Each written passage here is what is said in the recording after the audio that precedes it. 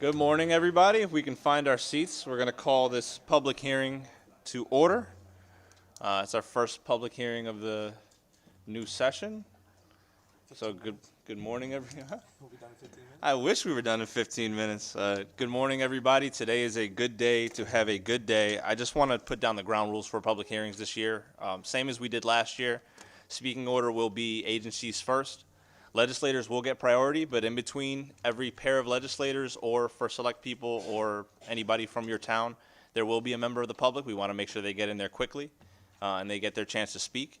And I will encourage members. These are not rules, but this is encouragement. Please let us not try to spend the time talking amongst ourselves. We have many of our colleagues that are coming here to speak before us. But the longer conversations can be had over the phone. They have our phone numbers. They sit on committees with us. We do not need to be taking the public's time talking amongst ourselves. And for those of us who may be going through a tough election year this year, campaign out there in your district. Please do not campaign in this committee. We are trying to get good housing policy done. We are not trying to get ourselves reelected. We should do that through the work that we do here. And with that, I think we'll get started. First up, we have Connecticut Housing Finance Authority, Nandini Natarajan. Please tell me I said that right. Natarajan, sorry. I'm Puerto Rican, so the J is a H. Huh? Good morning. Senator Marks, Representative Felipe, Senator Sampson, Representative Scott, and members of the Housing Committee. I am Hazim Taib, the Chief Financial Officer of the Connecticut Housing Finance Authority. I'm testifying on behalf of our CEO, Nandini Natarajan, who had a last-minute scheduling conflict, in support of Raise Bill number 5162, an act amending an authorization of bonds for the Connecticut Housing Finance Authority. Raise Bill number 5162 proposes to provide additional flexibility in the resources CHFA utilizes to combat housing instability and barriers to homeownership. Specifically, the bill would allow an existing bond authorization for our Emergency Mortgage Assistance Program, or EMAP, to also be used for our Down Payment Assistance Program, also known as DAP. By way of background, CHFA's EMAP provides emergency mortgage assistance or emergency lien assistance to eligible homeowners who have fallen behind on their mortgage payment or non-mortgage expenses, such as property taxes, condominium fees, and water and sewer liens because of a financial hardship beyond their control. CHFA DAP's program, however, is a subordinate mortgage loan on a home to help to cover the down payment and closing costs, two barriers that we know that is prohibiting homeownership for many first-time homebuyers. Currently, there is about $5 million remaining in the $38 million bond authorization for EMAP, while there is no such unallocated authorization for DAP. Because we at CHFA anticipate needing additional DAP resources before we need to recapitalize our EMAP, we are seeking the passage of Raise Bill number 5162. The bill does not alter the amount of the existing bond authorization. It simply expands the eligible uses of that authorization so that we can use the remaining $5 million on either EMAP or DAP. Thank you in advance for your consideration of our comments and support of this bill. Thank you, Mr. Natarajan. Are there any questions for CHFA? Seeing none, thank you for your time. Thank you. Have a good rest of your day. Next, I'm not sure if Representative Hector Arzino is here. Oh, Representative Hector Arzino on Zoom. Floor is yours, sir. Good morning, Mr. Chair. How is everyone? And good morning to everyone sitting with you on the dais. I am Hector Arzino, and I represent the 151st District of Connecticut in the General Assembly. and thank you for the opportunity to speak in today's public hearing. I rise today in opposition of Senate Bill 151, an act prohibiting certain land use and zoning limitations on housing. We had heard repeatedly from people of all political sizes that zoning is not the major limiting factor in advancing housing diversity. We know that cost and infrastructure challenges are key issues, yet this bill ignores both. Our constituents ask us to consider the impacts on our environmental and natural resources when we pass bills and reflect them in our regulations. This bill undermines, for example, the governor's resilience bill, SB 9 from last year, ignores the fragility of coastal resources, wetlands, endangered species, etc. It also proposed to cap residential lot size to 5,000 square feet, but there is no consideration whether utilities have capacity for new connections, and there is no funding for water or sewer expansion. There are no more height limits, and buildings could cover an entire lot except for the minimal setbacks required. Requires townhomes to be allowed in single-family zoning districts, require municipalities to allow single-family zone lots to be subdivided. I encourage today to my fellow legislators to concentrate and support our municipalities with their efforts to comply with Public Act 251, 25-1, that it would require a significant amount of resources by municipalities to take the lead in creating housing diversity. Nothing is said how this proposed bill integrates with Public Act 25-1. Thank you very much, Mr. Chair, for the opportunity to provide a public testimony today. Thank you, Representative. Any questions? Seeing none, thank you for your time. Enjoy the rest of your day. Next, we have Alexis Harrison. Motion detected. Is Alexis Harrison online? She was on but then dropped off. All right, we'll get back to her. Next is Mark Pruner. Okay. Senator Jason Perillo.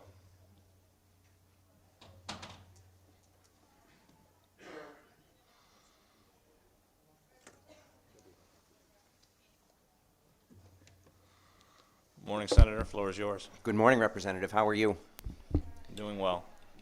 You are obviously going to hear a lot of testimony on this bill, and most of it from folks who are very, very educated on the issues that are related to it. You know, I started my career in government on my zoning commission, so I have a particular affinity for the fact that we here in Connecticut are able to make our zoning commissions at the our zoning decisions at the local level. And I think that's really important. And I think that this committee, this legislature, need to keep in mind this one important thing we have in Connecticut, and it is that local control. Let's not forget that in November, in the odd-numbered years, residents in our districts go to the polls to vote for which of their neighbors, which of the people in their communities they think know the most about what their communities need. We have that right here in Connecticut. And this bill is almost so egregious that I question whether or not it was real. Like, if you read through the details of this bill, it almost seems like fantasy. Like, I can't imagine how the residents of the state of Connecticut could be okay ceding this level of zoning detail to the state of Connecticut, such that they, in their local communities, represented by their local zoning officials, cannot make these decisions. It really flies in the face, in my opinion, it really flies in the face of what we here in Connecticut stand for when it comes to making our decisions for our neighbors. And that's a shame. And I would just hope that this committee, as it evaluates this bill, as it evaluates the detail of it, that you keep in mind that there's a reason why we have local zoning commissions, why we do that at the local level, why we get to vote on which neighbors will represent our best interests in our own communities. We can dig into the detail of this all day long and pick apart what we like and don't like, and whether there should be setbacks or there shouldn't be setbacks, and there should be lot square footage limits or not. But at the end of the day, from 30,000 feet, this is about giving residents the control they ask for to develop real estate in their communities in the way that makes the most sense for their communities. And passage of this bill just takes that away. We've seen a lot of bills that have done that, but this is a level of egregious detail, in my opinion. A level of egregious detail that far surpasses anything that this legislature has done. And I would just ask that this committee consider that as it looks to the detail of this bill. I'm happy to answer questions. I know you have a lot of testimony coming up. Thank you, Senator. Any questions for the good senator? Senator Marks? Hi, Senator. Thanks for coming. and Good morning. Speaking to us. Good morning. Good to see you. He sits next to me in the circle, so we're neighbors. Strange seeing your face this way instead of the Oh, I side thought of you your were head. going to say yeah. just strange seeing my face, so that's good. So we agree on many things and we disagree on many things, and this is one. So from my 30,000-foot view, this is about building 100,000 new homes that we need in the state of Connecticut. And I would just like to say, how do you answer when your constituents come to you and talk to you about affordability issues and about the CBIA report on the economic impact of Connecticut's housing shortage, saying that our state loses billions of dollars a year? So if you could just tell me, you talked about your constituents, which I care about, right? That's why we're all here, and what a privilege it is, isn't it? So how would you answer that question on the economic impact of the Connecticut's housing shortage on our economics, and how the lack of housing affects affordability? Sure, absolutely, and that's a very, very important question. So the communities in my district are unique from others, and I think that kind of underscores what I'm talking about here. But when folks in my district talk to me about the need for affordable housing, and by the way, they're correct, but when the folks in my district talk about affordable housing, we have solutions in our district. This that can help. isn't affordable housing, sir. It's just starter homes and senior Housing homes. that is affordable, Senator. Okay, How's that? That, Okay, so when folks in my district are seeking out housing that is affordable opportunities for housing, there are a number of ways in my district that we can do that. And they may not be ways that are available in other districts. That's why we're able to customize our solutions. So in my district, we have a number of old commercial and industrial buildings, many of which are blighted. Those are perfectly positioned to be converted to housing that is affordable for starter units, for some place where a 20-something in a new job can have their first residence. Now, what I would do to incentivize reconstruction and renovation of those structures is for the state to actually put its money where its mouth is, to offer a carrot versus a stick. And I would actually make funding available from the state of Connecticut to incentivize developers and to incentivize municipalities. I see no reason why a privately owned property, that private developer, shouldn't be able to apply to the state of Connecticut with the municipality's approval. Why they wouldn't be able to apply to the state of Connecticut for grants to make that conversion of already structured, perhaps blighted properties developable for affordable units. so we do already have that. But so this is about starter homes, single-family homes, or townhouses. So how is your unique district able to build starter homes? Those are like ranches and capes. Like, I'm a little older than you, I think. But I started my life off as a young mother of 4 in a nice small house. So how is your district able to build those? All of our districts are able to build them. My district right now has many of them, thousands of units, in fact. Built after 2008? Senator, yes, but if you would allow me to finish my thoughts, it would make this conversation easier for all of us. Great. So my district already has thousands of these units, capes, ranches, and they are more affordable than other options. They are not affordable to everyone. But in my communities, we have zones that are of smaller size, that have not yet been developed, that do have opportunities for these smaller units to be constructed.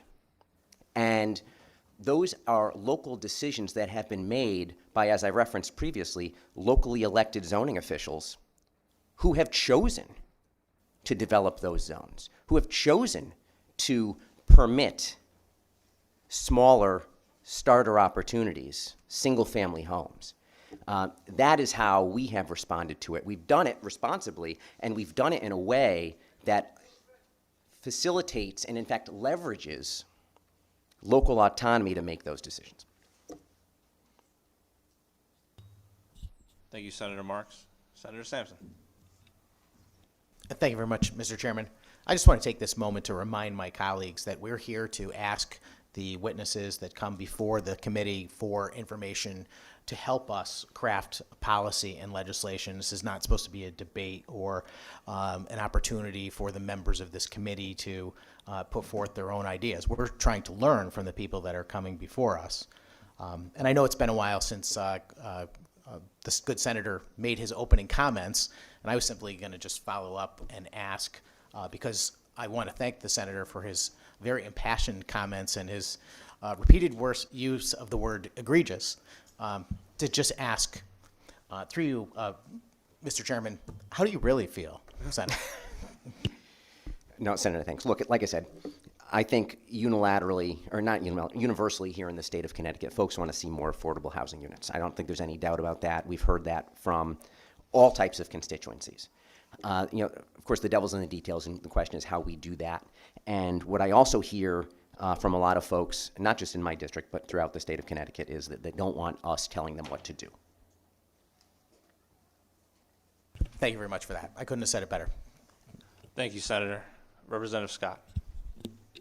Real quick, I have just one question. You mentioned, Senator, we have a district that does overlap a little bit in Monroe, but you mentioned in your district that there are places that you have lot sizes potentially that would come close to matching what's in here. Then in your opinion, what's causing that not to be developed? We hear about the affordability in the state of Connecticut. I know in Monroe, we have places that could be built, but it's just unaffordable. It's just not affordable for people to come in and build. What's the situation in your part of the district, specifically, I'm assuming you're talking Shelton or Stratford, that's maybe causing that maybe not to actually happen? Yeah, I mean, what I hear unilaterally from builders, it's the cost of construction. It's hard to build 4 residential structures, and make it worth it. That is the challenge. And what we've done, back to the question of how you generate single-family units, even within our zones that have larger square footage requirements, a lot of developers in our community and that have been approved by the Zoning Commission have basically done overlays where it's basically a planned development district where they're able to implement smaller lot sizes to generate more residential units that makes it more financially appropriate, financially reasonable, financially viable for a developer to come in and put those units in and sell them. But again, that's a local decision, Representative. Thank you, Representative. Any other questions? Oh, sorry, Senator. No, just thank you to you, sir. Oh, Sorry. Any other questions from members of the committee? I just have one, Senator, and it is just going off of kind of that last line of questioning that you had, because you did say that you trusted the developers to understand kind of the financial atmosphere there. So being that you do trust them, what is the apprehension to allowing them to do these things where they would know if the juice is worth the squeeze? Why are we deciding not to allow them to make these decisions? Why are we keep leaving it in the hands of P&Z rather than saying that you can, as of right, do these things if we trust them to understand the financial parameters of what they're doing? I'm not sure I understand the question, but let me do my best. Sure. So to be clear, I trust a developer's ability to look at their financials and figure out what they can sell and cannot sell and what makes sense and doesn't make sense. That said, I still maintain and will continue to maintain that local individuals who are elected by their neighbors and community residents still ought to be able to say what makes sense for the environment in the community. A developer is not going to make a proposal that doesn't make financial sense, or at least they ought not to. No smart developer is going to do that. But a community ought to also be able to say, yeah, you know what, we appreciate that makes sense, but it doesn't make sense for us. Understood. Thank you. And enjoy the rest of your day, Senator. You too, Mr. Appreciate Chairman. Thank you. Next, we're going to go back to number 3. I think Alexis Harrison is back online. Yes, I'm Alexis, here. I'm so before you sorry, begin- Mr. Chairman. yeah, I'm having some before you tech issues. begin- Yeah, Hi, before you good begin, morning. Yeah, just want to remind everybody. To accept your invitation to become a panelist if you're online. That'll make this go a lot smoother. And for future reference, anybody who is asking questions, please ask them through the chair. This will make this go a little bit smoother. Alexis, the floor is yours. Yeah, Sorry for thank you, Mr. interrupting. Chairman. Good morning, and I'm having some tech issues, so my camera is not detected on my computer. Mr. Chairman, Senator Marks, ranking members Sampson and Scott, and members of the Housing Committee, my name is Alexis Harrison. I'm a former member of the Fairfield Town Planning and Zoning Commission. I'm here today to ask you to oppose SB 151. I believe it would be a departure from sound municipal planning that our 169 towns and cities have. I believe local officials are in the best position to ensure that zoning regulations address the following issues in their communities. Environmental and natural resource protections, setbacks, lot coverage, maximums, and other zoning requirements help protect inlands, wetlands, and watercourses to prevent erosion, protect wildlife habitats, and protect water quality. Stormwater management. By eliminating lot coverage maximums and exterior dimension limits, this bill would expand impervious surfaces in communities, exacerbating efforts to disconnect impervious surfaces as required under MS4 general permit to mitigate stormwater pollution runoff. Setbacks, lot coverage maximums, and other exterior dimension limits ensure adequate space for emergency services and reduce risks from fire, flooding, or structural collapse. For examples, in flood zones that we have in Fairfield, height limits are used in conjunction with FEMA to manage risk. Road setbacks ensure that motorists, bicyclists, pedestrians, and students waiting for school buses have clear sight lines on roadways. Many towns in Connecticut, including Fairfield, have had many pedestrian fatalities. Setbacks also ensure that buildings do not encroach on public right-of-ways so that public works and utilities have adequate space to maintain roads, replace, or repair infrastructure. I believe SB 151 would override foundational elements of the locally driven planning process by limiting how towns can regulate lot sizes, setbacks, and housing types, effectively shifting decision-making power from residents and their elected officials to the state. I respectfully ask you to oppose this bill. Thank you. Thank you, Ms. Harrison. Any questions from members of the committee? Seeing none, we thank you for your time, and please enjoy the rest of your day. Thank you. Next is Mark Pruner online. Floor is yours, sir. Unmute yourself, sir.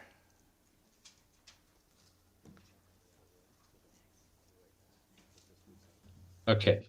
There you Hear are. me now? Floor is yours. 3 minutes. Great, thank you. So, I'm here to oppose raise bill number 151. I'm a realtor in Greenwich, Connecticut, and also the former chair of the Greenwich Housing Partnership. I've had a long interest in providing affordable housing and starter homes. Probably 60% of our market are people moving into Greenwich as young families. The problem with this bill is it is going to greatly impact the income taxes to the state of Connecticut. Our median house price is $3 million. We certainly have some extraordinarily wealthy citizens, but we have many that are successful executives, but not super wealthy. If townhouse can be built 10 feet from their property line with an unlimited height or with no limit on the height, people just won't buy those houses. And as those start to go up, people will sell. Those people pay a lot of income taxes to the state of Connecticut. And that's true throughout Fairfield County and the state. So the only group that I can see that this bill benefits is a small group of developers, not even most of the Connecticut developers who don't build these sorts of things. It's also going to overload the infrastructure. And this doesn't, the median price for a townhouse in Greenwich is $1 million last year in 2025. So it's not going to be affordable for the large percentage of people. We do need more affordable housing. The state statutes do not impose any benefit for our naturally occurring affordable housing. If you were to include those, there could be incentives developed to create more housing. 8-30G has not worked at all. It generates, we have 6 major housing projects being built in Greenwich over the next 2 years, and they'll only generate a small number of affordable housing. Land is expensive, so we need to figure out ways to use areas over stores, over parking lots, state land right-of-ways. All of those could lead to many more starter homes. But the end result of this bill, as written, would be chaos. It's also a very badly drafted bill. I can tell you from an attorney's viewpoint, it is just so broad that it would lead to years of litigation and very little creation of starter homes. Thank you. Thank you. Any questions? And just for reference, I would try to refrain from talking about the drafting of our bills. We have staff that work on these bills very hard, and at the same time, this is a bill that was drafted in another state and passed. So we can disagree on the contents of the bill or what the bill will do, but please refrain from speaking ill of our staff. I did not mean to speak ill of them. It's just a very general statement that for very detailed problems. Understood. Next is Representative Stephen Meskers.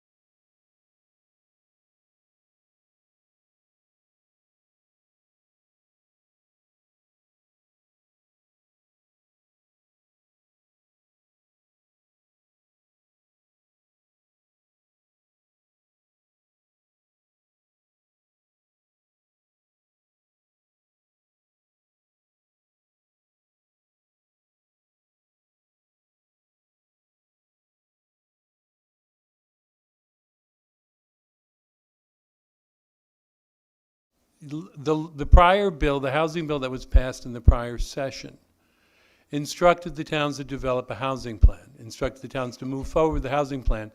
This seems to obviate the intent of that bill because it basically eliminates local housing control. It instructs on how we should develop our towns, where we should put the density, basically everywhere that there is water and sewer lines, and it allows you to go down, as I read the bill, to 1/9 of an acre, allowing, and it doesn't, in my areas where I have high-end homes, it's going to end up with townhomes of significant size on very small lots. In the areas of my town with more modest communities, it's going to end up with vertical structures wherever the builder sees fit. I don't think taking away the power from the local planning and zoning and the local authorities makes sense to me. I urge that you do not accept the bill. Thank you, Representative. Any questions for members of the committee? Seeing none, thank you for your time. Nice bow tie. Thank you. Next is Yansha Solomon. Is she online? Yes, she has to accept the panelist invite. Yansha, please accept your panelist invite. Joining. And once you get on, the floor is yours.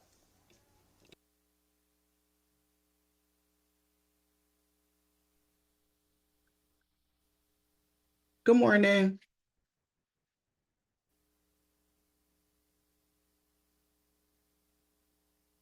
Good morning. The floor is yours. Thank you. Good morning. My name is Yanshay Solomon. I'm a clinician at Team of Care's Emergency Housing Program, and I'm here today with my client, KR, who has lived experience on homelessness, and she has agreed to share her lived experience with the committee. Thank you. Good morning, Senator Marks, Representative Felipe, and members of the Housing Committee. My name is Candy Ray, and I'm here today as a woman experiencing homelessness who is legally blind. Currently living in Continuum of Care Emergency Housing Shelter in New Haven. I never imagined that this would be my life. I once owned a business with my husband, and then he became seriously ill. I became his caregiver, medical bills grew, and income declined. And when COVID hit, everything collapsed. We lost our business and eventually our home. For a time, I lived outside, something that is frightening for anyone, but especially dangerous when you cannot see well enough to protect yourself, navigate unfamiliar places, or recognize threats around you. Being legally blind turns every part of homelessness into a bigger obstacle. Finding safe shelter, reading forms, traveling to appointments, managing medications, and even locating food or bathrooms can become a daily challenge. The biggest challenge was learning how the resources are how few resources are available when you are homeless. I'm grateful to be in the Continuum of Care emergency housing shelter, but resources are stretched thin. There are long waits for accessible housing. There are not enough supports for people with disabilities. Many of us want to live independently, but we need stable housing and services that accommodate our needs. Homelessness affects people of all ages and abilities. In Continuum of Care emergency housing program, there are seniors, medically fragile peers, and many people living with disabilities. Nearly half of the shelter's residents have a disabling condition. Without funding, people like us risk falling through the cracks entirely. HB 5160 would help provide the shelter with needed resources and services that make survival and recovery possible. This is not about charity. It's about safety, dignity, and the chance to rebuild a life. Housing is a human right. I want a home where I can move safely, care for my health, and live with independence again. Please support the HB 5160 so that people with disabilities, including those of us who are legally blind, are not left behind. Thank you for listening to my story and for your consideration. Thank you so much. Can you give us your name one more time? Candy Ray. Candy, thank you so much for your testimony. Are there any questions from members of the committee? Seeing none, we hope you enjoy the rest of your day. And just as a reminder, two things. One, if you are like Yansha and have signed up for yourself and somebody else in future public hearings, just make sure you sign up both names so we have them on the list. We'll definitely make sure that folks can speak, but we want to keep it consistent. Secondly, as you saw, the good senator just re-entered the room. Folks are going to be in and out because of committee meetings and other commitments. I just want to ask that we keep that in mind. Next, we will have Anita Martinez, City Councilwoman from the City of Bridgeport. Anita, please accept the invite to become a panelist.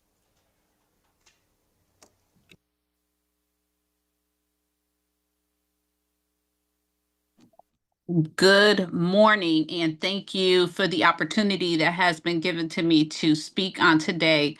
I stand here in full support of our homelessness that we have here in the city of Bridgeport. In reading the bill that is before you all, I think this would be something that will benefit. I do understand that when we speak of affordable housing, we mean affordable housing, meaning that the affordability of these individuals who income is limited, such as Social Security, unemployment, or other set incomes, makes it affordable for them. We have an issue in the state of Connecticut where we do have development, but a lot of our developments are not affordable to those that are in need. So I urge you all to pass this bill. It's beneficial to those that are less fortunate than we are. Many of us are fortunate to have what we have in place, but there's thousands others that unfortunately are not able to fulfill the means at hand as we are fortunate enough to have a place to live or be able to afford our mortgage, common charges, condo charges, whatever it may be. So I urge you all to support this bill on behalf of the city of Bridgeport and our most vulnerable population, which is our homelessness. Thank you so much, Chair, for giving me the opportunity, and to the rest of the representatives for hearing me on today. Thank you, Councilwoman. Any questions from members of the committee? I don't see any, but I just want to say on behalf of myself, I know the work that you do in our city of Bridgeport. Anita is somebody who is extremely dedicated to the homeless population. She was actually with the gentleman that we lost a few weeks ago, right before he had passed, and it's something that I know she has been wearing heavy on your heart. Just want to say thank you for keeping his memory alive, and also thank you for the push that you made with myself along with Representative Roberts to make sure that we extended cold weather at least another week, and hopefully we can get that back up and running. Thank you. Thank you very much. I appreciate you all. Enjoy the rest of your day. Next is Tashia Andino from the Friendship Service Center.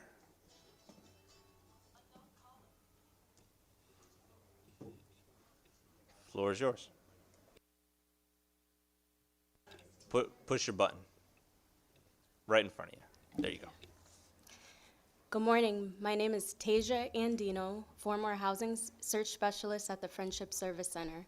Friendship Service Center serves individuals, families, elderly, disabled, and youth populations facing significant barriers such as lack of income, missing vital documents, addiction, criminal justice involvement, trauma, and limited support systems. These barriers make it difficult not only to secure housing, but to maintain it. Since December 2024, I have been assisting people in obtaining essential vital documents such as state IDs, birth certificates, and social security cards, which allow quick access to services, benefits, and employment. In this role, I also provide direct support and successfully guided individuals and families through the housing process by identifying units for rental and creating relationships with landlords too.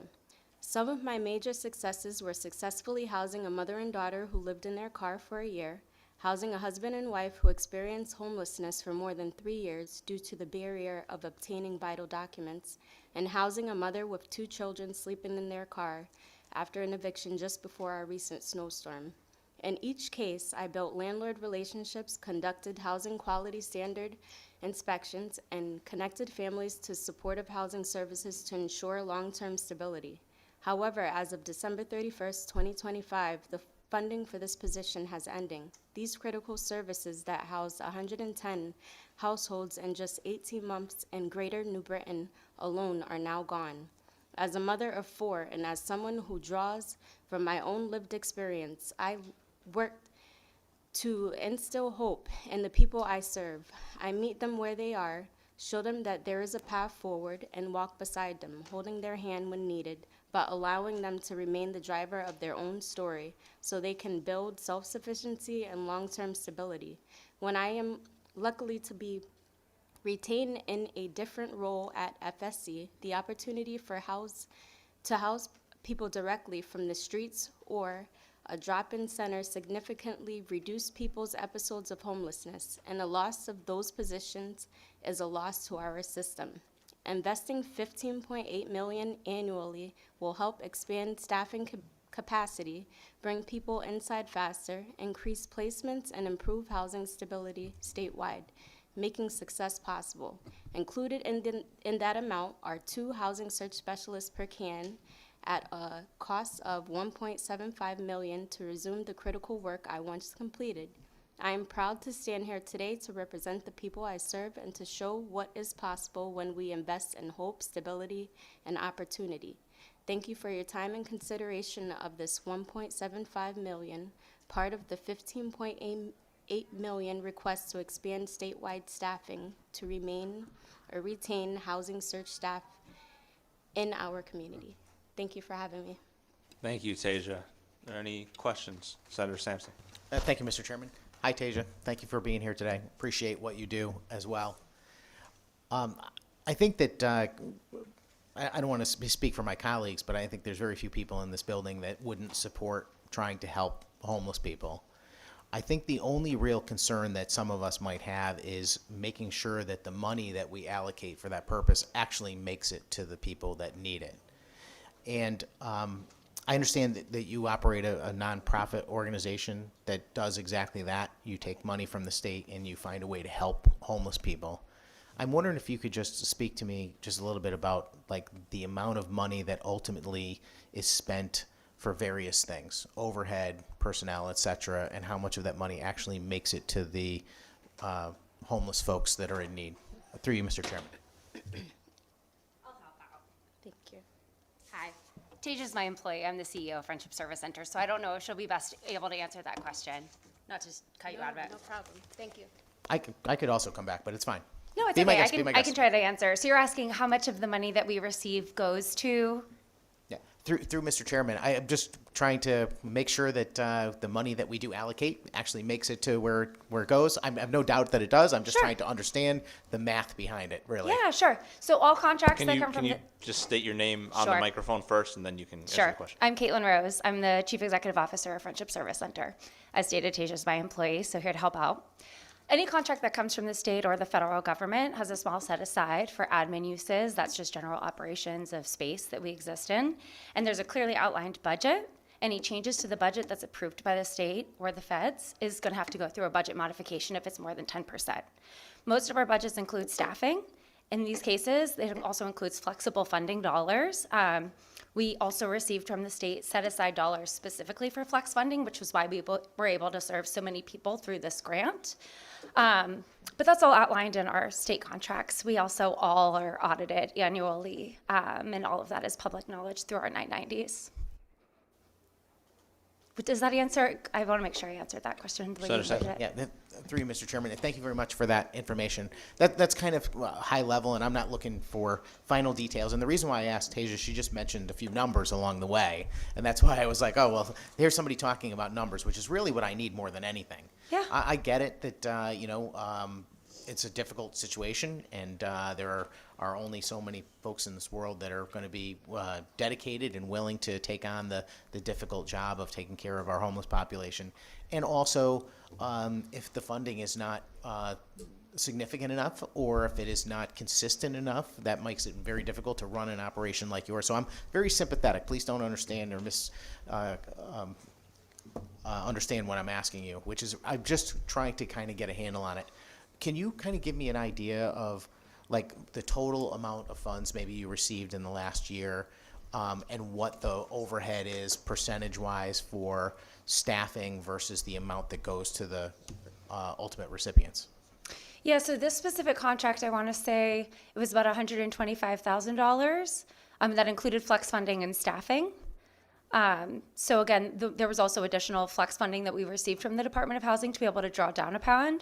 So we were able to extend that staffing without needing additional rental assistance through that. But these are all really one-time funds, rentals, security deposit, utility arrearage, really aimed at resolving quickly a housing crisis without ongoing subsidy or support.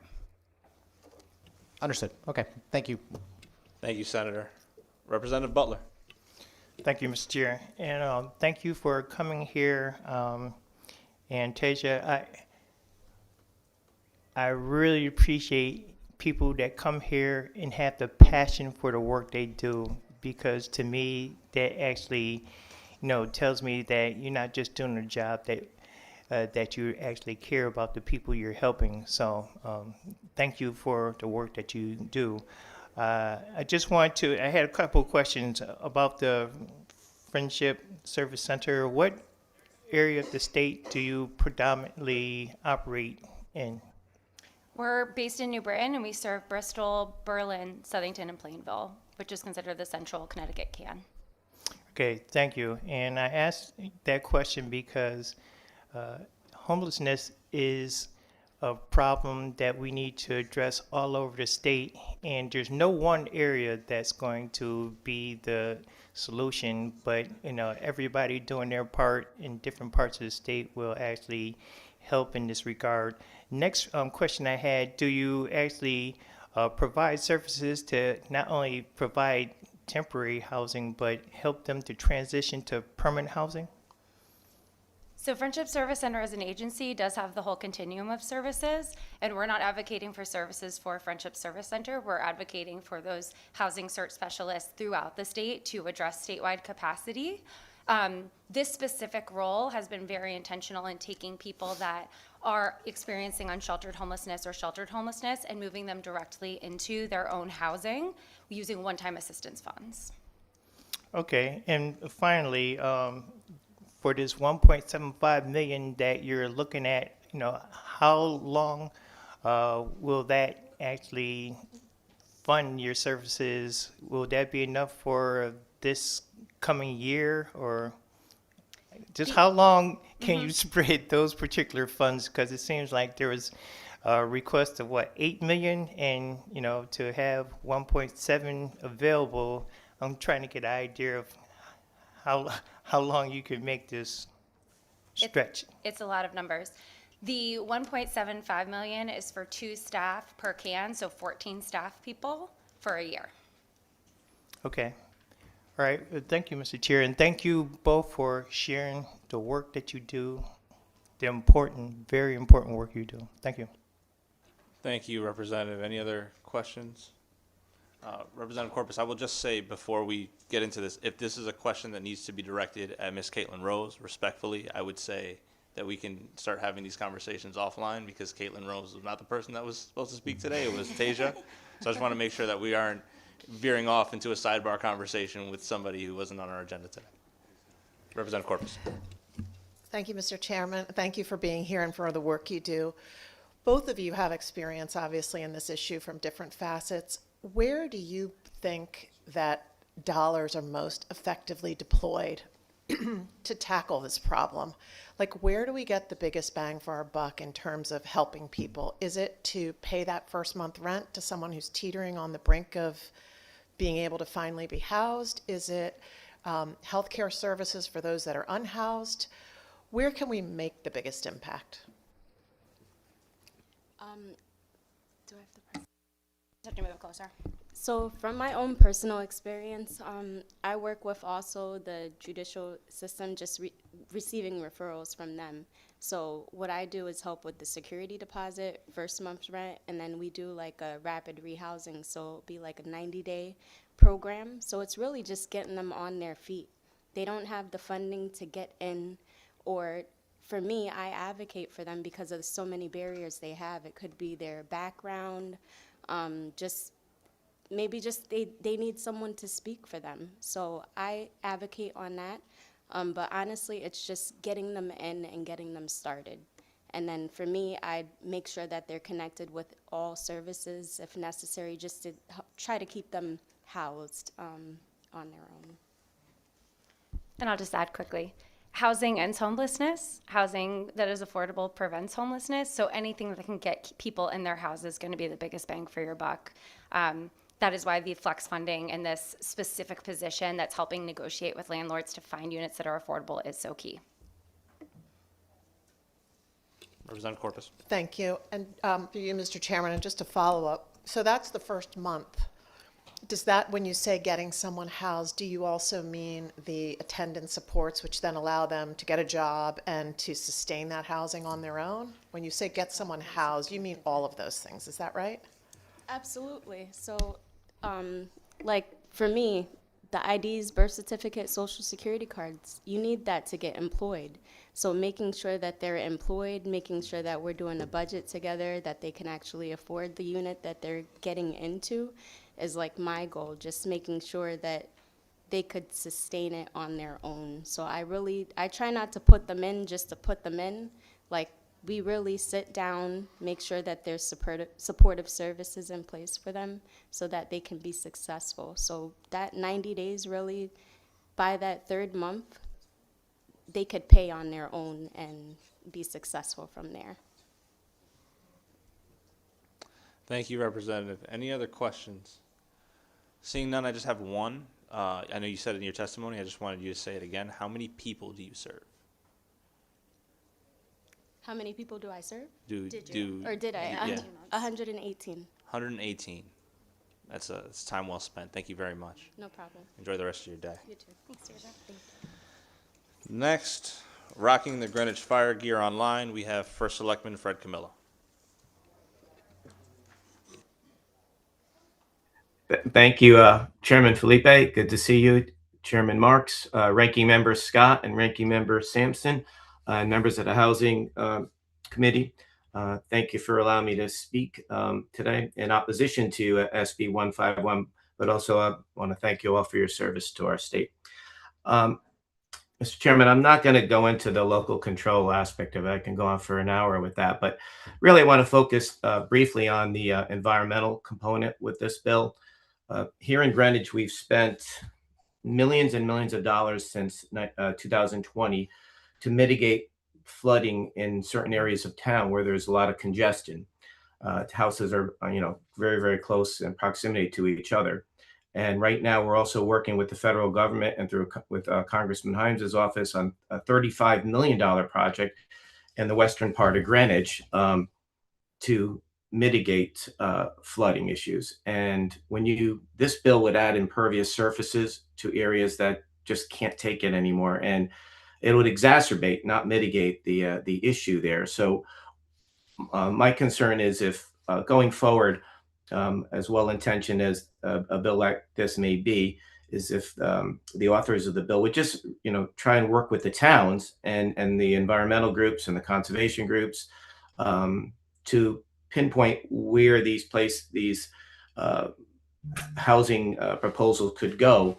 Because I could tell I lived in one of the sections in Greenwich is very congested, and I lived on top of a hill, and they told me it would never flood, and twice we got flooded out in the basement. And it's just, again, with the setback issue and with changing what can go into a single family zone, Greenwich is doing really well right now with with our housing. We're just about to do this Saturday a welcoming event for new residents with Greenwich Communities, which is our housing authority. We've increased our affordable housing percentage by 15% in the last 6 years, and we have plans for a lot more, several hundred units actually, that are going to be going before the local zoning board here. But we're not adding impervious surfaces except for one area that I know, but this area never floods. So from an environmental standpoint, I would ask that you oppose this bill, but certainly work with the towns. We're more than happy to continue partnering to get not only to the 10% goal, but also to do it in a way that fits all of our various and diverse 169 municipalities. But thank you for the opportunity to speak today. Thank you, First Selectman Camillo. Any questions? Senator Marks. Thank you, First Selectman. Thanks for coming. So Thank you. this isn't about affordable housing. This is about starter homes and senior homes. So I just want to put that out. And then the bill does not alter statutory requirements related to environmental protection, public health, or safety, nor does it modify state laws governing wetlands, water and sewer regulations, or building code enforcement. All it does is change the lot size and the setback because we need 100,000 new homes. And I'm sure you've met Mayor Passero from New London. He's my mayor. And I live in southeastern Connecticut. We have 8,000 people starting at electric boats this year where they need to hire. And so we need to get some of those folks out of the apartments that have been there for 2, 3, 4 years, who have hopefully saved some money for a down payment, to let new people have those apartments because young people want to own homes. So that is the intent of this legislation. It's for starter homes, which I heard so much about when I first started as chair of the Housing Committee, that we need to go away from just affordable and start going into starter homes. So that is the intent of this legislation. And not affordable, and that it's not, it doesn't touch the wetlands and the environment and all that.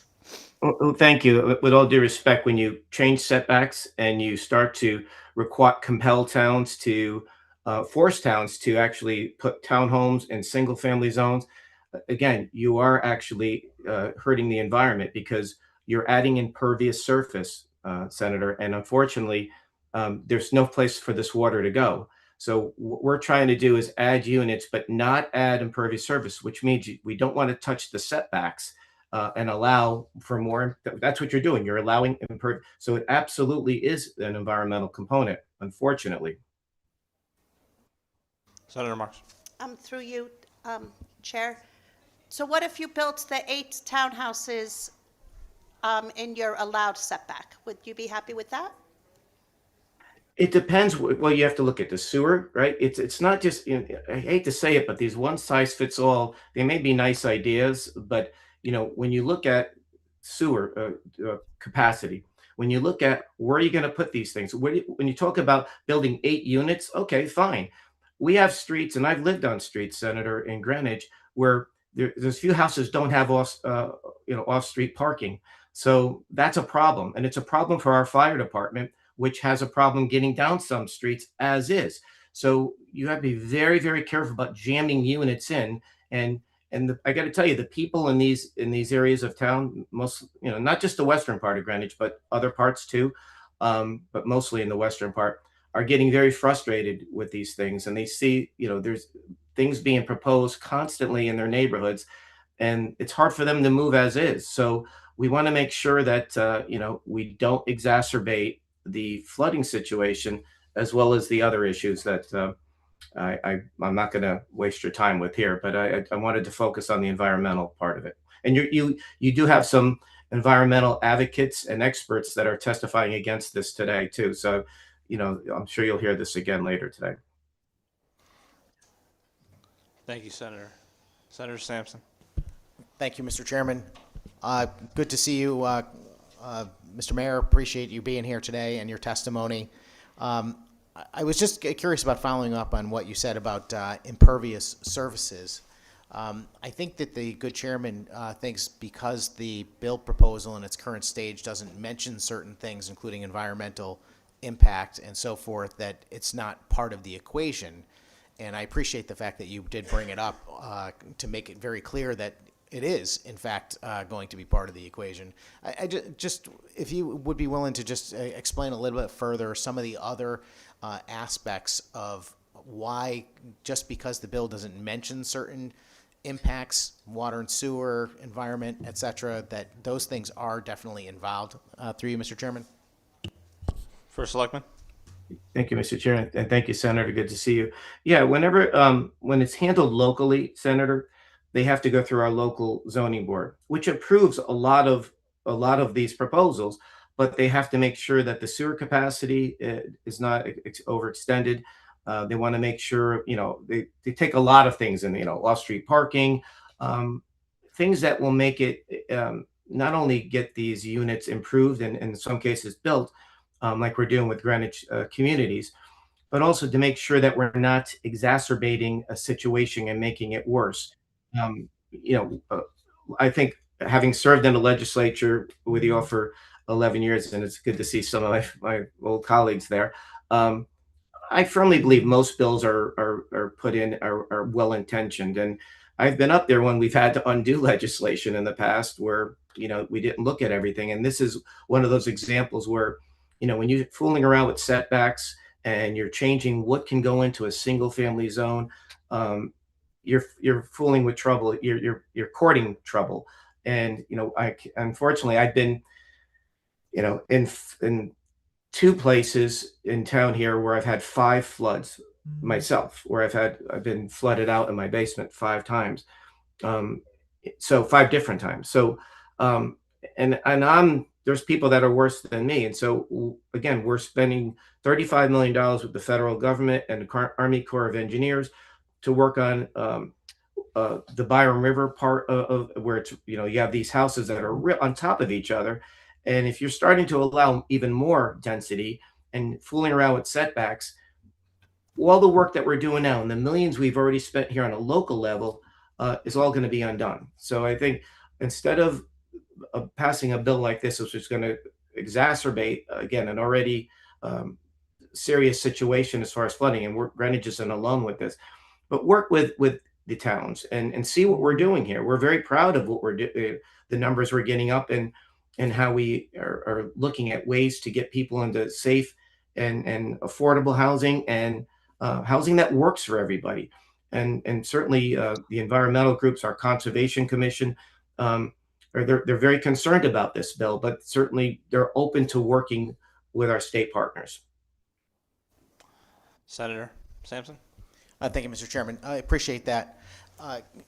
Just thinking out loud here for a second, I mean, obviously you're the first selectman of a major city in our state. And, this is a topic that has been debated in earnest over the last 4 or 5 years and beyond. But it's really been in the news a lot. And I know it's a hot topic where you come from. I just figure, somebody in your position must have a really good idea where the people that live in your community stand on whether or not local control should be preserved. Maybe you could just speak to what people in, back home think about it through you. Selectman Camille? Thank you, Mr. Chair, and thank you, Senator, for the question. It's overwhelming. It doesn't matter if you're a Democrat, Republican, unaffiliated, or independent. People are very concerned about breaking zoning, and if every citizen here wants to do something with their home, they have to go through the local zoning board. This here, in bills like this, would actually not. It would put in place 2 sets of rules: one for developers, and as Mark Pruner said, not all developers.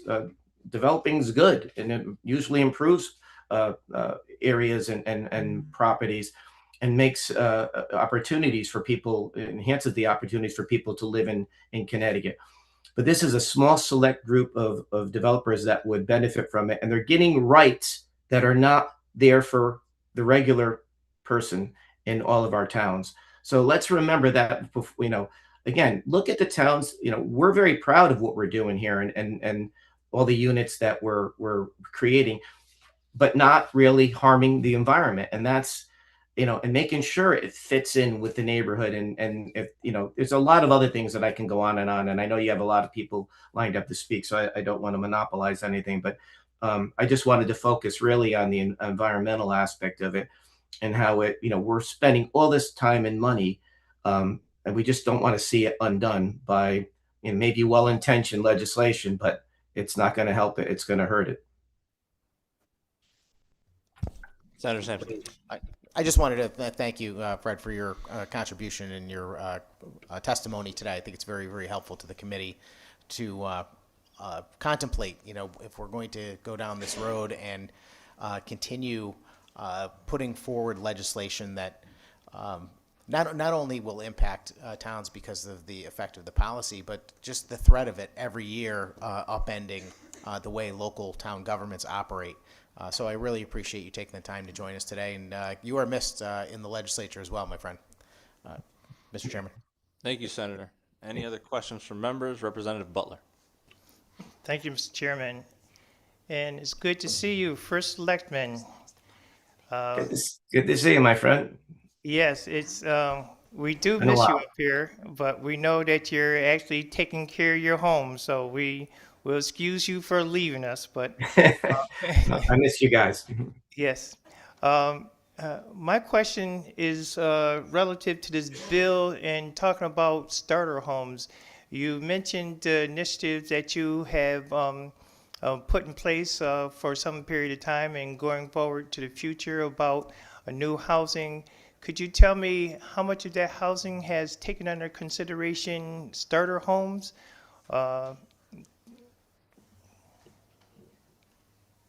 Thank you, Representative Butler.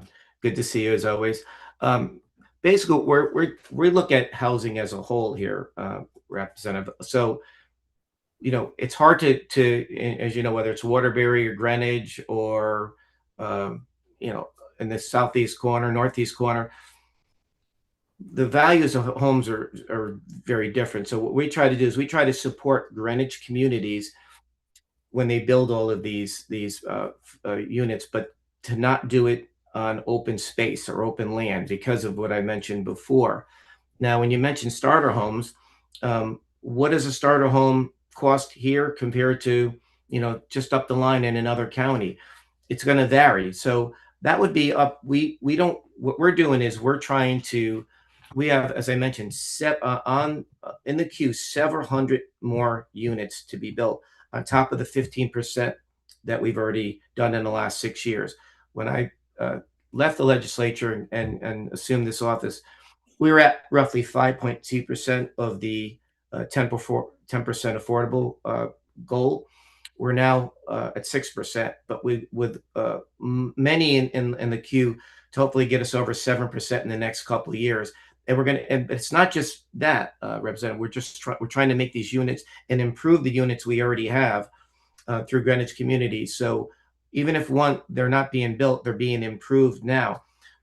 Also, Greenwich Communities has had a project that we supported a few years ago, a program where they would, if they were in good standing, the tenant, they would put aside a certain amount of their rent to be put for a down payment to purchase a house. And Sam Romeo, who's the chairman of the Greenwich Communities, which is our local housing authority, may be speaking later, and he probably could speak to that a little bit more. But I remember congratulating several people who had reached that. So that's certainly one of you could say it's a starter home type of a program. But basically, we're really focused on renovating the units we had and adding more on property that is owned by Greenwich Communities and that is also not adding to any impervious surface and keeping open land, open space open for everyone to enjoy. Well, thank you for the answer. I know this is a very complicated issue for your community.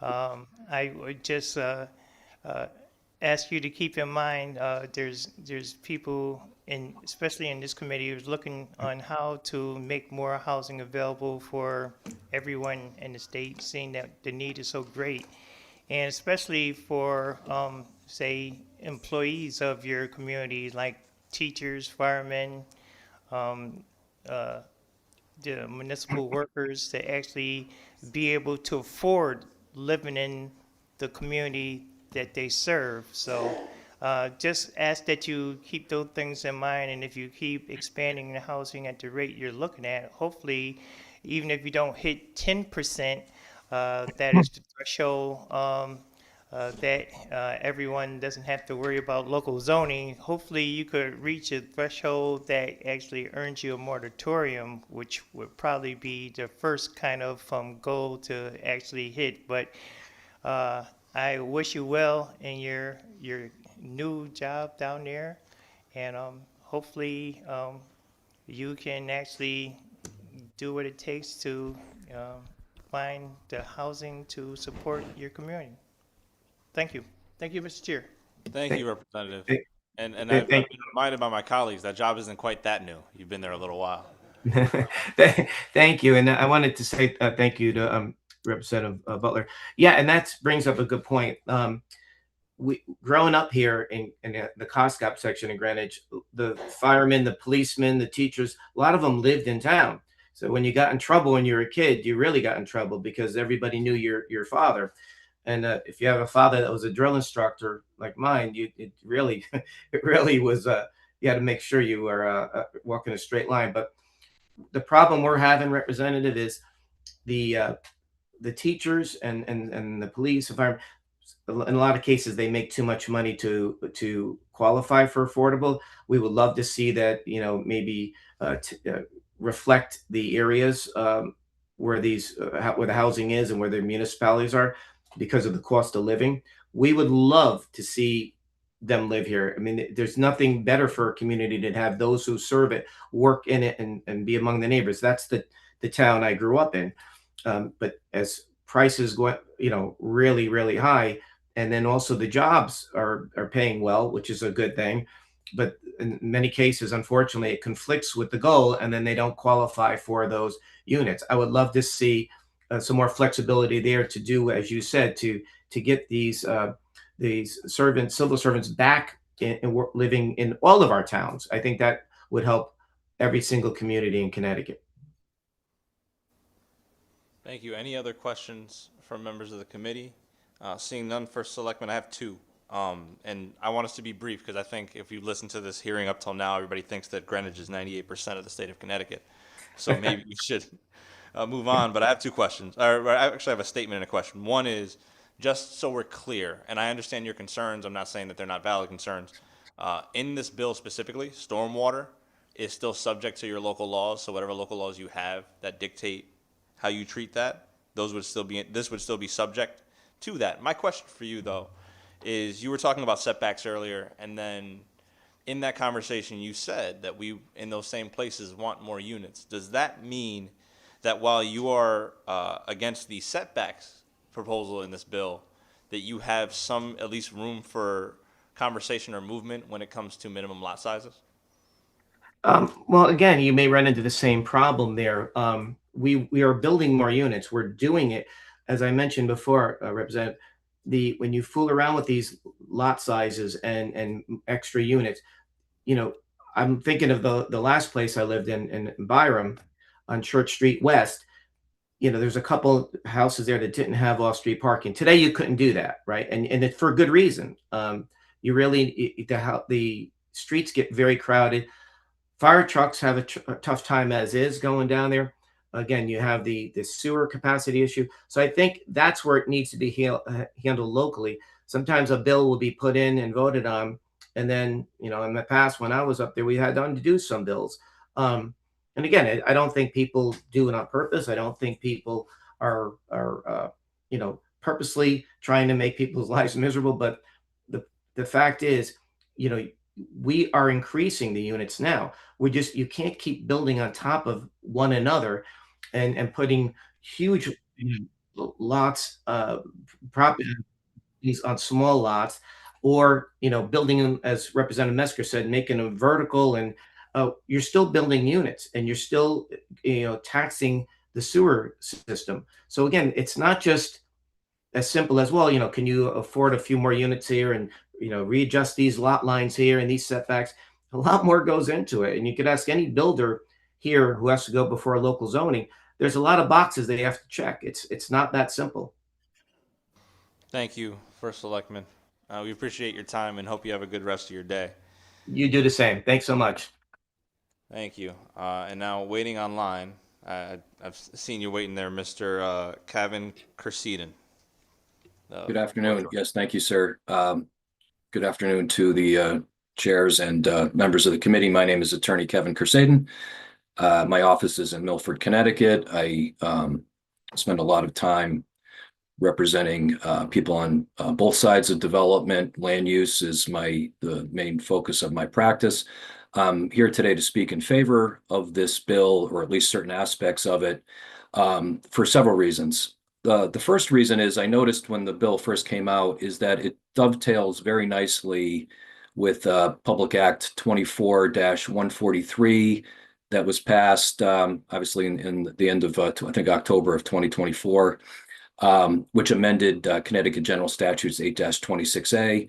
And the reason I say that is because that focused on, subdivisions and protecting lots that were of a certain size based on their chain of title and their history. But this takes it another step. And my focus, or the appeal to me for this development is that it allows the towns to maintain most of the control. It focuses on lots or properties that have the infrastructure in place, the sewers, the streets, and the water and the utilities that are already available. And it's a nice, I think, easy or gentle, delicate touch that does allow additional lots, whether they're single family lots or they're two family. It allows those to be created out of what's existing there now. And I do a lot of work in shorefront communities where a lot of the old neighborhoods and subdivisions are based on maps from the late 1800s, early 1900s. And some of the old lots had never been developed.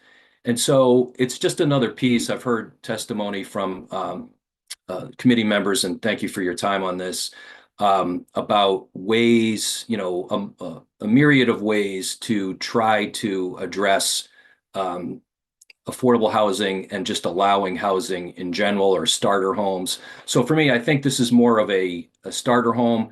I didn't really read this proposed bill to seem to indicate that it would allow, significant multi-family housing developments in single-family zones. That's not at least how I read it. I looked at this more as an opportunity for these little 1 and 2 lots, here and there throughout the state. And well, what's the value of that? Well, the value of that is it's another piece in the effort to increase the housing stock, especially for housing. For starter homes and things along those lines. So I think it dovetails nicely with other legislation. It assists in the reach or the stretch or the goal for the affordable housing. It allows towns to increase their tax base without a significant stress on infrastructure. It doesn't require any infrastructure to be placed any place that it's not currently already. So for all of those reasons, I'm in favor of at least that aspect of it. It wasn't really clear to me in just reading it whether, the wording of townhouse, whether that meant multifamily or that just meant the style of the Time has expired. structure. Please summarize your thoughts. Thank you. Thank you, Mr. Kersaden. I'm sorry, I keep getting names wrong today. Any questions? That's correct. Senator Marks. Thank you so much for coming. You're my new best friend today, because this is my bill that I'm championing, and I'm doing so because I know how important home ownership is. I'm a nurse, and the fact that I have equity in my home has completely changed my life as a 63-year-old woman. And I want others to be able to do that. And you're right, Texas, Florida, Maine, all have minimum lot size legislation proposed now. And in Florida, it's proposed by a Republican, because I think many states realize it's so important. So I ask you to, when you hear people that don't support this bill, and first of all, I thank you, you're so articulate, that it's about starter homes. It's not affordable housing. So when people say that this is going against 8002, we just passed 8002, let it work, absolutely. Let's let 8002 work, affordable housing, and then let's also do this for starter homes. Because there's a lot of 30-year-olds out there that are looking at us and saying, do something for me. So I ask you, when you hear the people that state in opposition about the flooding and about the safety issues, I always think that it's much easier to go put out a fire where there's 7 townhouses side by side, which legally they can't be more than 3 feet high, than it is to drive down a 2 or 3 mile driveway to put out a mansion fire. So do you have any, in your smart lawyer debating way, to say how you would oppose, or what you would say to those people that say it's a safety issue and an environmental issue? Yes, ma'am. Just real quickly, I did hear those other comments. I've been on for a while now. And there's a lot of public servants that are commenting, and with a lot of different past experiences. My reply to that, I think some of the other folks on the committee have brought this up, is that there is still, the statewide MS4 storm water regulations that have to be complied with. There's still the local regulations. There's still the building code. There's still the fire code. There's still, FEMA flood zone requirements that need to be put in place. So of some of these lots that might be created, for example, not all of them are going to be able to be built because of some of those other factors. If they can't meet those factors, they're not going to be developed. But at least opens the door a little bit. So with respect to the other folks that have commented, and every situation might be a little bit different. There are other. I don't read this particular bill as impacting any of those other guardrails for development. Thank you, much appreciated. Thank you, Senator. Any questions? Representative Corpus. Thank you, Mr. Chairman, and thank you for the testimony. Just a question on your reading of this bill, and it's helpful that you're an attorney. Is there anything in here that restricts developers' ability to develop under this proposed bill luxury housing or super high-end housing, which would by definition really not help our starter home problem? To me, this doesn't say anything about that. Like these could be luxury units in a really desirable part of town that's on sewer, that now can't be built but could be built under this bill. Through you, Mr. Chairman. Attorney Crusade. Yeah, no, representative. I don't see anything that restricts the character or the materials that could be used. I think, naturally speaking, if you're looking at you're probably looking at a smaller piece of real estate, so that would dictate what the square footage that could be built there. But you're not going to. There's nothing here that limits it to the luxury or affordable or anything like that. Representative Corpus. Thank you. That's how I read it also. The other thing that you had said, which was interesting, is that nothing in here overrides existing fire codes. My reading of this bill is that anytime this bill, this is now line 95, conflicts with a fire code, public health and safety regulation, et cetera, it doesn't apply. But in order for it not to apply, there has to be an immediate threat to public safety. And I was curious about those words because fire codes are put in place as preventative measures. So what does it mean to say that the fire code can only be upheld if there's an immediate threat to public safety? Through you, Mr. Chairman. Representative, I respectfully don't think that this bill could override the existing fire code with that language. I don't know what the intention of that language is, so I'd have to learn a little bit more about that, but I don't think it would have that impact. Thank you. Then I would just say that if without that language, immediate threat to public safety, it would uphold the existing fire codes. But with that language as drafted, it would say unless sort of something's on fire, and there's an immediate threat, the fire code would not apply. Thank you very much for being here today. Thank you, Mr. Chairman. Thank you. Thank you. Any other questions, comments? Mr. Crusaden, enjoy the rest of your day. Thank you. Next, we have Senator Ryan Fazio. You have 5 minutes, sir. The floor is yours. Thank you, sir. Senator Marks, Representative Felipe, Senator Sampson, Representative Scott, and distinguished colleagues. The ink is barely dry on a major housing law passed in November that historically alters the relationship between our state and municipalities. It contained over 50 sections of new mandates on our towns for rezoning, reporting, planning, developing, and more. To this point, the towns which are the objects of the mandates haven't had the opportunity to fully understand their new obligations under the new law that was passed without a public hearing and was released to the public just an hour before debate began on the State House of Representatives floor. Just a couple months later, I sit before you in strong opposition of Senate Bill 151, which would add insult to injury, make light-density neighborhoods virtually illegal, and virtually end towns as we know them in Connecticut. The proposed bill in question would limit the maximum lot size to just 1/10 of an acre. It would limit setbacks to just 5 feet, so every house could be on top of one another. It would ban size and height limitations so that there is nothing to stop sky-high buildings in every neighborhood. No space, no greenery, no planning, no local control.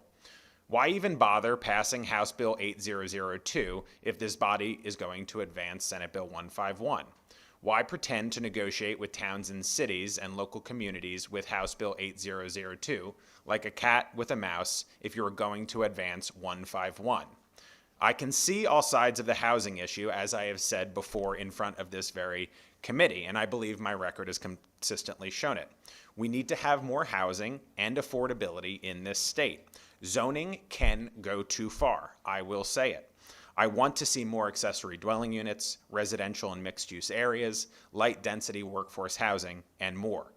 More importantly, we must reverse the policies of the legislature and the governor over many years, which have made the state unaffordable writ large. Eliminate hundreds of unfunded mandates that have driven up our property taxes to the top 5 of any state in the country. Reduce artificial barriers to the trades for workers and apprentices. Reduce energy costs, and more. But let's not forget that local control is a unique and positive feature of Connecticut's history. It makes our communities stronger and reminds citizens that their voice matters and that democracy still works. Nobody should sit here and pretend that Hartford has all the answers, and yet we continue to legislate as if it does. Please reject 151, roll back 8002, change 830G, and stop centralization of power in the state capitol. The government that governs closest to the people still governs best. We can create an affordable Connecticut and defend local democracy and home rule. There is a better way. Thank you for your time. Thank you, Senator. I'll just start by responding to your last comment. 8002 and 830G are not being repealed. Those are not things that we have raised, nor will we be raising. I also will say, just in speaking on the Public Act that was passed in November, we have this conversation all the time where folks will say that it got no public hearing. While that e-cert did not get a public hearing itself, 48 of the 53 sections did receive a public hearing on their concepts. I will continue to say that. That's not a question to you. That is a statement of fact. Any questions or comments? Senator Sampson. Thank you very much, Mr. Chairman. Senator, good to see you. Thank you for being here today. Really appreciate it. Enjoyed your testimony. I just want to ask you the same thing I asked the first selectman of Greenwich, actually, which is, you have a lot of contact, obviously, with your constituents. And I'm curious, what their reaction is. And I know this is a very hotly contested subject back home, the notion of local control versus the state taking over local planning and zoning. How do your constituents feel about it? I'll do you one better. I'll talk about people all across the state. It's no secret that I've been traveling the state more than I have. And the reaction I get is one that surprised me, that local control is a concept that people value in every single corner of this state, in every city and town that I've been to. People come up to me with deep, deep concerns about 8002 and, generally speaking, the mandates that our state government imposes on our towns and cities. There is such pride in this state that people have in their individual town and city and what makes it different. And that is something that makes Connecticut unique as a state.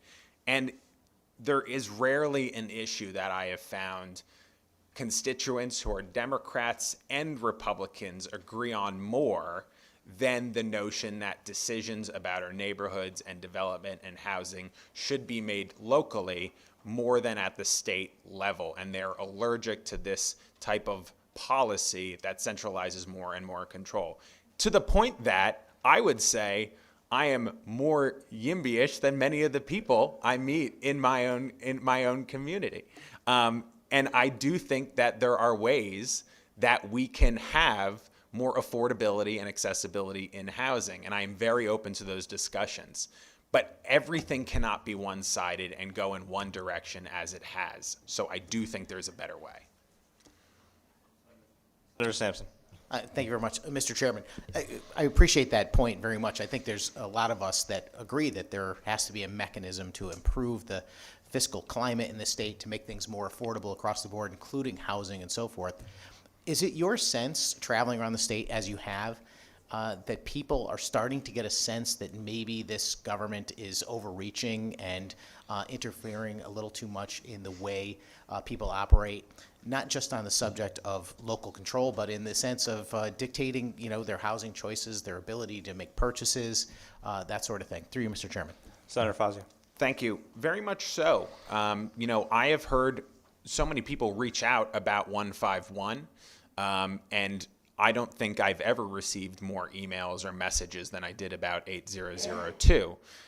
And I think that especially in smaller towns or towns that are strained for resources, complying with so many of the mandates and requirements that are coming down from Hartford, but especially in some of these new housing and zoning policies and laws, is actually a matter of fiscal solvency for towns and cities that will be forced to redirect their limited resources. You know, for a large town or a city, it's easier to comply with the many requirements that are going to be expected under an 8002 or theoretically a 151. But for the smaller towns or the financially constrained cities, it's a much more difficult reality. And people are involved in their local governments. They know their town council members, their zoning officials, their first selectmen and mayors, and they understand that this poses a financial and quality of life threat to their communities. Senator Sampson? Thank you very much, Mr. Chairman. I just want to thank you, Senator, for your testimony today. I think it's very helpful for this committee to evaluate, especially with your experience traveling around the state, dealing with people in many different communities, all kind of saying the same thing in unison, which is that, you know, our state has got long-standing provisions for home rule and local control, and those should not be overridden in the short term when there's other solutions, and the other solutions involve just making Connecticut a more thriving community so people can afford their bills, including housing. Through you. Thank you, Mr. Chairman. Thank you, Senator. Any other questions, comments? Senator Marks? Thank you, Chair. Through you. Hi, Senator Fazio. It's good to see you. Hello, Senator. Nice to see you. Yep. So we definitely have different opinions on this, on actually most things. So you said there is a better way. So we have Electric Boat is hiring 8,000 people next year. Can you tell me what the better way is? Yes, and I have proposed several pieces of legislation that I've submitted to this committee. I don't think any of them were raised, that I do think would make the state, and including the housing sector, more affordable. For instance, other states have successfully implemented property tax caps. Connecticut has one of the highest property tax burdens in the entire country. Other states have limited theirs successfully with policies like property tax caps that limit the annual increases in property taxes and reduce hundreds of the unfunded mandates that the state imposes on our localities, which drives up the cost of housing.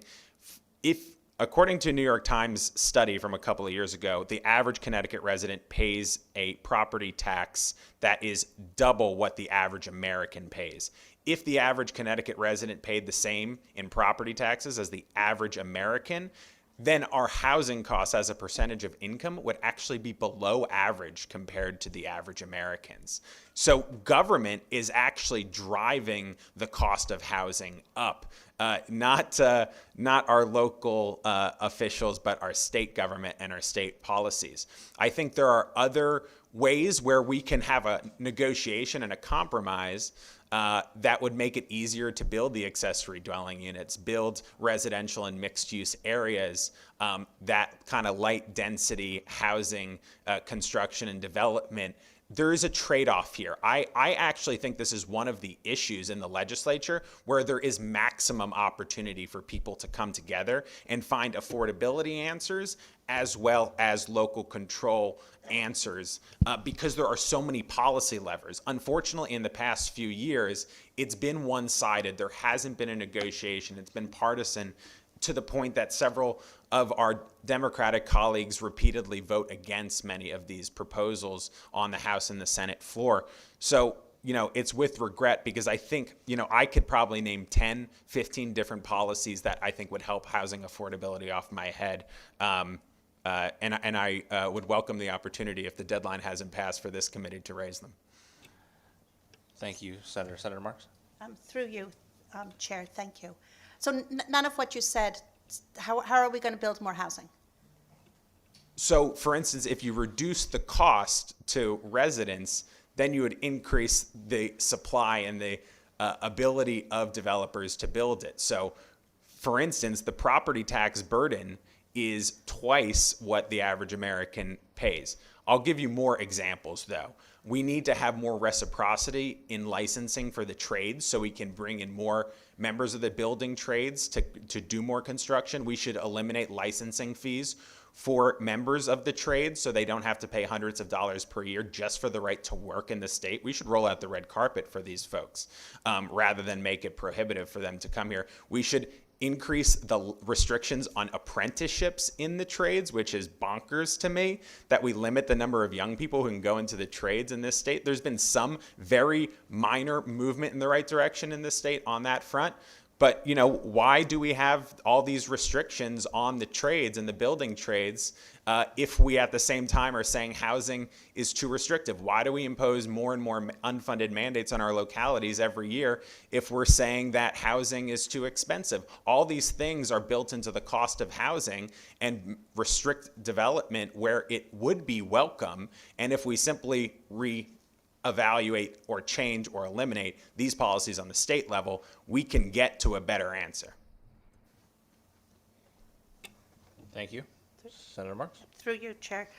Thank you. That's still, I don't think that answered, that's not building 8,000 new homes in southeastern Connecticut. And I just want to say that I actually think this bill is the opposite of radical. It's a return to what was normal, a house on a small lot. McMansions on enormous lots are radical to me.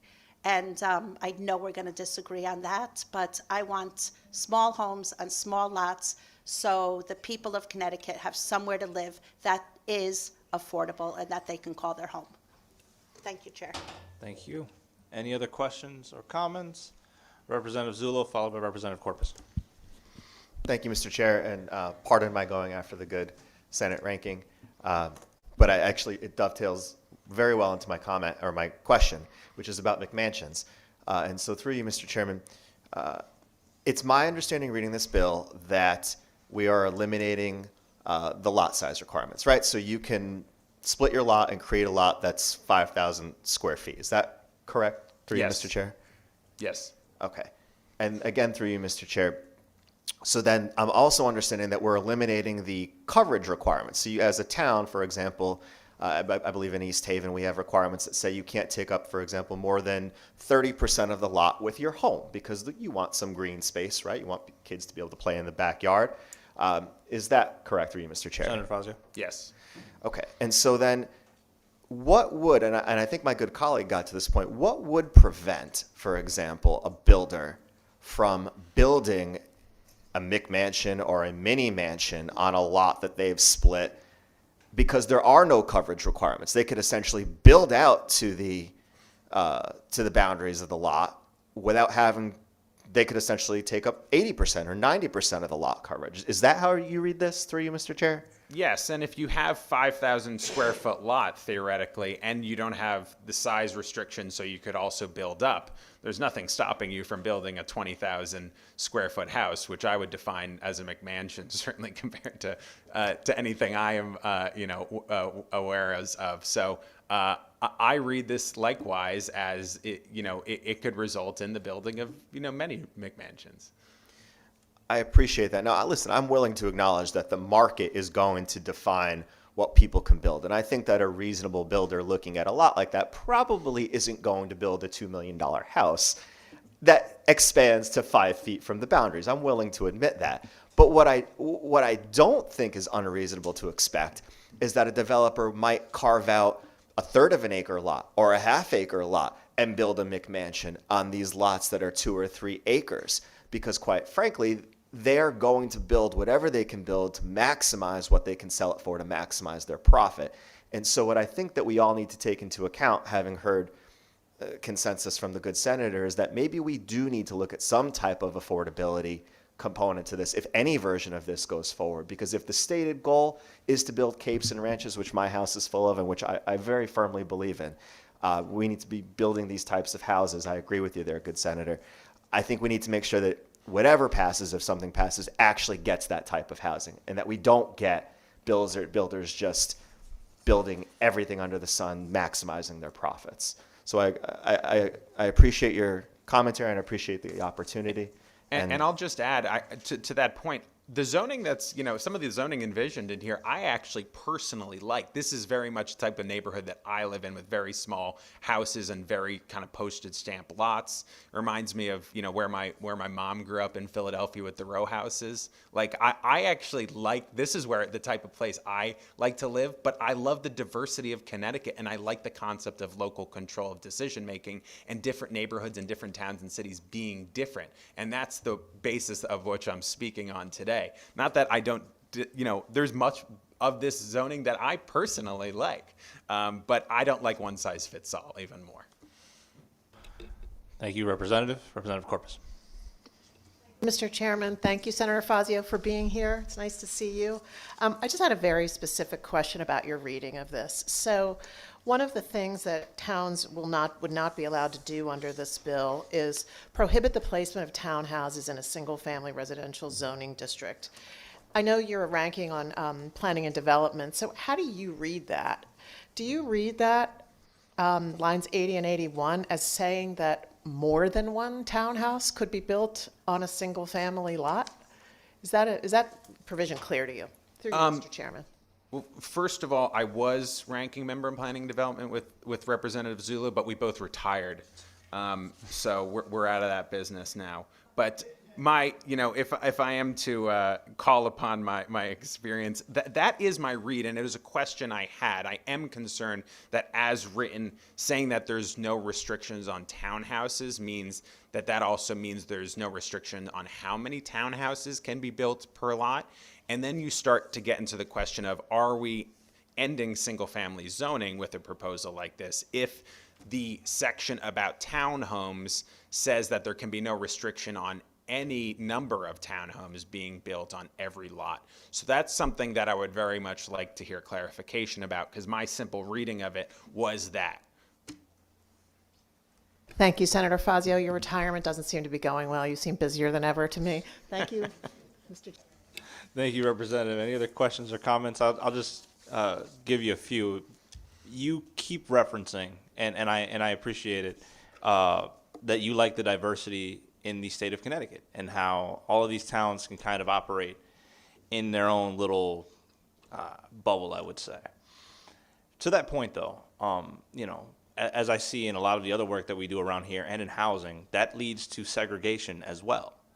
Do you believe that does, and do you also believe that there are ways that we can solve that kind of segregation between towns, whether it's economically, racially, or just, there's some larger players in one side of the state versus the other? Yeah, I do not see it that way, and I think existing federal and state laws banning discrimination in housing and any other number of areas of our society are exactly right, and I'll stand by them as much as any other colleague on either side of the aisle. I think that diversity comes in many forms, and having local discretion in how decisions are made, as long as they adhere to equal protection in our Constitution, in our federal housing laws, in our state housing laws, will accrue to the benefit of our entire state.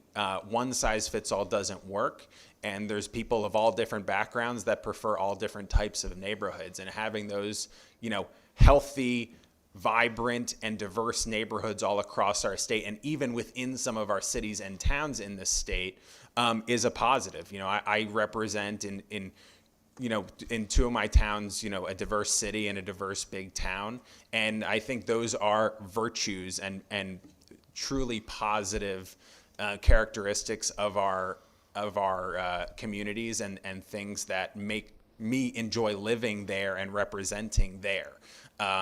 And we have a diversity of different neighborhoods, even within those, big towns and those big cities like Stamford. So I think that's a positive, and I think that it accrues to the benefit of Connecticut. I'd agree with you there in terms of the diversity being a good thing, and one size fits all not being what we should be doing. I don't think that this bill is one size fits all. I will say that for the record.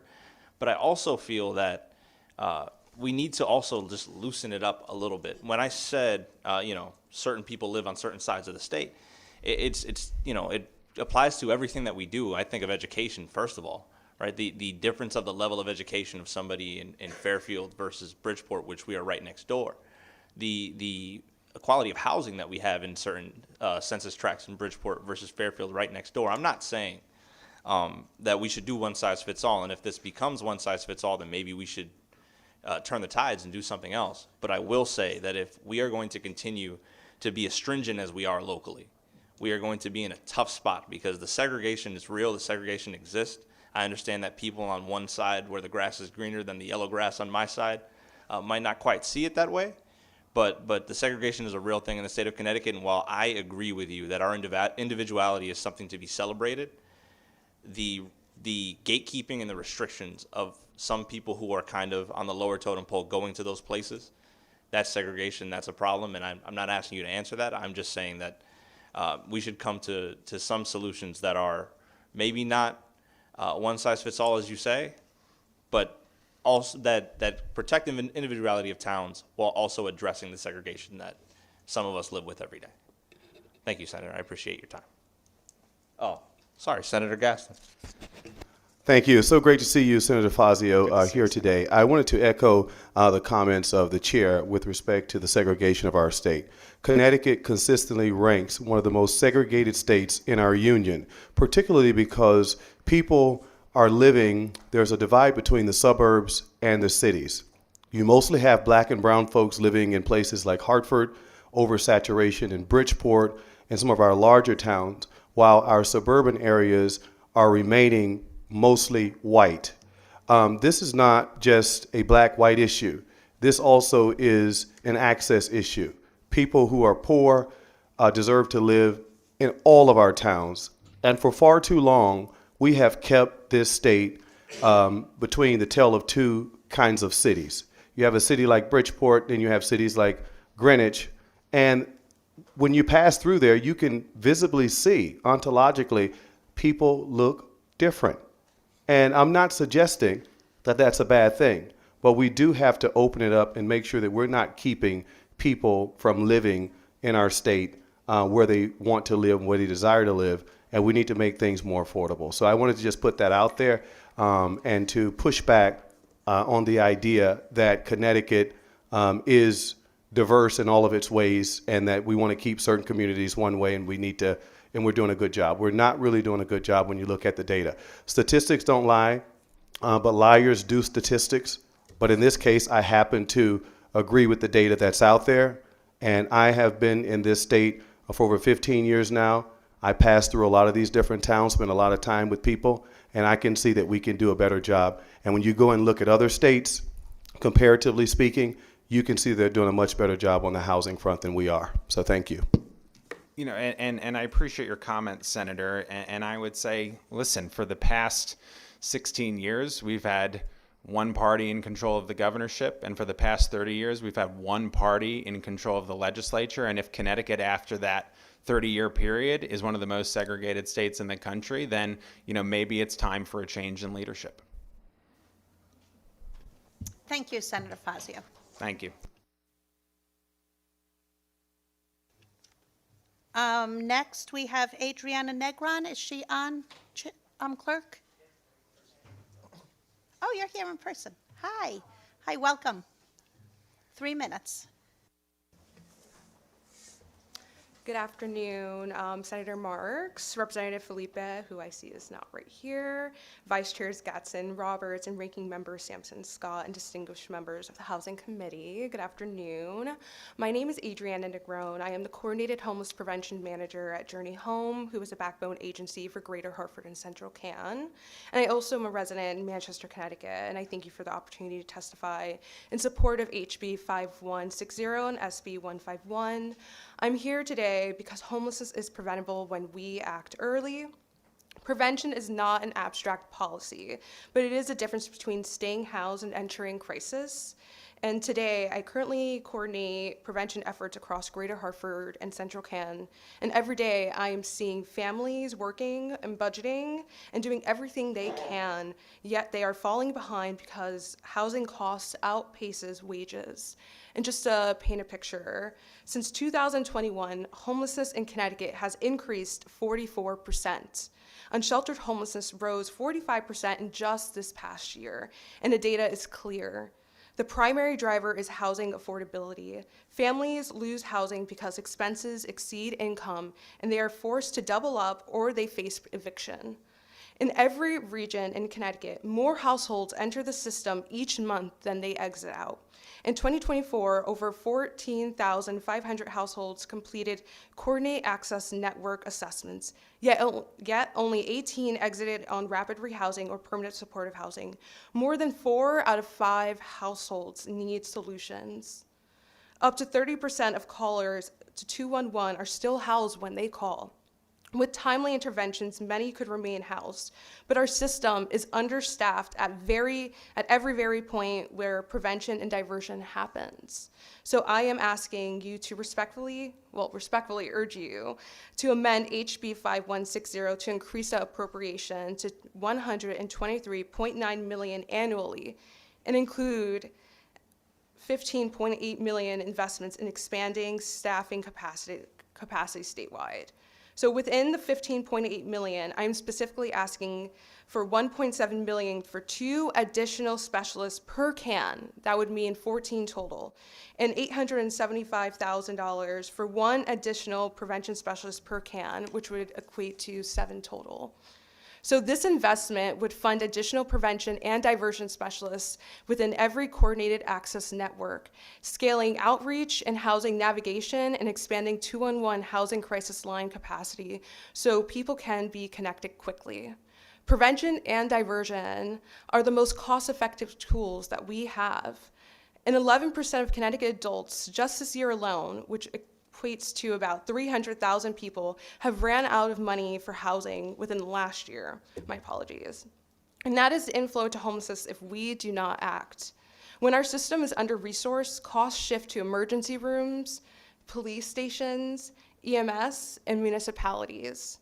We can continue reacting to the crisis, or we can support investing in prevention and stop it before it begins. I urge you to support HB 5160 and SB 151 and make the coordinated investments needed to meet this moment. Thank you. Thank you. Any questions? Seeing none. Thank you so much for your Thank you. advocacy. Next, we have Michael Chris, First Selectman. Hi, First Selectman Chris. Good. Thank you all for allowing me to speak here today. I'm a 5th-generation Harwintonian, and I'm proud of that, 50 years in Harwinton. And I love our community, and I love Connecticut. I want to thank the chairman and ranking members of the committee for allowing me to speak today. I am representing also the Northwest Council of Governments, Council of Small Towns. I'm the vice chair of the Council of Governments and the legislative chair. I'm also the treasurer for the Council of Small Towns. Chairman of the Northwest Transit District. I'm also a member of CCM, and all of us jointly oppose Senate Bill 151. And the reason why is the bill is a significant, whether we want to admit it or not, it's a significant and unnecessary erosion of local planning and zoning authority. It's the reality of it. We're changing setbacks, we're changing impervious surfaces, and we're forcing things that don't need to be there. If we want to make Connecticut affordable, we need to stop basing programs on gross pay and start basing it on net pay, on what people take home. That's why things are not affordable in Connecticut. You call any one of these help programs. I'm a middle class. I was born and raised poor. I live in a 900 square foot home, raising 2 kids on my own for the last 14 years. So I know what the struggle is. I work 3 jobs, 2 others on top of being a first selectman. I've been in the construction trades for years. The affordability of materials and building homes is unattainable in Connecticut. We also, Environment and Natural Resources, the Blue Ribbon Committee met in the 90s and talked. It was a joint committee between municipalities and the state legislature to protect the rural communities and the rural character of the actual wildlife, water quality, protect inland wetlands, and protect watercourses. Harwinton does not have sewers or water, city water, so there is not a big clamoring. But I do live in an area that is densely populated. We predate zoning. My house was made by Sears and Roebuck. You bought it out of a book. Most of the houses in the area are. They're all the same style. In fact, I found the board in my bathroom, and I left it there when I was remodeling the home. So I know what it's like to live on a 0.56 acre lot next to your neighbor and share boundary lines with no buffers. It's very difficult, especially when raising children. It limits the area. I think that from a public safety standpoint, 151 setbacks and lot coverage and maximums and exterior dimensions all need to be addressed. We want to work with the legislature to come up with a choice, an idea, a thought, and work together to make a bill work. A one-size-fits-all approach, how are you going to build the homes for electric boat? You're not going to build the homes for electric boat because the cost of materials are through the roof, and in order to get your return on investment as a contractor, you need to charge an arm and a leg for that building. It's just common sense. Economically, the state doesn't allow itself to make it affordable to even build homes. So we got to start there first. And I think that because we just have Public Act 25-1, which was a major housing reform, limited public comment, regardless of the 20 or so sections that did have public comment, that the mandates will create confusion. They're going to strain local resources, and they're going to undermine the progress already underway. We want to work with the state of Connecticut to come up with a clear, concise way that fits each and every community, but not a one-size-fits-all approach. We understand as local leaders that their communities are best. We're where the rubber meets the road. Let us help you. Let us work with you. Let's sit down and have that conversation. Thank you. Thank you, First Selectman. Any questions? All right, seeing none, thank you, sir. That's the first time I've been here with no questions. That's awesome. No, I always get sad when I don't ask, Thank nobody you. asks. I'm sorry, we made you sad. Next, we have Kelly Fitzgerald. I believe she's online. Hi, Kelly, welcome. Hi, good afternoon. Senator Marks and distinguished members of the Housing Committee, my name is Kelly Fitzgerald. I'm Vice President of Financial Stability at United Way of Greater New Haven, who is also the backbone to the Greater New Haven CAN, and I'm a resident of Cheshire. Thank you for the opportunity to testify in strong support of HB 5160. At United Way, I lead our efforts to support families facing both housing instability and financial crisis. I've worked for the last 20 years in workforce development and multiple cross-sector collaborations that bring resources together to address families' basic needs. I want to start by saying that I'm grateful that the governor's budget includes investment in homelessness. These dollars are meaningful, but we can't mistake a starting point for a solution. The scale of the need is far greater than what the current allocation can address. And as the state and this committee continues to debate how we move forward with creating housing that is affordable, I strongly urge this committee to amend 5160 to increase the appropriation from $33.5 million to $123.9 million annually. This is the level required to fund the coordinated system that is going to need to be in place until we're able to ensure that there is a place for everyone to live that is affordable. In my brief time today, and I submitted testimony that gives everything else in more detail, but I really want to highlight one piece, which is the $15.8 million to expand staffing capacity. Particularly, this includes $3.1 million dedicated specifically to employment navigation. The data in Connecticut is clear that housing affordability, not substance abuse, not mental health, is the leading driver of homelessness. Families are losing their homes because their expenses outpace their income. And this crosses rural, suburban, and urban communities. And unfortunately, households are in crisis today, and we need to be able to respond immediately. Employment navigation is not a luxury. It's one of the most effective evidence-based approaches to stabilize families long-term. In this, we're asking for 3 dedicated employment navigators per CAN with the capacity to serve youth, young adults, individuals, and families. Ultimately, these positions will help clients consistently look for job search, access job training, obtain licensures, and more that will lead to meaningful career pathways and income. Our homeless response system has piloted multiple employment strategies over the years, and they've shown to work, but we've never had sustained state investment to bring them to scale. And unfortunately, at this time, our workforce system is already stretched beyond their capacity. So being able to meet the unique barriers that people who are experiencing homelessness face is just not there. So with that, I ask you all to vote to increase funding to bring employment navigation to people who are experiencing homelessness. Thank you, Kelly. Any questions? Seeing none. Thank you so much for your testimony. Next, we have Joshua Kasky, remote.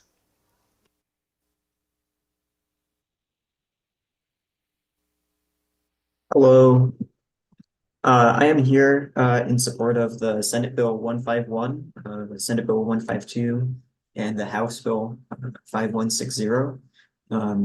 One story that I want to share was last week I was riding the bus from Connecticut College in New London, and I heard a story of two people who were experiencing homelessness. They were worried that when the New London Homeless Hospitality Center closes after the winter for the warming center, they will not have a place to stay for the day. This is due to the fact just because there is not enough beds for the number of people that need these beds. There's just a months-long waiting list. And this is important for two reasons, one of which is the underfunding of how we fund our homeless shelters. It's critical infrastructure that keep people from dying. And we need to fully fund them like the others who work directly with them have said.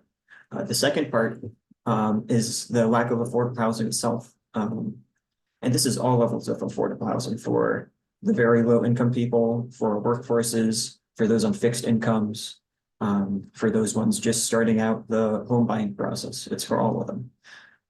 My town of East Lyme has denied several affordable housing developments. This is indicative of a wider problem. This isn't just in East Lyme, it's across the state. This lack of affordable housing evicts and excludes our teachers, elderly people, and essential workers from our community. This issue isn't always visible in our bubbles of suburban towns, but it is an issue in all of our towns and cities. I see it when I talk to people in New London who are forced from their homes and communities. I see it happening in real time as elderly and disabled residents at the Bay Point apartments are being threatened to be evicted by a corporate landlord, and they have nowhere else to go for housing in East Lyme. My town had the chance to allow affordable housing that would help them, these people, and they had that chance for decades. We have not, my town and many other towns across the state has not stepped up for their obligation to provide housing, to allow housing more so.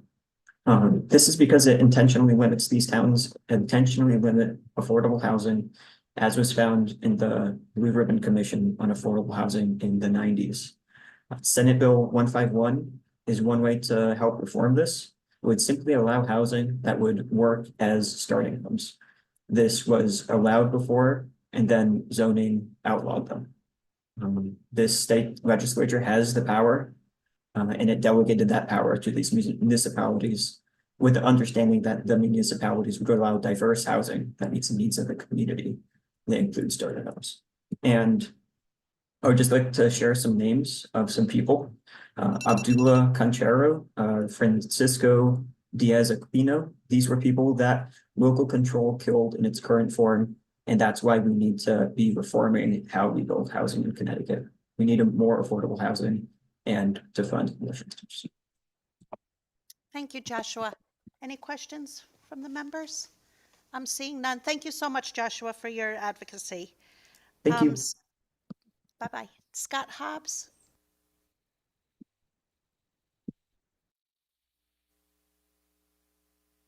Scott, is he online? He's online. Scott, if you could accept whatever you're supposed to accept, the request.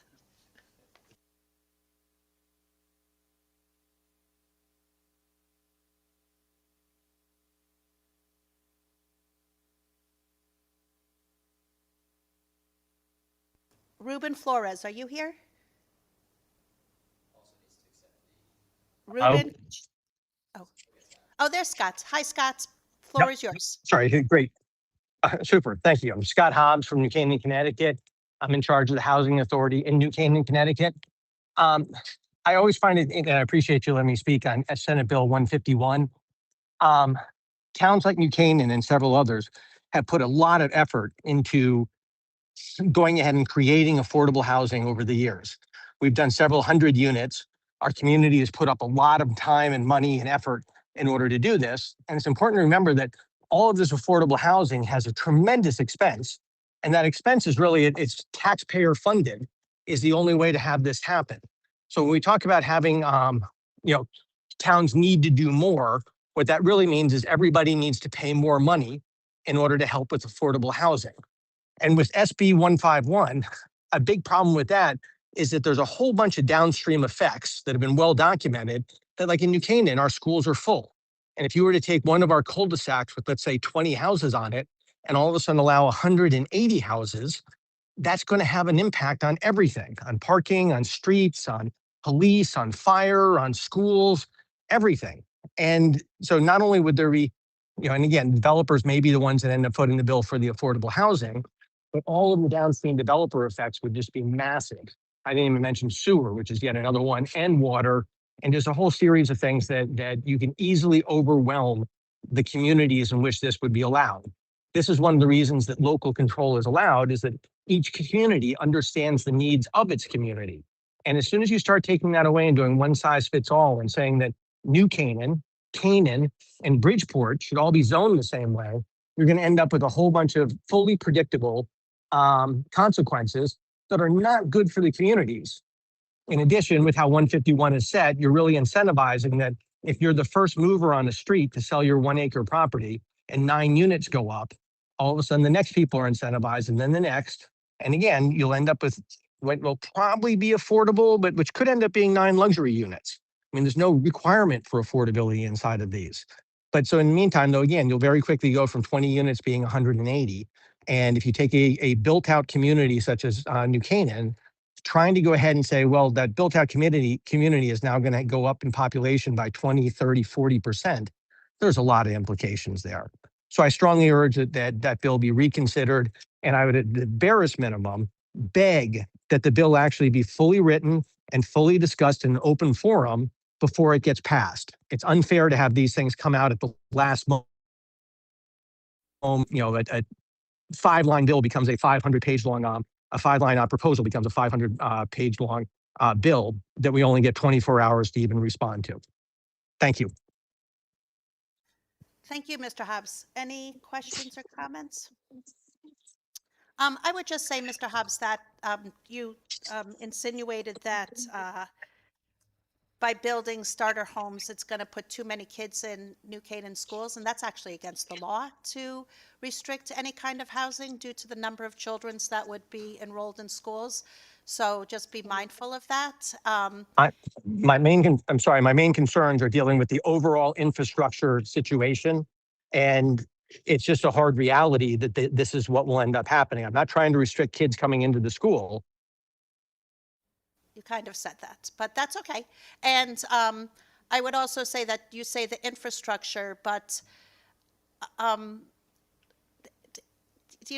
houses being built on an acre, let's say, and 5 McMansions being built on 20 acres, it's the same fire departments that has to go. I think it's easier to go to the 5 small houses than it is the 5 large houses. So I would just push back. I don't think, I think there's a lot of people that say it's a lot of, infrastructure demand to the municipalities, but I think it's funny that we're okay with the rich people having the infrastructure demands, but we're not okay with the middle class. And this is not an affordability bill. This is a starter home, senior home build, so that seniors like me can get out of their house and that we can go into smaller homes that are, the same. We can use some of our equity and move in and still have a nice 20 years left of our life. Thank you. Okay, next we have Ruben Flores.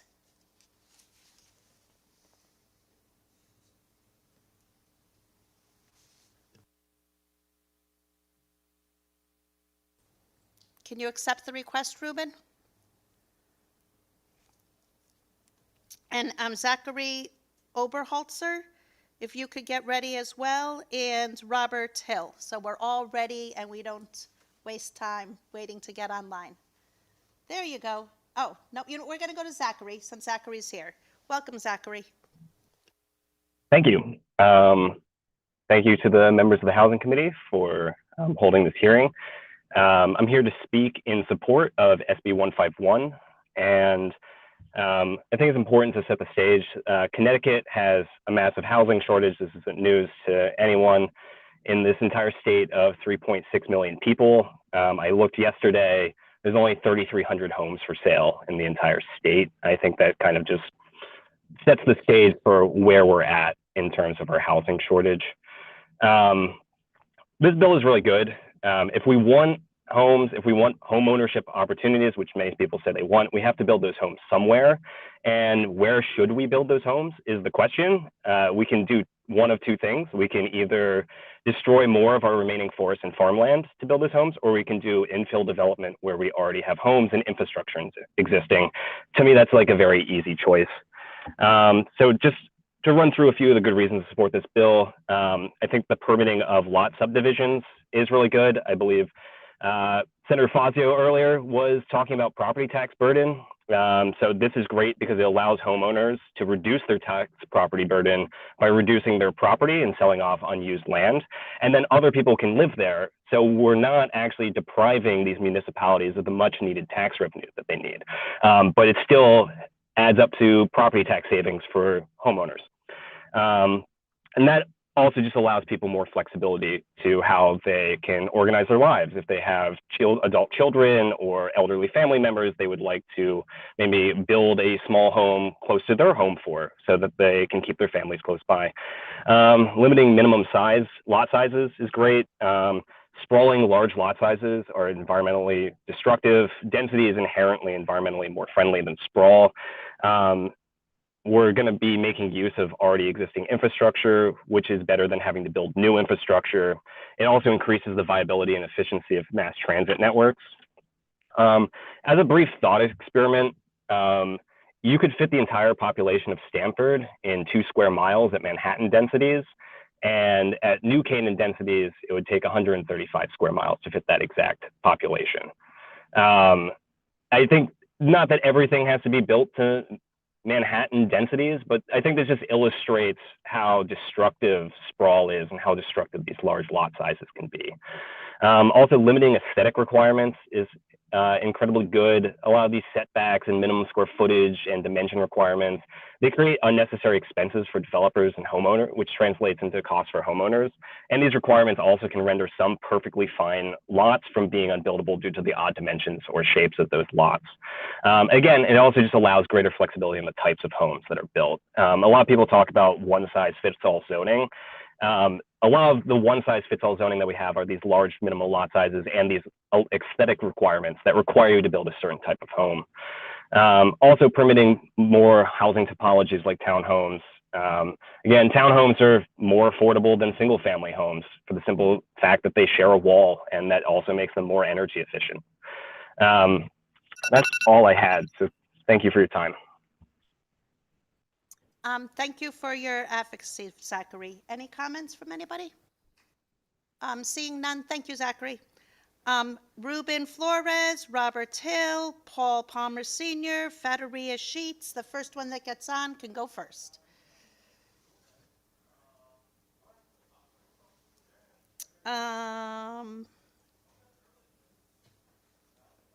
Alex Brown, are you here? In person? Is anybody out there, clerk? Yeah, so Robert Hill's not online. Ruben Flores asked to unmute.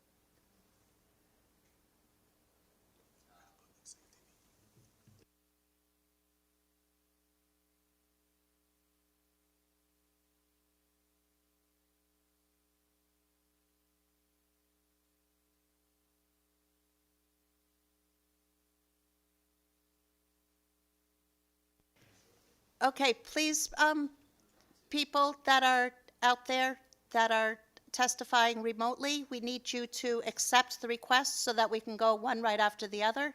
We have 84 people testifying, and we want to get home for dinner. Hi, Federica, go right ahead. Good afternoon, esteemed leaders and members of the committee. My name is Fateria Sheets. I am the Greater New Haven CAN Landlord Engagement Specialist with Christian Community Action. I live in the town of Hamden. I respectfully urge the committee to amend HB 5160 to increase the appropriation from $33.5 million to $123.9 million annually. So the bill reflects the full coordinated statewide investment required to meet this moment, organized as prevent, respond, and house. We are asking for $875,000 for one additional landlord engagement specialist per CAN, which totals 14, as a part of our ask for $15.8 million to expand staffing statewide. I am here because housing stability matters. The work I do as a landlord engagement specialist is meaningful and essential. Every day, I stand in the gap between tenants, landlords, and housing programs to ensure that communication, fairness, and understanding lead the conversations and not conflict. When crises and challenges arise, I help to mediate, advocate, and problem solve with one clear goal: to assist in housing and keeping people housed whenever possible. I provide guidance, resources, clarity to both tenants and landlords, empowering each party with the tools they need to succeed. I actively work to dismantle the us versus them narrative that too often divides landlords, programs, and tenants. Instead, I focus on building real partnerships grounded in accountability, respect, and shared responsibility. I also strive to show that homelessness does not just have one face or one story. Stable housing is not just a transaction, it is a foundation for community, dignity, and opportunity. Alongside many dedicated professionals in this field, I am committed to transforming tension into collaboration and creating systems that work better for everyone involved. My goal is to build strong partnerships with landlords rooted in mutual understanding, shared benefit, creating solutions that support housing stability and positive outcomes for all. Quote from landlord partner: I am so proud of you and the work that you are doing. Your work is valuable and has been an intricate part of WBG's success, not only with tenant placement, but programs and resources for us landlords, as well as for our tenants. We wouldn't have our success without your role. I have shared more in my written testimony if you would like to know. I respectfully urge you to support HB 5160 and SB 151. These measures are critical steps towards strengthening our housing systems and ensuring individuals and families have access to safe, stable, affordable housing. Thank you for your time, leadership, and your commitment to our communities. Respectfully, Fateria Sheets. Thank you. Thank you, Ms. Sheets. Any questions? Rep. Sulo? Thank you, Madam Chair. And just in brief follow-up, I heard earlier in testimony that the leading cause of homelessness is rooted in affordability and not mental health or drugs, substance abuse, that kind of thing. My question is very specific, though, through you, Madam Chair. One of the things that I have a problem with is that there aren't enough resources when people do have substance abuse issues when they come out of rehab, for example. Or there used to be programs galore, resources galore. What I've seen over my lifetime, unfortunately, is the deterioration of those resources. And so my specific question is, does your organization assist in those situations? I understand you do a number of different advocacy, have a number of different advocacy roles, but do you assist in those situations through you, Madam Chair? Go ahead, Ms. Sheets. So in my role as a landlord engagement specialist, I do refer out to other programs that assist with funding. for that population. Myself in my role, I don't have the funding, but I do reach out to different programs and United Way, which is our backbone of our CAN system, to help for those individuals who have needs like that. I hope that answers your question. I appreciate that. And then I guess it's just an opinion question, but I'd like to hear it, if I may, through you, Madam Chair. Do you believe that providing this funding would not only serve your goals, but potentially help serve my goal of getting more resources to those people as well? In other words, if you have more staff, can you connect more people with those resources that are out there that they need so that they can have stable housing and avoid the constant cycling back through relapse that we see so often? Through you, Madam Chair. Go ahead, Ms. Sheets.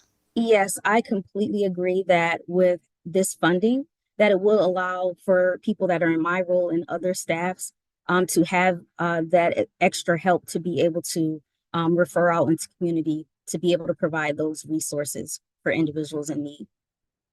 But it does become harder to do that job when there is limited staffing. I appreciate the indulgence. Thank you, Madam Chair, and thank you for your answers. Thank you. Any other questions? Thank you so much. Next, we're going to go to Lauren Tagliatella, and just before Ms. Tagliatella comes on, I'm going to tell Ruben, Robert, Paul William, if you're out there, accept the request. Otherwise, you're going to lose your turn. Go ahead, Lauren, Ms. Tagliatella. Good afternoon, Senator Marks and members of the Housing Committee. My name is Lauren Tagliatella, and I oversee a portfolio of more than 1,200 apartment homes in Greater New Haven. I'm also here today as a member of the Connecticut Apartment Association, which includes over 72,000 apartment homes in the state. Today, I would like to speak about a few bills that I support and one that I oppose in its current form. I support SB 152, an act appropriating funds for rental assistance programs. Our company works extensively with residents who receive rental assistance. Currently, it could take up to 4 weeks for a required inspection to be completed.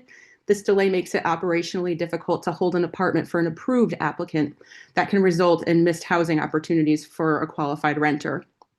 If appropriating the proposed $250,000 will ensure inspections are conducted more efficiently and enable housing providers to lease units without prolonged vacancy periods, then I really strongly support this bill.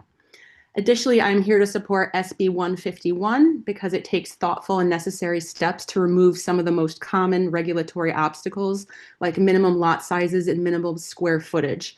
By establishing reasonable statewide guardrails, this legislation allows homes to be built at a scale that aligns with today's market demands while preserving public health, safety, and infrastructure considerations.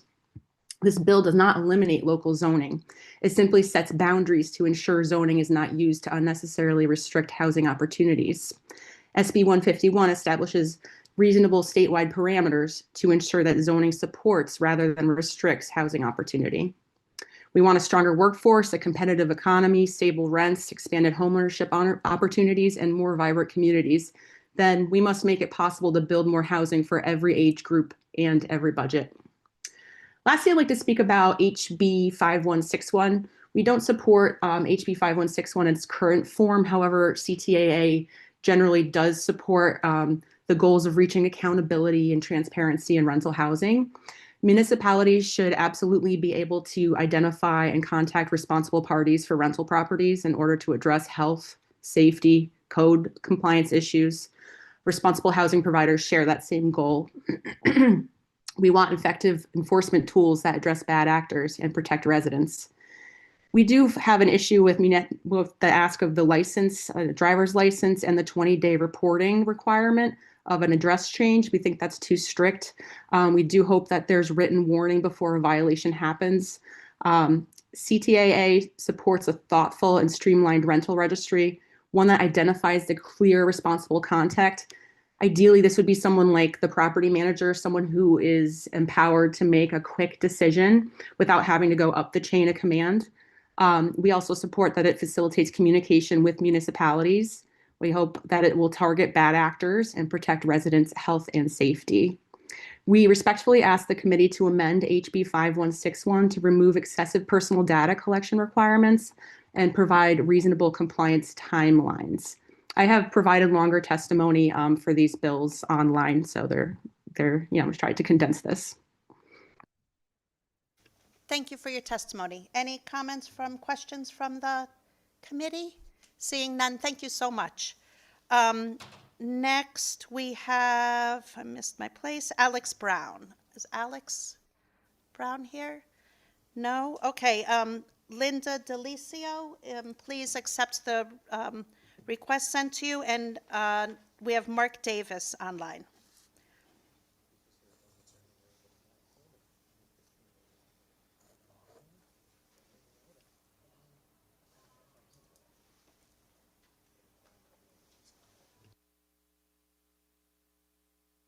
Mark, go ahead. Thank you. Can you hear me? Yes, we can. Yes, thank you very much. Dear Housing Committee members, I oppose SB 151 for the following reasons. After the Hartford legislature rammed through HB 8002, now known as Public Act 25-1, it was disappointing to see similar mistakes made with SB 151. This bill was created with, as far as I can tell, no input from local officials. Benefits accrue primarily to developers, and the potential for increased density to strain infrastructure is ignored. Local planning and zoning officials ensure that schools, roads, sewers, waters, utilities, and open space can handle increased density. SB 151 eliminates local officials from these important considerations. In fact, SB 151, from my perspective, goes to extreme measures to preempt involvement of local P&Z officials by allowing only immediate threats to public safety and health concerns. Are violations or disregard, for example, of Connecticut's Coastal Management Act, immediate threats to public health and safety? The one-size-fits-all approach under SB 151 undercuts local government investment that's going on right now in time, funding, and public process to develop comprehensive plans for being developed to satisfy Public Act 25-1. Adopting this bill will widely erode public confidence in future planning efforts. Materially scaling back current setback and lot coverage limitations will incentivize developers to build oversized single-family detached homes, an outcome at odds with the purpose of this bill. Towns have no assurance that municipal revenue will be adequate to support increased burdens on public services or increased administrative burdens, potentially exposing towns to a monetary liability. This bill should also allow towns to require larger lot size minimums than 5,000 square feet if the town can provide empirical evidence that the infrastructure, water or sewage, cannot support additional homes. Finally, towns should also have the ability to require reasonable minimum off-street parking requirements. Thank you very much. Thank you, Mr. Davis. Any questions from the committee? Okay, seeing none. Oops, Linda Delicio, Stephen O'Connell, Thomas Pinkowish, and C. Marcella Karowski. If you are there, please accept, and we're going to go next to Betty Gara. Good afternoon. My name is Betsy Gare. I'm the Executive Director of the Connecticut Council of Small Towns, and we are here today to strongly oppose Senate Bill 151, an act prohibiting certain land use and zoning limitations on housing. We are very concerned that this bill overrides local zoning in ways that may create some potential unintended consequences, but also potentially detrimental to a municipality's ability to regulate housing development in ways that protects water and other natural resources, manages stormwater pollution, protects the public health and safety, and so forth. And I know you've heard a lot of testimony on this. I know a lot of our first selectmen and mayors have submitted testimony in opposition to this, so I won't read the testimony. But we are concerned that towns are responsible for addressing a lot of different challenges. So, for example, environmental and natural resource protection. The bill, by eliminating a town's ability to establish setbacks, lot coverage maximums, exterior dimension limitations, and other zoning restrictions, undermines the town's ability to actually protect inland wetlands, water courses, prevent erosion, protect wildlife and aquatic habitats, and protect water quality. So, for example, some towns, if they have lakes within their community, have longer setbacks from the edge of the water in order to protect against erosion and negatively impact water quality. In addition, I know there's been some talk about stormwater management, and although the bill doesn't speak directly to issues relative to stormwater, by eliminating the lot coverage maximums and exterior dimension limits, what happens is that you're increasing the percentage of impervious cover in an area. And under the existing MS4 general permit, most towns are responsible for moving ahead with efforts to actually disconnect those impervious surface covers. And so this will be in conflict with that and increase those challenges. In addition, public safety, setbacks, lot coverage maximums, exterior dimension limits, et cetera, ensure that there's adequate space for emergency vehicles. They reduce risk from fire, flooding, or structural collapse. For example, in flood zones, height limits are used in conjunction with FEMA to manage risk. There's other areas, rural areas, that may not have the proper firefighting equipment to reach areas where there's no height restrictions, where they need to get to upper floors. Traffic safety, road setbacks are very critical to ensure that motorists, bicyclists, pedestrians, kids waiting for school buses have proper sight lines so that they can remain safe when they're on the road. And, you often see towns actually do site visits as part of the local planning and zoning process.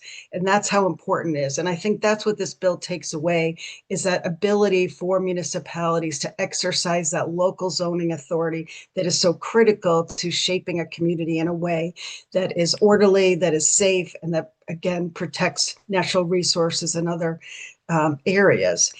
We talked, I know others have raised House Bill 8002, and that is an issue. I know that Cost signed off on the legislation because we felt that there were a number of changes that address our major concerns with its predecessor, HB 5002. And although it's been framed as an affordable housing bill, it's actually much more. I know that this bill is talking about starter homes that will actually be part of the conversation as we move forward with implementing 8002, because a part of that is assessing a municipalities' housing needs, regional housing needs, et cetera. And that is certainly going to be part of that planning discussion. Thank you. Thank you, Betsy. Any questions? Okay, Rep. Zullo. Thank you, Madam Chair. And just very quickly, Betsy, thank you as always for your insight. The issue of impervious service came up just as I walked in earlier, and it came up with you again. And my feeling, I think it's an important issue with runoff and impervious surface. But my feeling about that is, though, if a town has a regulation, for example, that says you have to ensure that X percentage of runoff remains on the property, and you can do that with rain gardens or drainage control mechanism, things like that. If you bring an application, let's say this were to pass and you have a 5,000 square foot lot, and you go to make the application and you can't actually engineer the building and the lot to be able to achieve that runoff percentage, wouldn't the person just not be eligible to build the house? Is that how you understand it through you, Madam Chair? I think Go right ahead, ma'am. I think it's actually creates a lot of confusion, because under the bill, you could actually have a building that runs all across the actual lot, except for the 10-foot setback and the 5-foot on the side setback. And if I'm a developer or if I'm a property owner reading this, I'll think, well, there's no issue here. when in fact now you're going to have the municipality, their municipal officials now have to then figure out how they can do this in conjunction with the MS4 requirements. So I think it creates a lot of confusion. It suggests to developers that they can ignore all this when in fact it's not going to help them to do that, because there are going to be other issues and challenges that they face in terms of trying to construct these homes that are not going to be addressed via this bill. So I do think, we keep trying to solve the issue of housing, whether it's affordable, whether it's starter homes, through zoning in and of itself. The fact is, it doesn't do anything to address the cost of housing. And the cost of housing in Connecticut is significant. And until we do that, I don't think you're going to find that developers are willing to build these starter homes, because it doesn't pencil out for them. They can't make their money back on those kinds of projects. And so we're kind of stuck where we are with this stuff. Thank you for that answer. I think there are a couple parts of your response that I agree with tangentially.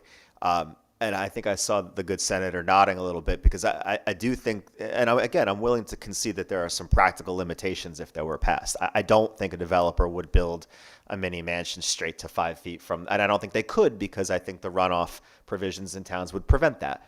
I think it might create some confusion, as Betsy indicates. People might subdivide their home, the lots, pay for attorneys to do that, go to zoning, get that all done, only to find out they can't build, which maybe is a problem we could talk about collaborating on it and trying to prevent, because I don't think that would be good for people. I do have some runoff concerns, but I think maybe we can address those. My second follow-up, and I just want to know if you're hearing this from your members, is, as I understand it nowadays, while we still have our emergency services responding to plenty of structure fires and things like that, the vast majority of calls for service in our municipalities tend to be medical calls for service. So my curiosity is, are you hearing from people about potential strain on those resources if you start to see the exponential divide of lots and the creation of new housing through you, Madam Chair? We haven't heard specifically to that concern. I think there was just concern overall that this is going to be a strain, not only on medical services, education, and other issues, but it certainly is going to strain local infrastructure in general. And again, you can't just impose this one-size-fits-all zoning mandate on towns without having these implications. And I think that's why zoning is best left to the local municipality, because they're in a position to understand what their limitations are relative to water, wastewater, where they have areas where they need to protect. And they do this all through their plans of conservation and development. So again, I think if we let the process unfold under 8002, which is going to require comprehensive planning on the part of our COGS and our municipalities, that will provide us with an opportunity to examine some of these issues and determine how municipalities can move forward to support changes, whether it's zoning or whether it's other changes that to accommodate and to help them meet the housing needs in their community. Well, we certainly agree on the spirit of local control. I don't want to monopolize the conversation, so if I have follow-up, I'll grab you offline. You're always easy to get. Again, I appreciate the chair's indulgence. Thank you. Thank you. Any other questions? I just have little question comments, Ms. Gara. So, these houses are going to pay taxes, which then will be able to go into the general budgets to help with if you do need to increase the number of firefighters or medical response services. And you said about the height of the buildings, where there's already statutes that say townhouses can't be more than 3 stories. And I don't think you're going to have a 5,000 square foot house with 3 stories. So, and it's not the same as 8002 is for affordable housing. This is for starter homes. This is for starter homes and for homes for seniors, which I don't know where you live, but I can tell you where I live, that's all we hear from people, is that is what we need. Why can't we build the developments like we grew up with in Montville Manor, off Gallup Lane in Waterford, on the Bird Streets in Waterford?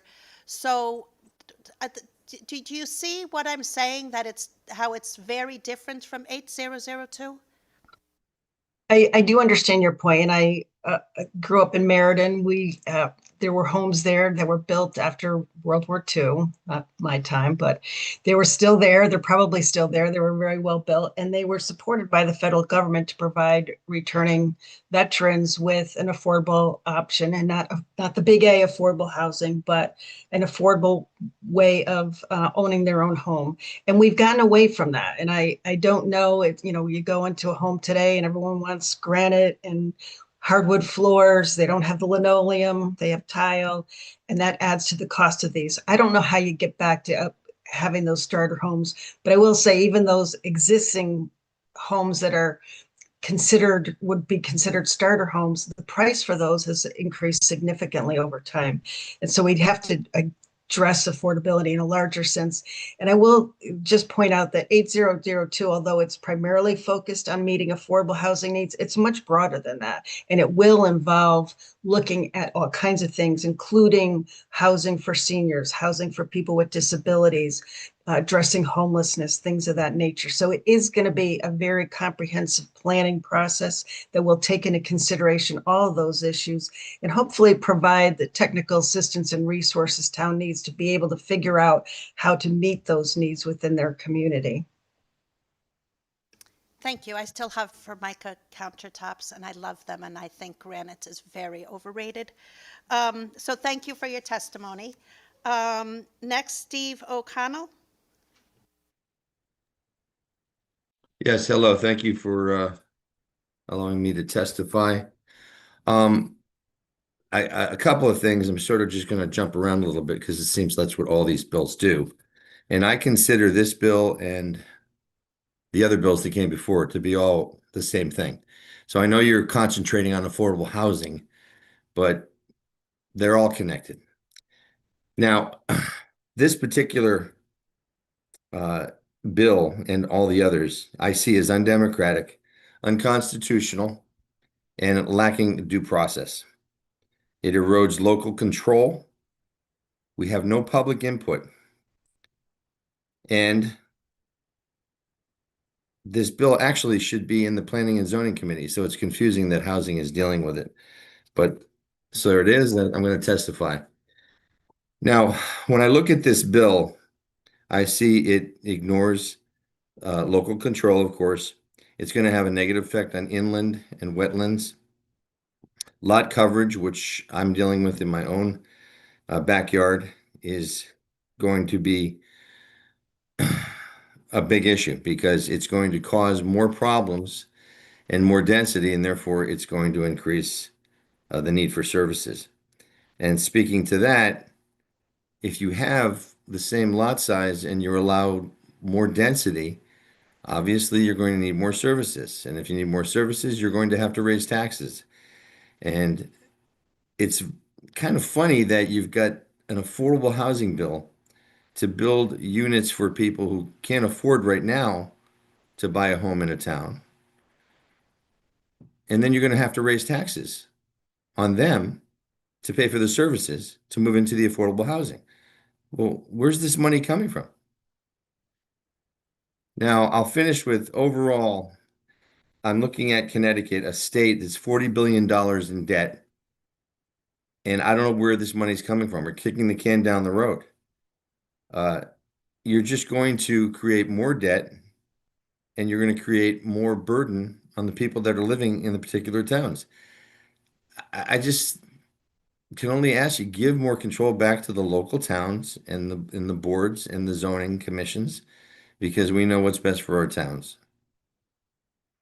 And stop trying to legislate from Hartford on things that we have a better grasp on. Thank you.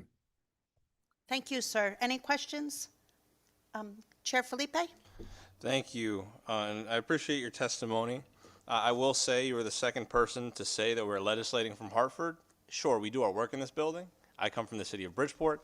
We have folks on my right from Greenwich. I have somebody on my left from New London and the eastern part of Connecticut. So I reject that notion, and please do not try to make it sound like we're a bunch of people from Hartford deciding for the rest of the state what they do. We're from all over the state. My question for you is, what part of this bill exactly are you saying raises taxes? I just want to be clear on that. Well, if you're going to force towns to increase housing density, that means more people come into a particular parcel. And that increases sewer needs for sewer, water, electricity, police protection, fire protection, which I believe we talked about earlier. And that means someone's got to pay for that. Do those So people that not pay becomes a taxes themselves? tax. I'm sorry? Are we assuming that those people do not come in and also become taxpayers, therefore pay taxes themselves? Well, I think I pointed out that it's kind of puzzling to me is you want to create affordable housing. So these are for people who can't afford to move into the housing that's there now. That is not necessarily true. This is not an affordable housing bill. This is a starter homes bill. The affordable housing bill was last year. That we've been there, we've done that. I don't know where in this bill it signifies that this is specifically for affordable housing. You can say the term maybe housing that people can't afford because these are starter homes, but this is not affordable housing, and I don't think that it's geared towards people who have particularly low income. So if that's the way you read the bill, I would just caution you to read it that way, because that's not Well, I how. can give you an example because I'm from Fairfield. And because of the previous housing bill, I won't name it, there was a deadline and we had all these wealthy builders who got submitted proposals and we're facing an enormous increase in housing density. So that's going to increase, of course, traffic, sewer, everything. And I think the madam said something, the senator, that these people come in and they're going to pay taxes, so that will pay for the services. Well, it's not, because we're already facing a crisis in Fairfield with our sewer infrastructure, which now is going to have to be doubled and tripled. So maybe the intention of the bill is good, but if you think it through, it's too much of a burden. And what will happen is people will start to move away. I mean, and I'll leave you with this. I grew up in Stamford. I saw the same thing happen over my 60 years as a child. And, downtown Stamford, they tore it down and redid it. And everyone saw it coming. And I had a neighbor who worked all their lives. They finally owned their home. And it's a very nice neighborhood. And they loved it. But over the years, the taxes kept going up.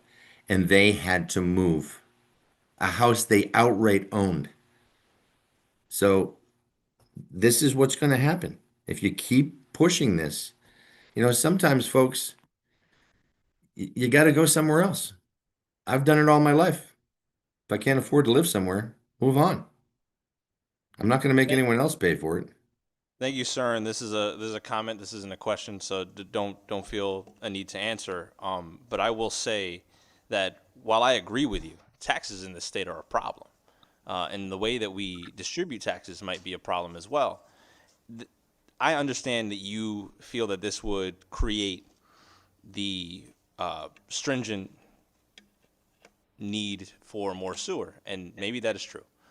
But I don't think that anybody's going to develop in a way that is going to be so far taxing on the sewer system that it's going to outweigh the fact that these are bringing in taxpayers. This bill, we can argue on the merits of what it does and what it does not do, but this bill does not raise taxes. So I understand that you're feeling on that, but this bill does not address, nor does it directly cause the raising of taxes, unless we're looking at it from a very one-sided, pessimistic point of view.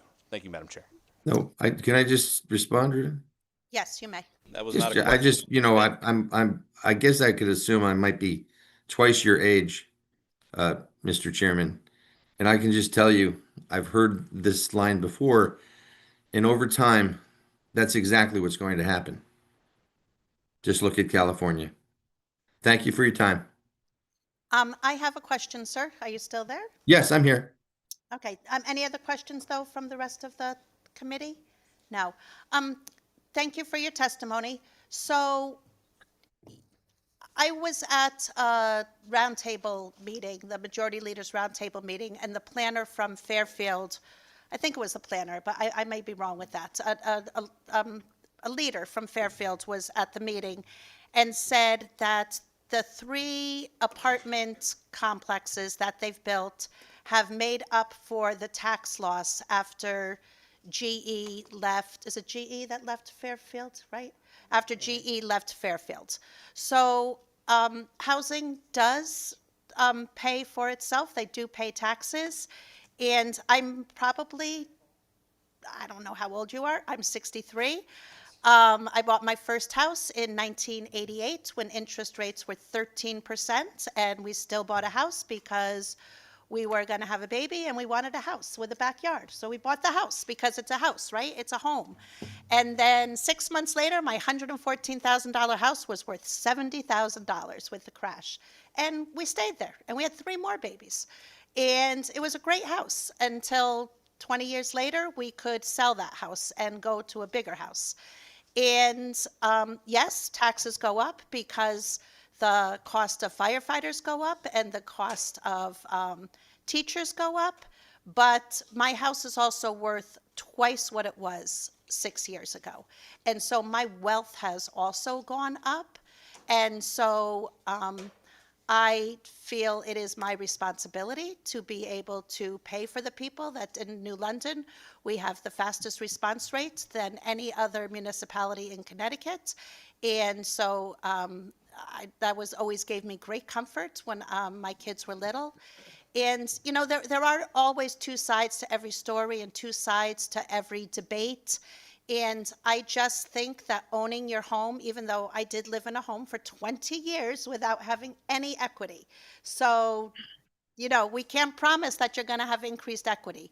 But when you do, boy, it's a really nice feeling, and you definitely sleep better at night. And I just want to extend that same privilege to all of the young people that are moving to Connecticut and working here. So I'm just curious, what do you think about my little elevator pitch? No, I know who you're talking about. I won't name the person in Fairfield. And we're actually trying to get information from the town because we don't know that that statement's exactly true. We do know this, that commercial, I believe residential taxes with the new revaluation have gone up, I don't know, between 45 and 60%, while commercial real estate's only gone up 17%. We're not getting many businesses coming into, and I'm not talking about restaurants, I'm talking about substantial businesses that pay taxes like GE, which we lost. So that overall, that has not been made up. We're still looking at an empty metro station business complex, and we're still wondering what's going on with that. There's nothing there. And I think part of that reason was the town couldn't afford to pay for the sewer line, enormous sewer line that would support all those massive buildings and hotels that would go in there that would supposed to take away our tax burden. So, there's a lot of smoke and mirrors when you're dealing with these kinds of bills and projects. But I think I would go back to the idea of, I certainly don't feel like those of you in Hartford, with rare exception, I'll be selfish, have come to me and said, what do you think about this? Or come to our town, or to the taxpayers, to the residents in general in Connecticut. And I'm not talking about through representatives. I mean, what does everyone actually feel, okay, throughout the state about these kinds of bills and these kinds of developments? Because we don't want to lose. And the way this is set up, and not necessarily the bill you're talking about, but the way these bills are set up, historical footprints are threatened. Certainly, I'm a master gardener, so I can see the effect on the wetlands and the flora in the different towns. If you allow, and builders don't care. I'm not, it's a blanket statement, but they've got to maximize their dollars. And I had a personal experience next door to me brand new building. Told the guy, don't build down too far with the basement, or you're gonna have to put that pipe back, this, that. And you know what happened? The town let him do it. And I told the owner, said, get ready, you're gonna have water in your basement. And $25,000 later, they had to have a lot of work done. So these are the kinds of things that don't get discussed. I wish we had an actual resource where people could go through projects from beginning to end and see this is what we were trying to do and this is what actually happened. And this is the effect it had on the town. So, I mean, I admire the idea of affordable housing, and certainly, we couldn't have bought our house without help. My father couldn't have bought the house in Stanford that he bought many years ago and then had to leave because of the cost of living through taxation. So, I hate to be, I hate to throw water on a fire, but I know we want what we want, but I think we need to slow down. We need to really digest this information and get some factual data of what actually is going to happen when we allow this kind of building to take place. Thank you, sir. Thank you. Yep. Next, we will go to Thomas Pinkowish, and then C. Marcella Karowski, and then in person, Thomas Burr and William Delacarma.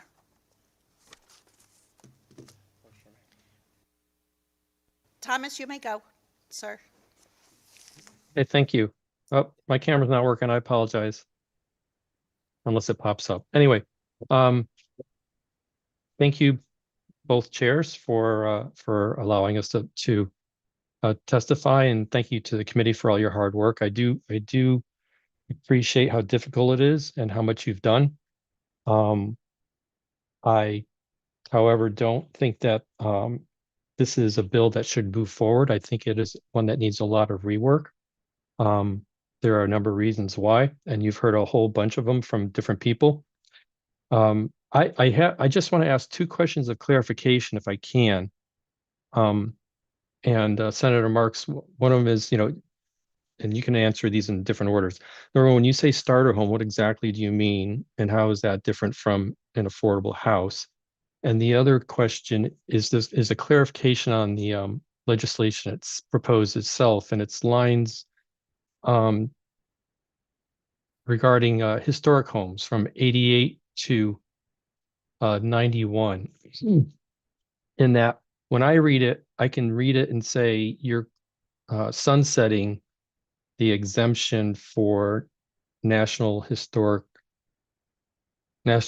of Historic Places, where it says, you can't use this exemption unless something has been placed in the National Registry before July 1, 2026. So does that date refer to a definition of National Historic Registry of Places, or does it refer to a property that had to be listed prior to that date? Excuse me, Mr. Pinkowish, just Yes. This is a public hearing, so can you give your full 3-minute statement and then things can be addressed once you're done? There's Okay, not a great. question and answer. Thank All you. right, well, only because that kind of I was just trying to focus on things that hadn't been covered yet. And so if it does mean that you're sunsetting historical homes, I think that is going to do a lot more harm than good. There are a number of towns that rely on tourism. People come to visit these homes. If you can't continue to have them, there are many more historic homes in the state that aren't registered yet, but want to. And who knows, one day maybe yours will be if you become president and get elected twice, and we'll want to put your house into the historic registry, but we won't be able to. So that's why I asked for the clarification. But the impact on tourism, associated jobs, if you don't continue to preserve this housing and future homes in this way, people won't come to visit if there's a multifamily or a series of multifamilies in the area, in those areas where you've had them designated, but certain homes had not been included. Okay, moving from that. The other question and Mr. clarification is Pinkowicz, starter homes. just to give Yeah, us the 15-second wrap up, your time has expired.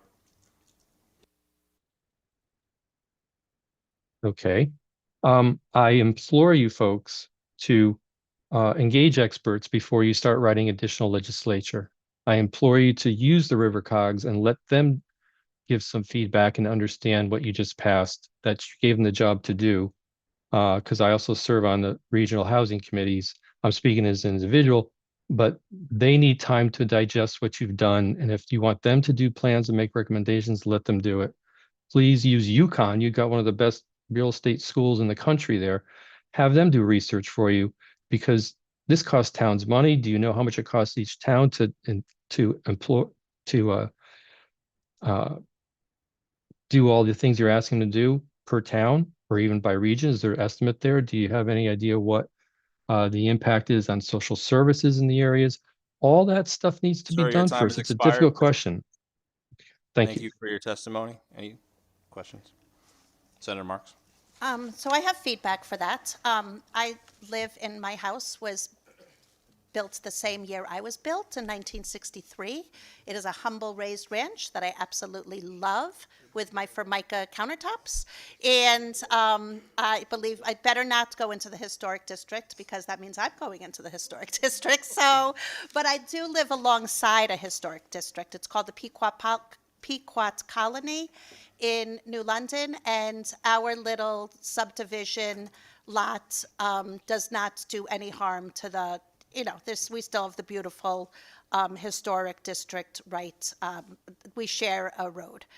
And then taxes and services to the towns. New London has put in 800 new apartments. We have not needed to hire any additional building inspectors, any additional firefighters, any additional police officers.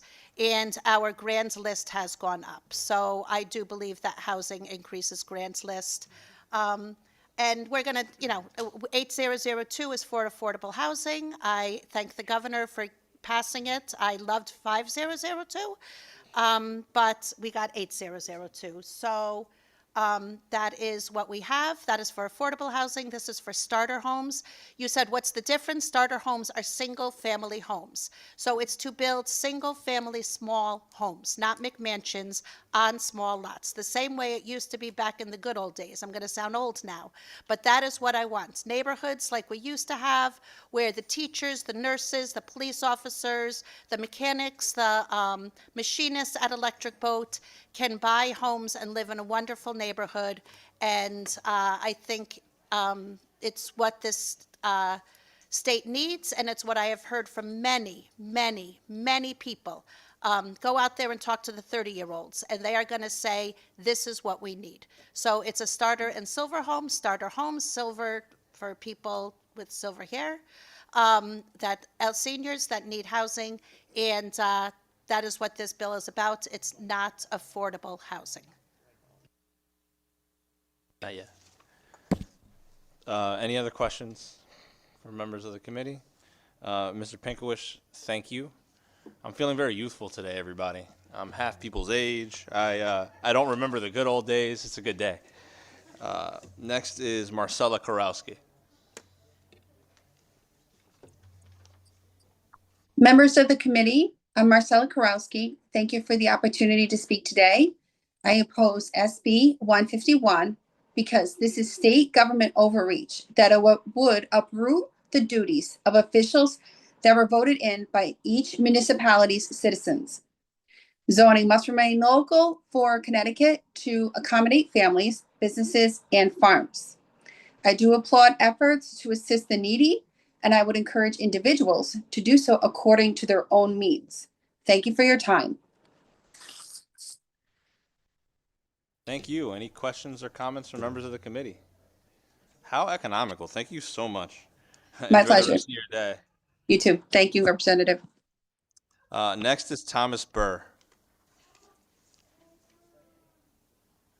Oh, there he is. Nice to see you again, sir. Floor is yours.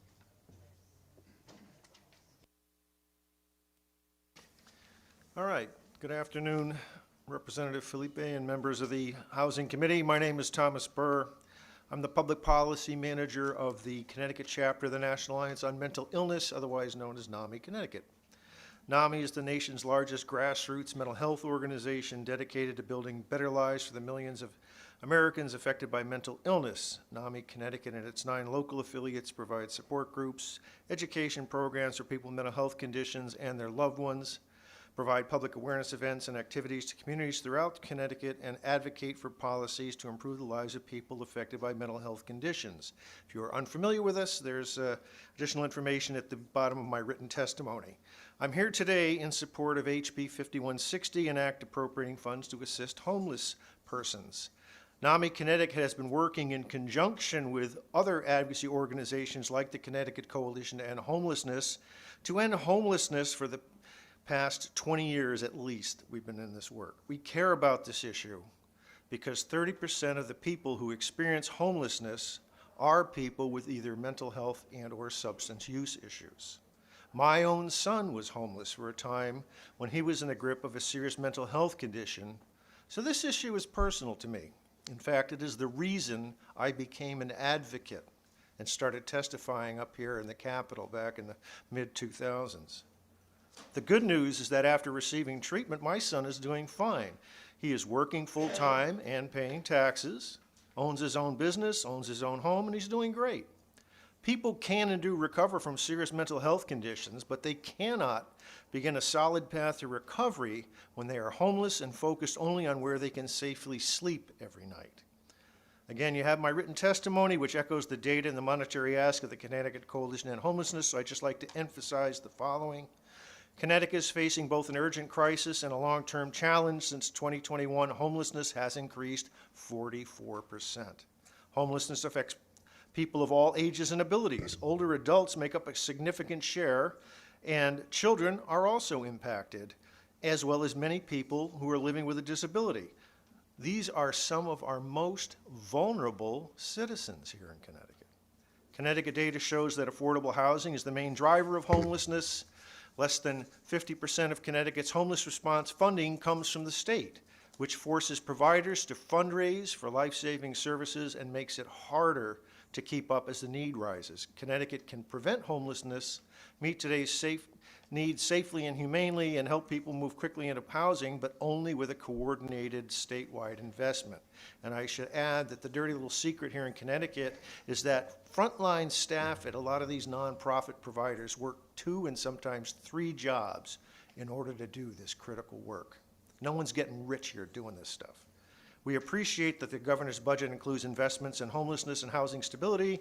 These dollars matter and they reflect recognition of the urgency, but they're just a starting point, not a solution to the scaled needs. So in summary, we're urging the committee to amend HB 5160 to increase the appropriation from $33.5 million to $123.9 million annually, so the bill reflects the full coordinated statewide investment required to meet the moment. Thank you.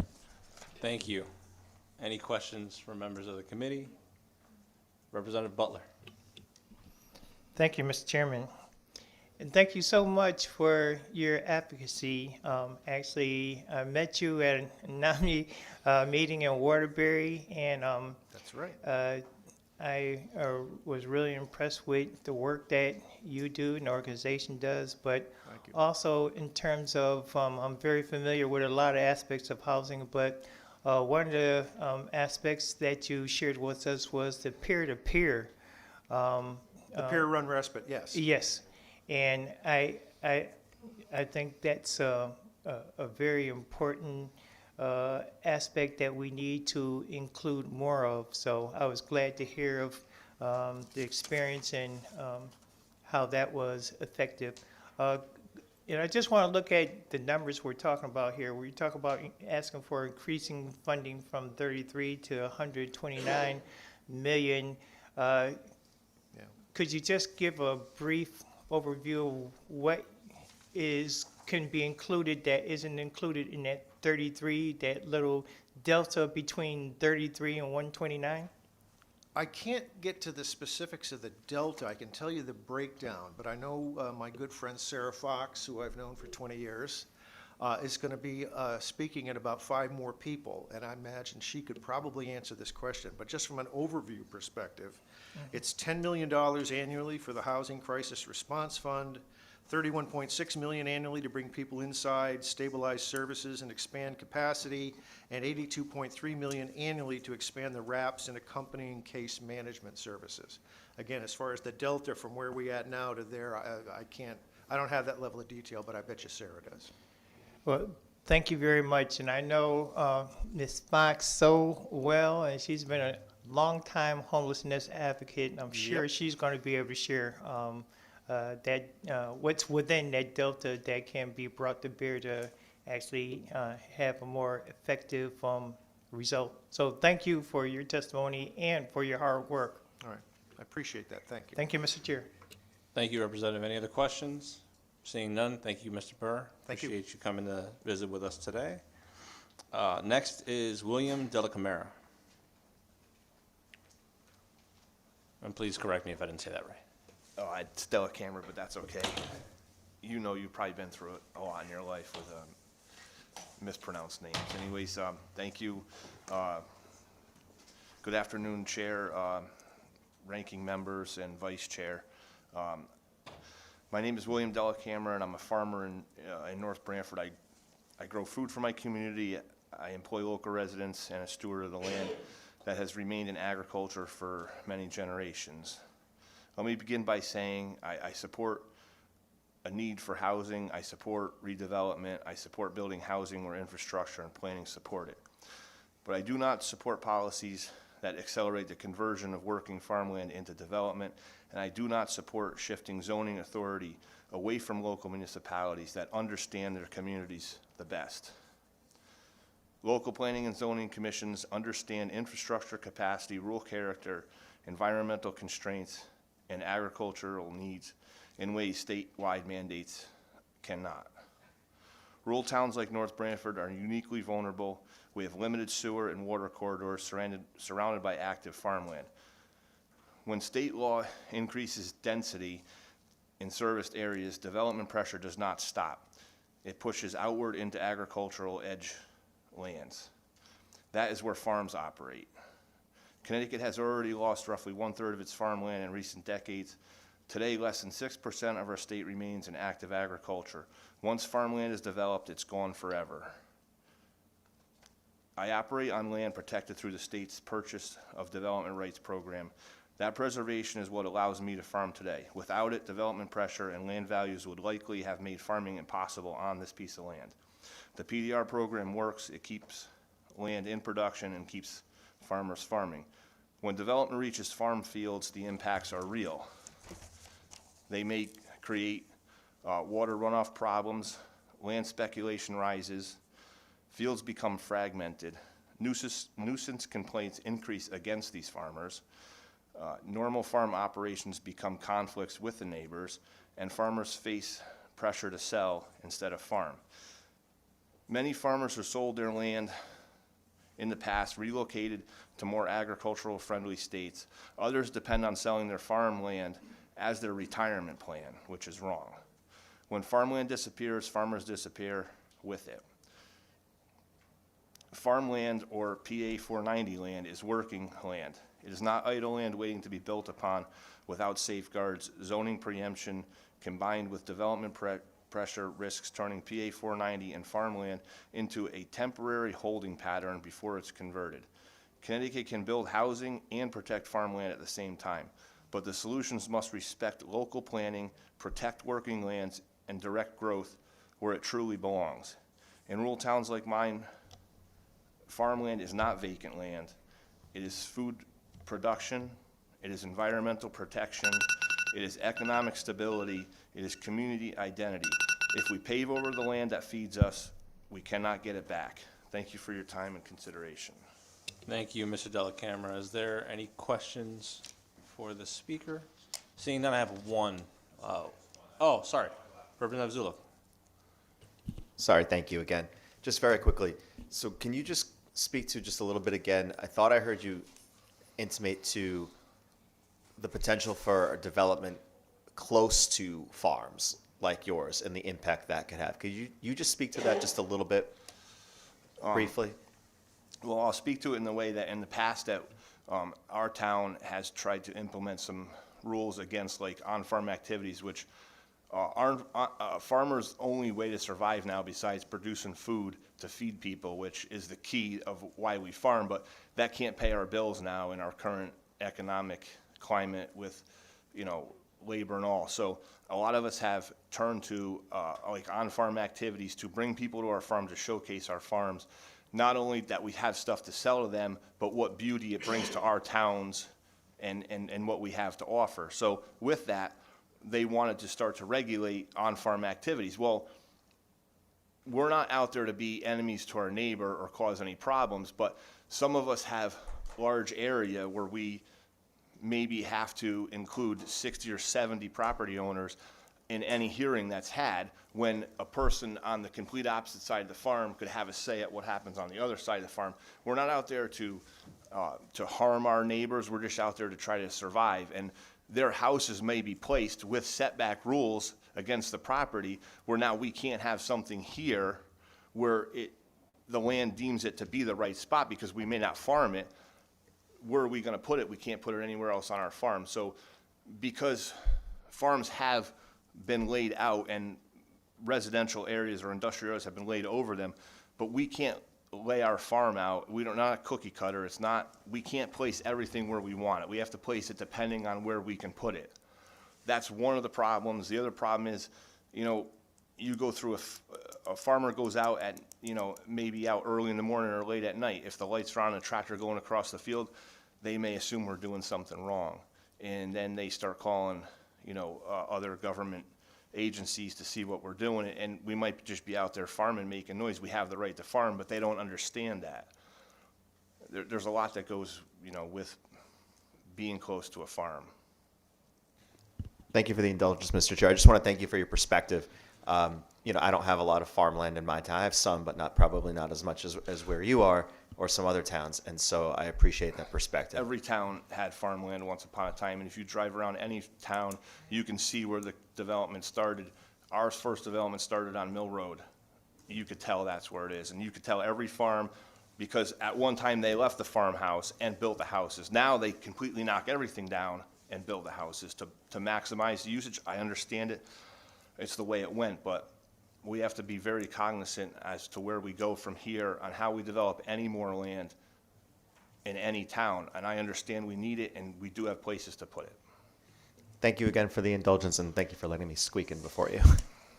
Thank you, Representative. My only question was, I was going to give you a little chance to plug yourself. What do you grow? Like, what's the main thing that you grow, and where do you grow it? Well, I have a 125-acre mixed vegetable farm in Northford, Connecticut, where I grow fresh vegetables, and the only fruit I grow is strawberries. I run a little pick your own. I have a little farm stand, a CSA, and I have some outdoor agritainment. You've probably seen me in the news over the past 2 years where there was a severe hailstorm which destroyed my farm, and I've been on a crusade to make sure that not only Connecticut agriculture, but small agriculture across the United States gets the help they need, which we are severely depressed in that, especially when it comes to what I told you is considered a specialty crop by the United States Department of Agriculture. And there's nothing specialty about that. You could leave here today, and tonight you want your salad with your fresh tomatoes and, you know, cucumbers, whatever you want on it. So it's not a specialty crop. It's a means of survival to eat. Thank you. And my co-chair just wants me to ask you one more question, and that's, did you drive a tractor to D.C.? Yes, I did.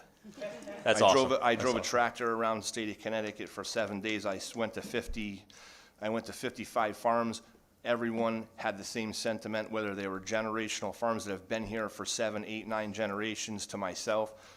I was here on September 13th of 2024. We had a press conference outside. I left here. I drove from here.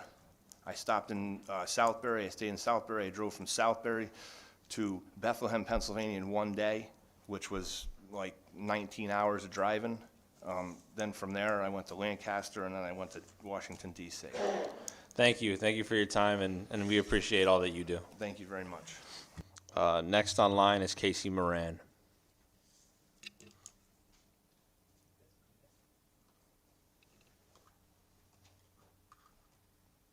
Hey, good afternoon, members of the Housing Committee, Chair Matt Marks, Chair Felipe, ranking members Sampson and Scott, and distinguished members. Thank you for the opportunity to submit testimony. I'm here to testify in favor of SB 151, the act prohibiting certain land use restrictions. And I'm here testifying, unfortunately, with a little bit of a fatalistic outlook to this whole process as a relatively young person here in Connecticut.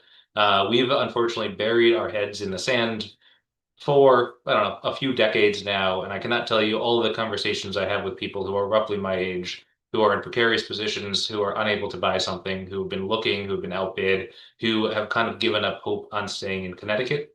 But there's really nothing complicated about our housing crisis. It's caused by a shortage of homes, and there's nothing complicated about the solution when you have a supply shortage. You build more homes. Further, there's not much complicated about how you solve for that shortage. You make it so more homes can be built, and that's exactly what this bill intends to do. But rather than talk about the bill specifically, let me give you a quick story through some data. Starting in the 1950s, towns across Connecticut massively restricted their zoning through the implementation of zoning restrictions. A quick quote from a 1954 article reads as follows: "Bewildered Fairfield, Connecticut town officials are experimenting with restrictive zoning to let some people in and to keep most people out." That was 70 years ago, and that's exactly how we led to our current housing crisis. We used to build about 25,000 homes per year in that era. The zoning that was initially done left room for future home building, mostly through sprawling single-family neighborhoods, but even in more densely built-up garden apartments.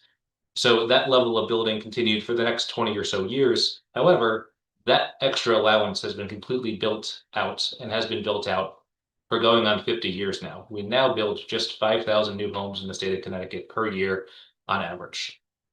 A new starter home could be built in the year 2026 for about $200,000, priced far below your average selling price in Connecticut in any corner.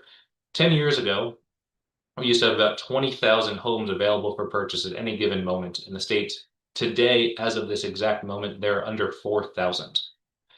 And I got so frustrated at the situation, I started counting all of the times the towns across Connecticut denied homes. In 2023, it was over 4,700 times. In 2024, it was over 3,400 times. So in the last 2 full years that I have data for, over 8,000 homes were blocked by towns in Connecticut.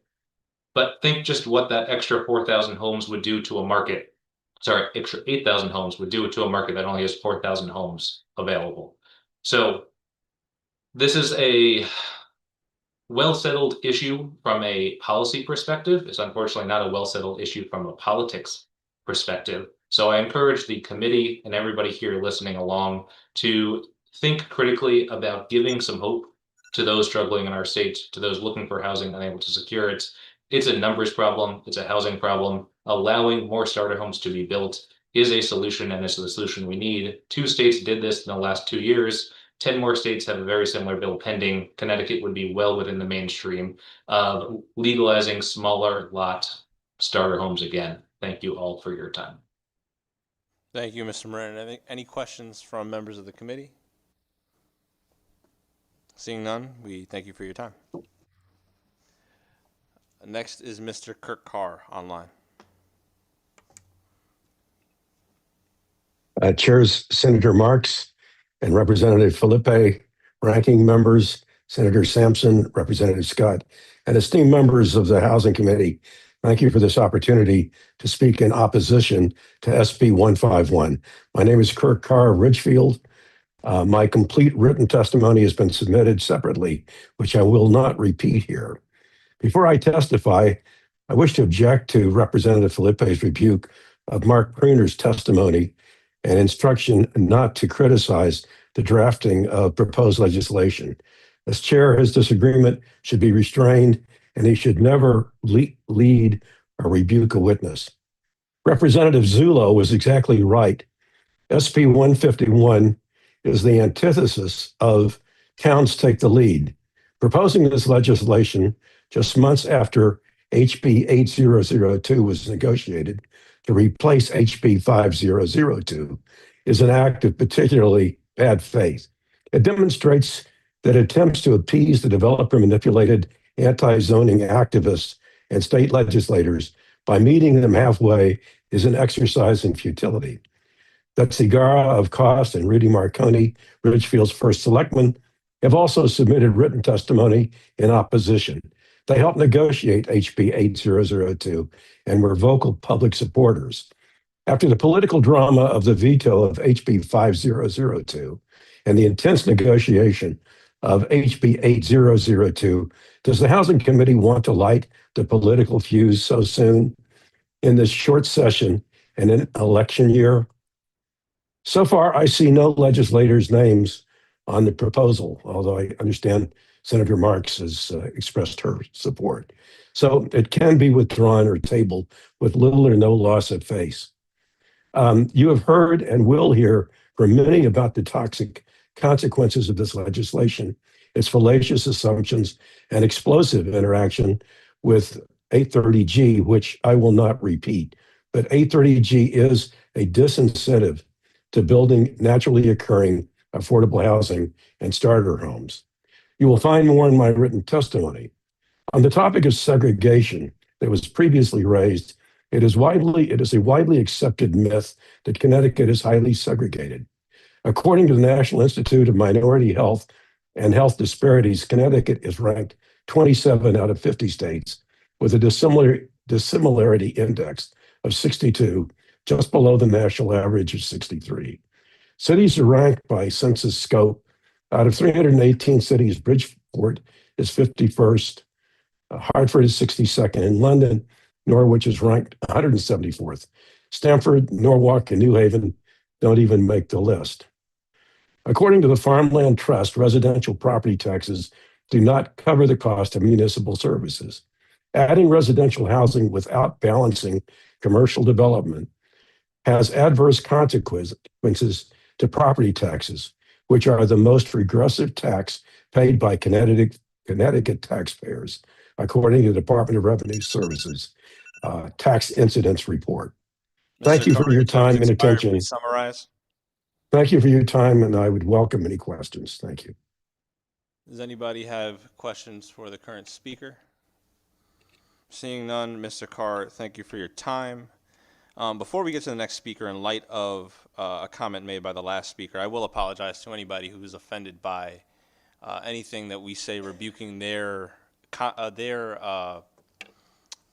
views on us as representatives, their views on the policy that's before us. However, if there is anything that anybody says in these public hearings that have anything to do with our bipartisan staff, who are members of staff, and we're not elected to be criticized in the way that we are to be criticized, I will defend them, and I will not apologize for it. Next is Stephanie Carnaroli. She's not here. Sarah Fox.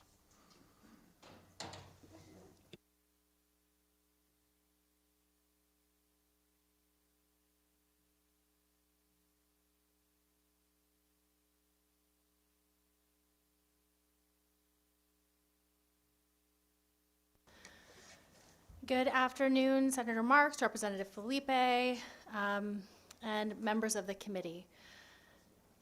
We are in a hard time across the state, and what we're talking about here today is about, and oftentimes is, about haves and have-nots. When we look out across the state of Connecticut, there is indeed striking segregation, and we also see many people falling into homelessness because they cannot make it. People working 2, 3 jobs. We hear from families, relatives, people in every single town about the fact that they have their daughter living in their basement because there's no place for her to move. And what this means for homelessness is it's just simple math. As more and more people are unable to find affordable places to live, and more strikingly, there's very little deeply affordable housing, our wait times for shelter increase exponentially. It becomes so much more difficult to find a shelter bed. People call to 211.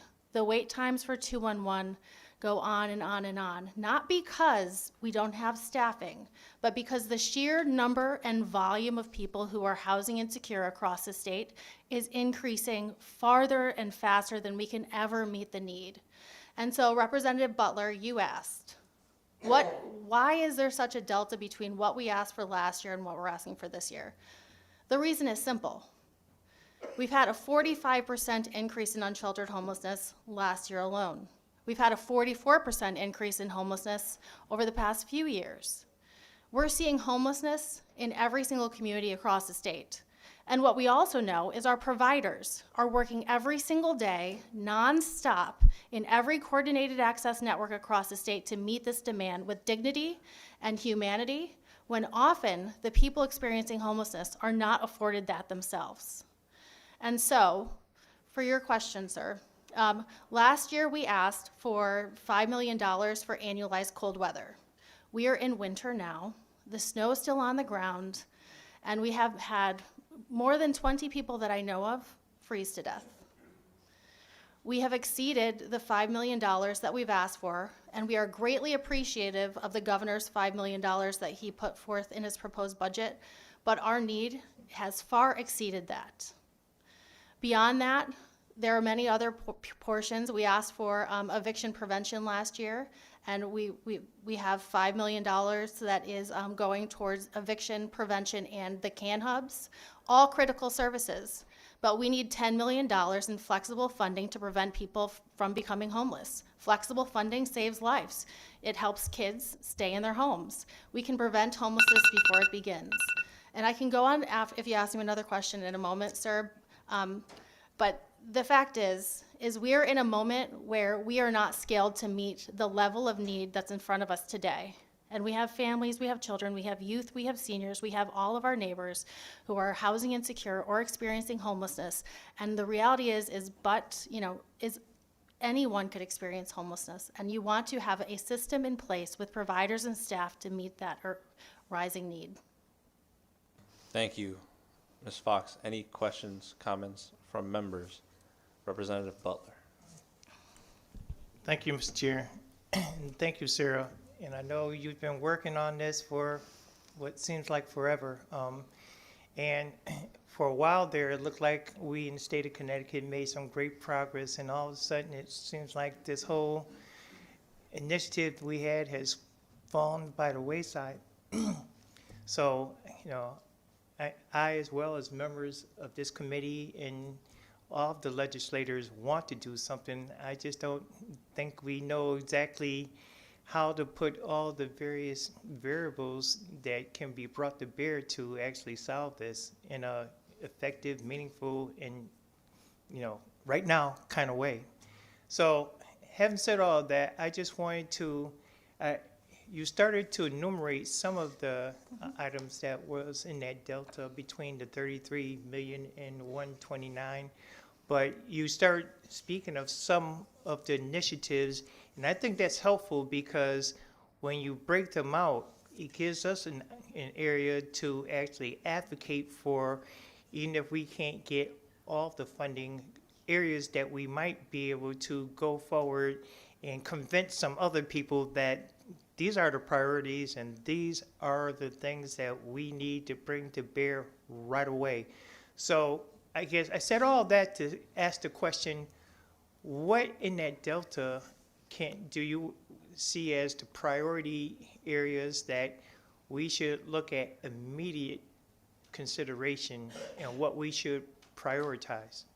Well, so the main delta, which I was just about to get to, and my 3 minutes were up, was this year we heard from providers, legislators, people experiencing homelessness across the state, and communities that what they really need is they need RAPs, they need rental assistance program units that are accessible to them, and so that is the lion's share of this agenda, which is $50 million for rental assistance program vouchers that are deeply affordable, and then accompanying case management so people have the supports that they need.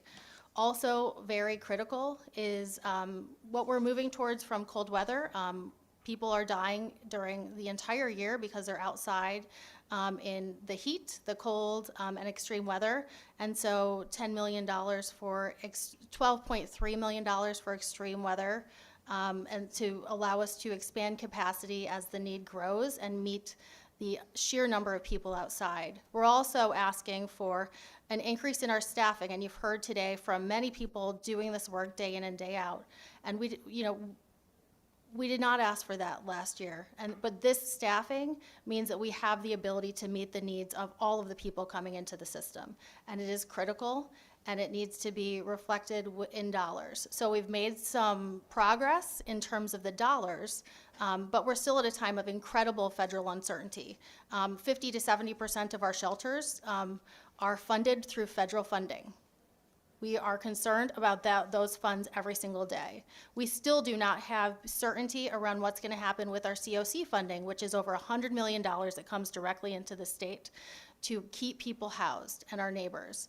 And so during this time, some of the costs from the federal government will also need to shift to the state government, and we need to make sure that we have the resources in place day in and day out to prevent, respond, and house our neighbors. You're welcome. Thank you, Representative. Any other questions? Senator Marks? Oh, I have a question? You raised your hand. I know, before I did. Hi, Sarah. I was looking at a picture of my granddaughter. Sorry. So just the flexible spending. I just think it's so important, and just to keep people out of homelessness. I mean, I know before I got into politics and when I was just a person out there and a nurse, it was just so frustrating for me. It's like, why can't we do it before? So will any of this money be able to help some of that, or is that just completely new money that we have to find for you? And I think you deserve, not you, but all of the industry that is working so incredibly hard for what you do. It's money that's going to take care of it, and we can't ask, and that's it. And I would ask for all of it. And I very much appreciate you, and that we're asking for $10 million in flexible funding. So that's $10 million that's targeted, just as Adriana shared earlier this morning. It's targeted, it's called flexible funding. It's the I'm calling it the wrong name. It is the Housing Crisis Response Fund to stop homelessness before it begins. These are dollars that are put out into every single coordinated access network, and sometimes it takes $30, sometimes it takes $100, sometimes it takes the cost of a security deposit or a down payment. But what it means is people don't become homeless. When a child experiences homelessness, and I have, what it means is you're not able to learn. The long-term cost of homelessness are so great, and these are small investments that we can make for our neighbors that provide them with dignity and options instead of becoming homeless. And so $10 million is like a down payment into our communities to keep people safe and keep them housed. Senator Marks?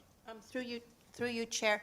And in the press conference this morning with Just Cause, I said a statement that I hope it wasn't insensitive, but it's something that I think is true when I said going to a homeless shelter is traumatic. And because I sometimes think people, oh, well, just go to the shelter and, everything will be fine. Even a family, just go to the shelter. I mean, I've taken care of families in the shelter, and it's hard. Like, it's so hard. So first, was that an insensitive thing for me to say? Because I've been thinking, I've been double guessing myself after I said it. And is it a true statement? Yeah, it's true. As a person who's experienced homelessness and working alongside so many incredible providers like Kellyanne Day over here from New Reach, I got Jim Pettinelli, I've had others in the room today. It is dehumanizing to experience homelessness. And we know, and my testimony has tons of statistics in it, but so many elderly, so many people who just can't make it or afford housing any longer are now, subjected to living on bunks. And if you haven't been to a homeless shelter, we invite you to come join us and come see what it's really like, because it is really, really difficult when you are trying to make it. Our providers do incredible work, but you still have, like in Waterbury, you have hundreds who are in a shelter, who are in bunks that are very close in proximity to each other. You have parents who the only place they have for their children is a small community room, and that's where homework gets done. And we know from national studies that it is so much harder to learn. And we also know that people die so much earlier when they experience homelessness, and that's people in shelter as well. And so today, when what we're talking about is about our neighborhoods and our communities, for people who are in line for shelter, it's awful, and many die during that time in their waiting. But once you get into shelter, now it's becoming home because there's no place else for people to live. And so once it becomes a home, that is when, people lose hope, they lose options. And, and we often hear so much from people that, everyone's, mental health is increasing, the population is growing so much more challenging. But the reality is if you experience homelessness for one moment, one day, the stress alone is so traumatizing that you understand then why people turn to substances. You understand then why people's mental health worsens, because the fact is that it is homelessness that is really the cause of those worsening symptoms. And it is downright deplorable that we don't have the resources in place in this state to provide a humane response to housing due to scarcity. And that's why our legislative agenda is so much different, because this is a statement of need. This is what we need. This is what we need to save lives. And this is what our providers need to have the staff to meet people where they're at.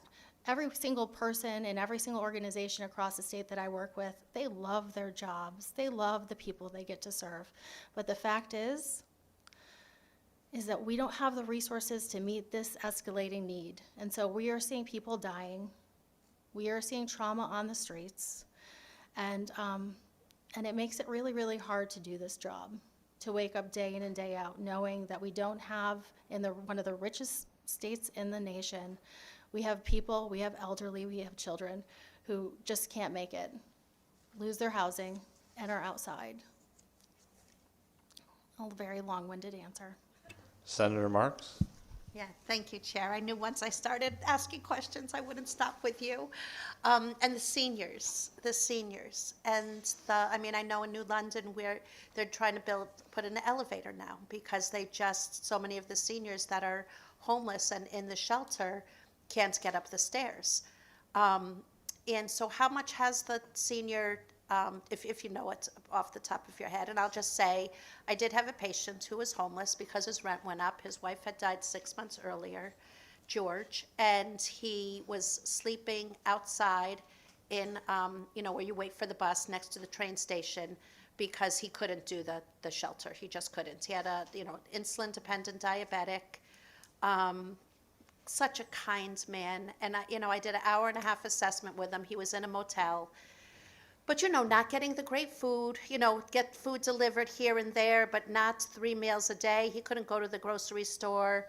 And they did find him dead in the motel.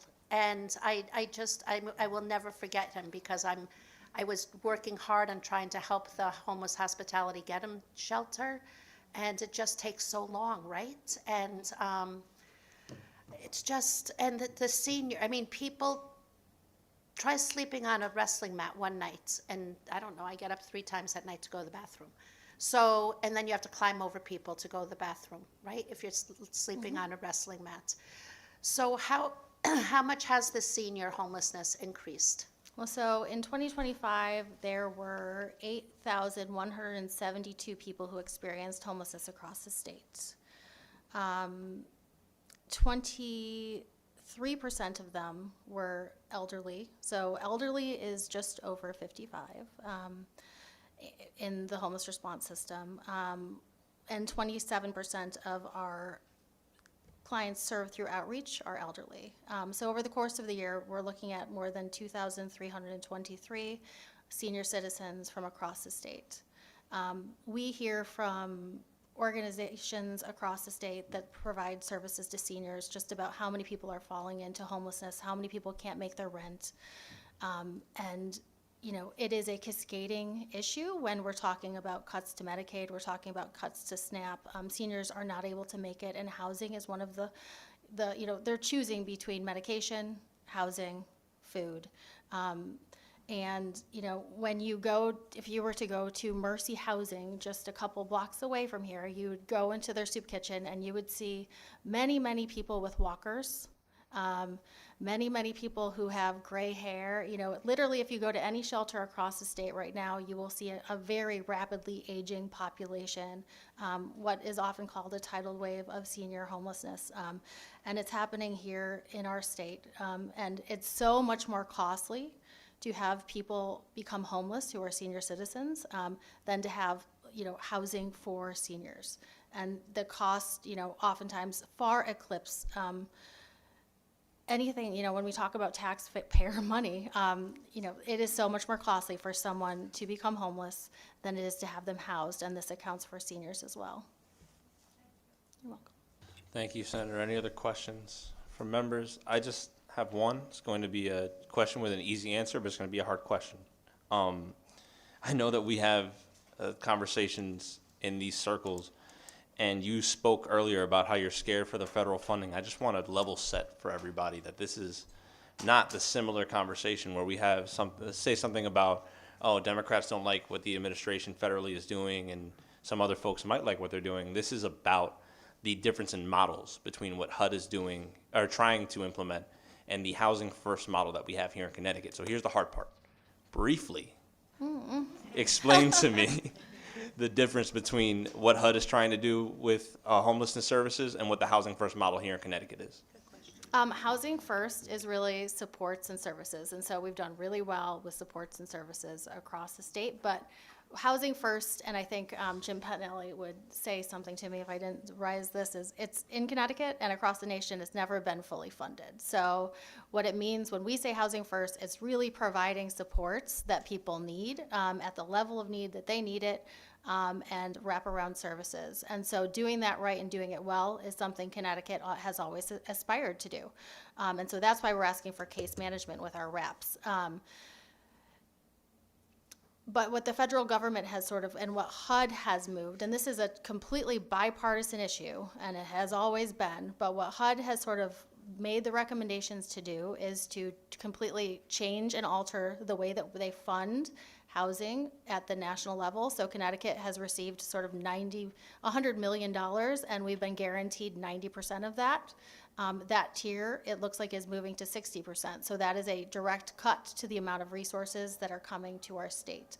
They've also began to incentivize the criminalization of homelessness and forcing people to have treatment. And while we recommend case management, it looks very different if people are institutionalized or locked up because they are experiencing homelessness. And this is at the same time as when the Supreme Court passed a law through Johnson versus Grant Pass, which says that you can be locked up for sleeping outside. So in a state where we have 200 people in a wait list in Hartford trying to get into shelter, oftentimes throughout the year, what that means is that you're able to lock a person up for sleeping on a park bench.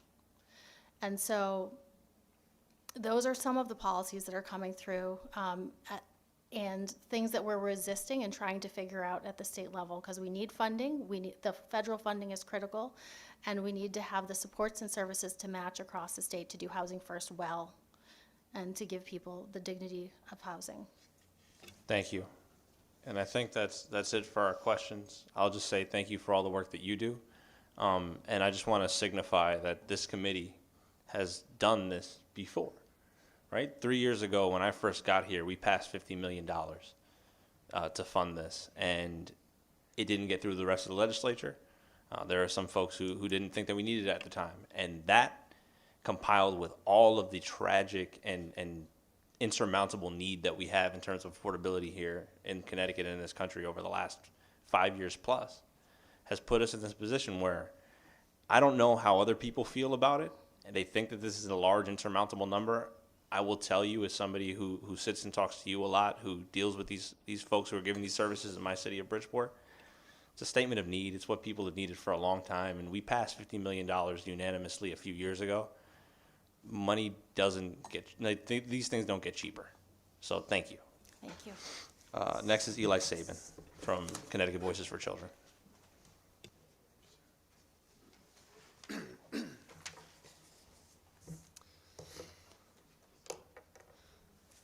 Good afternoon, Chair Felipe, Chair Marks, Ranking Member Scott, and members of the Housing Committee.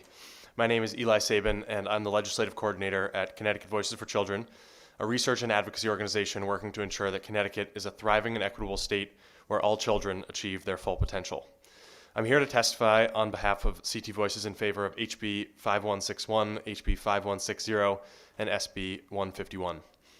CT Voices supports HB 5161, an act requiring the collection of identifying information of non-resident owners of residential property, because it will help ensure renters live in the safe, quality housing they deserve.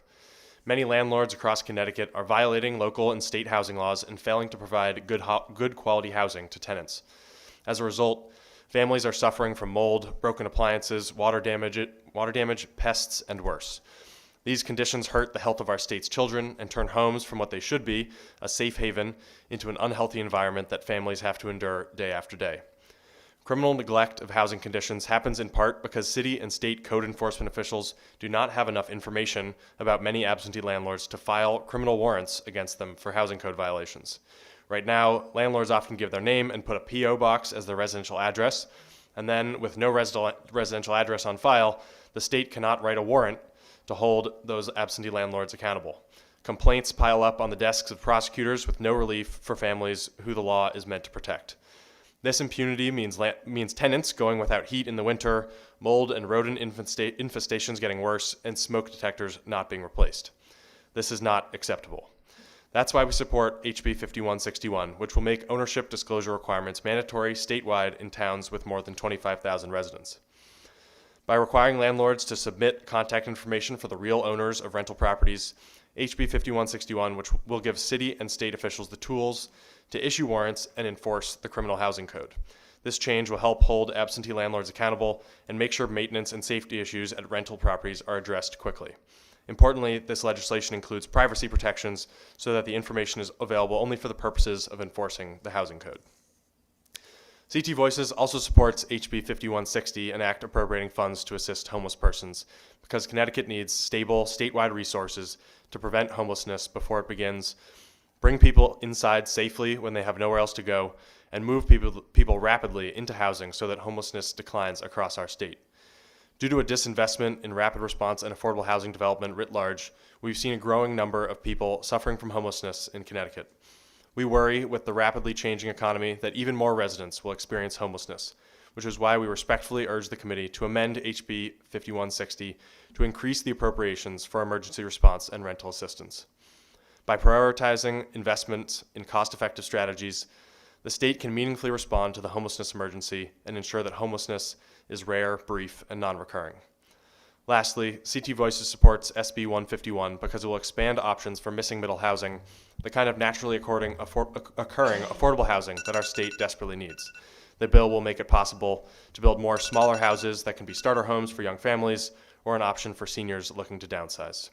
Overall, CT Voices supports SB 151, HB 5160, and HB 5161, and we urge the Housing Committee to support this legislation to protect tenants, help end homelessness, and expand housing options. Thank you. Thank you, Eli. Any questions or comments from members? Representative Scott. Thank you, Mr. Chair. Through you, Mr. Chair.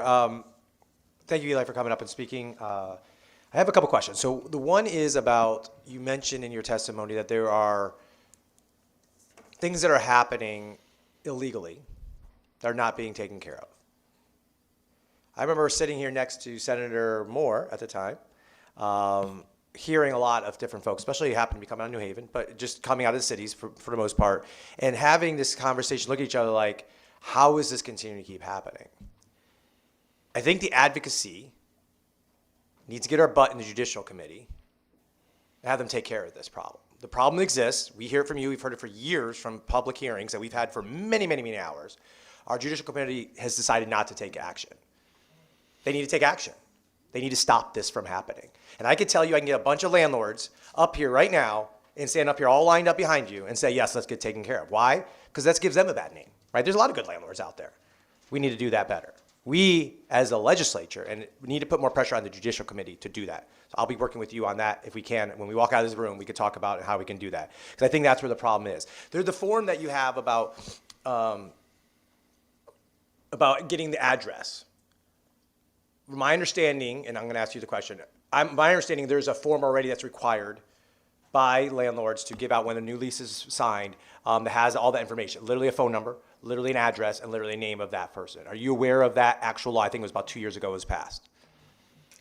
My understanding is that often landlords are required to provide an address, but it can be a P.O. box, and often landlords are providing a P.O. box in Florida, New Jersey, or something like that. And when the state prosecutors who enforce the criminal housing code try to issue a warrant to enforce the criminal violations, they're not able to use a P.O. box because they know that it's not a residential address, and so they can't serve the warrant for the criminal violation using that P.O. box. And we've worked closely with the state housing prosecutor's office in the past, who has dealt with this issue. They've said they're spending maybe 30% of their time trying to track down the landlords who they don't have addresses for. And they don't have a team of detectives to go find the residential addresses. And so these complaints keep piling up and go unaddressed. Yeah, so again, I would go back to things. I don't know if we need to pass out a law. I think we have a law. I think we can go back and look in this form that should be filled out properly. And I would say a P.O. box is not filling it out properly. It's not giving me the address, the way to communicate to the folks, phone number, email address, whatever it might be. I think we have the laws on the books already. We need to enforce these laws, and we need to make sure there's penalties if they're not being enforced. I think if you do that, if these landlords want to talk with money, you start penalizing them, they're going to get attention really fast. That's the way to do it. And I know this legislature, especially the Judicial Committee, has gone away from any additional penalties on anybody. And I get that, but these are hurting the most vulnerable people that we're talking about. These are people who have mold in their facility, don't have heat in the winter. I think it's time. So I'm going to meet with you outside here in a minute, and we're going to talk. And I'd like to be able to see how we can go and put more pressure on the Judicial Committee. I hope we have some more folks on the Housing Committee that also look at that way. But also, I do want to talk about this form that's filled out. If there's a form that's already supposed to be filled out, and we can circle back on that, and it's not specific what needs to be done, maybe there's a loophole for P.O. boxes, let's close that loophole. Let's make sure it's clear as day that they have to give us an address and give us a phone number, give us an email address, whatever it is that has to be done. Totally fine with that. We want to make sure we get a hold of these folks. So when they're doing things that are not good to those folks who are vulnerable in winter times or other times, that's happening. So I appreciate that. I appreciate you. We'll continue to keep working through it. So thank you. Thank you, Representative Scott. Representative Butler. Thank you, Mr. Chairman. And I too agree with Representative Scott. I believe that all the landlords, property owners who look at this issue want us to deal with this, because all those people who are abusing the system are giving them a bad name. Giving them a bad name for the way they're acting. So, and again, I thought that we passed a bill that wouldn't allow a landlord to use a P.O. box. I don't know if that is something you're just doing and just getting away with, because in the bill we passed, I thought they had to provide an actual address, not a P.O. box. So we need to close that immediately. Now, I have two questions. I'll just ask them both quickly. One, what percentage of, say, in-state property owners do you think are using this versus out-of-state property owners? That's the first question. Secondly, I'd like to know what we can do to address, say, the New York owners that, okay, they have an address in New York. How do we actually hold them to account? And have you actually thought about working with the Attorney General's office to maybe have a reciprocal agreement with the state that we will deal with these folks that are abusing this system? Thank you, Representative Butler. In response to your question, I'm not sure offhand the percentage of landlords in-state versus out-state who have residential addresses on file, but we can look into that and get back to you. In terms of enforcing the law across state lines and with respect to New York, there are a couple of other states, including New York and New Jersey, that have laws on the books similar to what we're proposing here that require residential addresses, and they're doing a bit of a better job than we are right now in making sure that they can go through the process and issue warrants for criminal housing code violations. And so I think we need to match their work on this and collaborate with their officials to make sure that we're getting the right information. One thing I would also add is that we have a law on the books in Connecticut right now for foreclosures. If you foreclose on a property, then you have to provide a residential address to city government, because we understand that there can be lots of blight issues and other problems that might arise at the property, and it's really important for town officials and the state to be able to contact somebody who owns that property very quickly. And so what we're proposing here is to make sure that we have similar requirements in place for landlords who own property, and there might be safety and health problems at their properties that go unaddressed if there's no ability to hold their landlords accountable. Thank you, Representative. Any other comments or questions? Hearing none. What he said and what he said. Thank you, Mr. Saban. Thank you, Mr. Chair. Thank you. Next on line, we have Maria Weingart. Floor is yours. Good afternoon. Senator Marks, Representative Felipe, Senator Sampson, Representative Scott, and distinguished members of the Housing Committee. Thank you for this opportunity to submit testimony. My name is Maria Weingarten. I'm a member of the New Canaan Board of Finance, New Canaan Affordable Housing Committee, and a co-founder of CT 169 Strong. I want to start by saying that we all share the same goal to improve affordability in Connecticut. The question is, how are we going to get there? How and are the bills that are being raised actually going to solve for what we're looking to solve for? And again, we're not talking, I do understand this is not affordable housing. There are 4 points that I'd like to make. Senate Bill 151 forces extreme density in areas of public water and sewer. Where it lacks is the addressing the issues with infrastructure capacity that are going to vary. And so that's my greatest concern here. I know there was reference made to a Maryland bill. That's not passed. That's just a proposal. It's their House Bill 239, not enacted. It's a strategic policy there to try to build sensibly where you have sewer and water, which makes sense. But they also have something called APFOs, Adequate Public Facilities Ordinance. Most Maryland counties require proof of infrastructure exists before development approval, including sewer, water, roads, schools. Result, even if zoning technically allows density, development can be denied if utilities are insufficient. This is what is missing in 151. It's common sense that you need these things. And talking about planned for, to try to dust off something that might have been planned for from the 1960s and never happened is not what should be the driving factor to allow for subdivisions. Number 2, infrastructure funding is a real concern. Sewer, water, roads. And saying that taxes are going to cover it from the new residents is just inaccurate. What happens is you reach a cliff where your capacity is maxed out.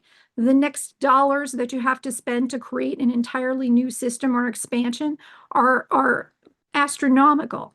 And those are not costs that are going to be picked up by just a simple, just because you have more residents now. It won't happen that way. So it's very important that funding happens, and that's what's missing. So I think if we look to Maryland and other areas that may have had more planned development that weren't as built development as happened in a lot of areas in New England, you're going to have a situation where they were strategically planned out that way. And of course, it makes sense that you want to do more expansion in those areas, but you have to recognize what your systems can manage. And I'll use another example. INRIX did a study on on highways, and they do this every year, and they've shown consistently that Fairfield County is one of the top 20, actually #1 worst for congestion in the entire country. Think Chicago, think Miami, think all these other places, but know that that Connecticut has been this way and has been on this list for years and years. What are we doing to improve what's already a serious problem before we're now trying to exponentially increase density development in this very specific area? And so this is all of I-95 between Greenwich going all the way up to Fairfield, Bridgeport as well. Your time has expired. Please summarize. Okay. So the other things I would say is that, you're also not considering with capacity that there are places like Wilton that don't have sewer, that they rely on Norwalk. If Norwalk has said to them, we have no more capacity for you, how does this bill work? It doesn't. It's time to stop scapegoating zoning. And I can go into this and more if anyone has any questions, but there are 5 costs of development: land, lumber, labor, lending, and loans. And if you don't address all of those costs, you're not really solving for affordability, and you're not solving for actual starter or silver homes. Thank you. Thank you. Any questions, comments? Senator Marks. Thank you, Chair. Through you, thank you, Ms. Weingartner. So, we don't agree on these issues, but I will question that one of the things you said was that the #1 worst area for traffic congestion was on 95 between Greenwich and Bridgeport. So wouldn't you say that if the people were being able to, the young workers who are using 95, if they were able to build a home in the town that they lived, that would be very useful and helpful for the congestion on 95? Depends. Because again, what is often missed here as well is that we lack public mass transit, and so people still need vehicles. So I hear what you're saying about commuting, but most of those good paying jobs from Fairfield County, they're commuting into New York. They're not working here in Connecticut necessarily. They're going to Greenwich and further down into Westchester, into the Metro New York area, to that market. What if we want to solve for affordability in Connecticut? We have to bring back our economy in Connecticut, and that means statewide. That means we have to stop disinvesting into our largest cities of Bridgeport, New Haven, Hartford. The population has been declining in a lot of these areas, and that's because of all of these jobs that have been leaving because of our high energy costs, because of our high costs of unfunded mandates. And this bill is full of unfunded mandate if those infrastructure costs are not part of this bill. If you're not contemplating what that infrastructure capacity limitation is, that is most definitely an unfunded mandate on municipalities, and they pass that on to residents in the form of property taxes, plain and simple. Senator Marks. Thank you. Through you, Chair Felipe. So affordability, right? That's the word of this season. And I would say that affordability, especially the CBIA study that showed that we are losing billions of dollars every year because companies can't employ the people that they need for their businesses. And what they need is housing. And CBIA says we need more housing. It's the #1 factor that is contributing to lack of economic development. So I would just say that building more houses is going to make the cost of housing go down. It's going to allow businesses to flourish, and that it's going to fix the big A problem, affordability. So what do you think about the CBIA study? When you read that study, which I'm sure you did, what did you think about that?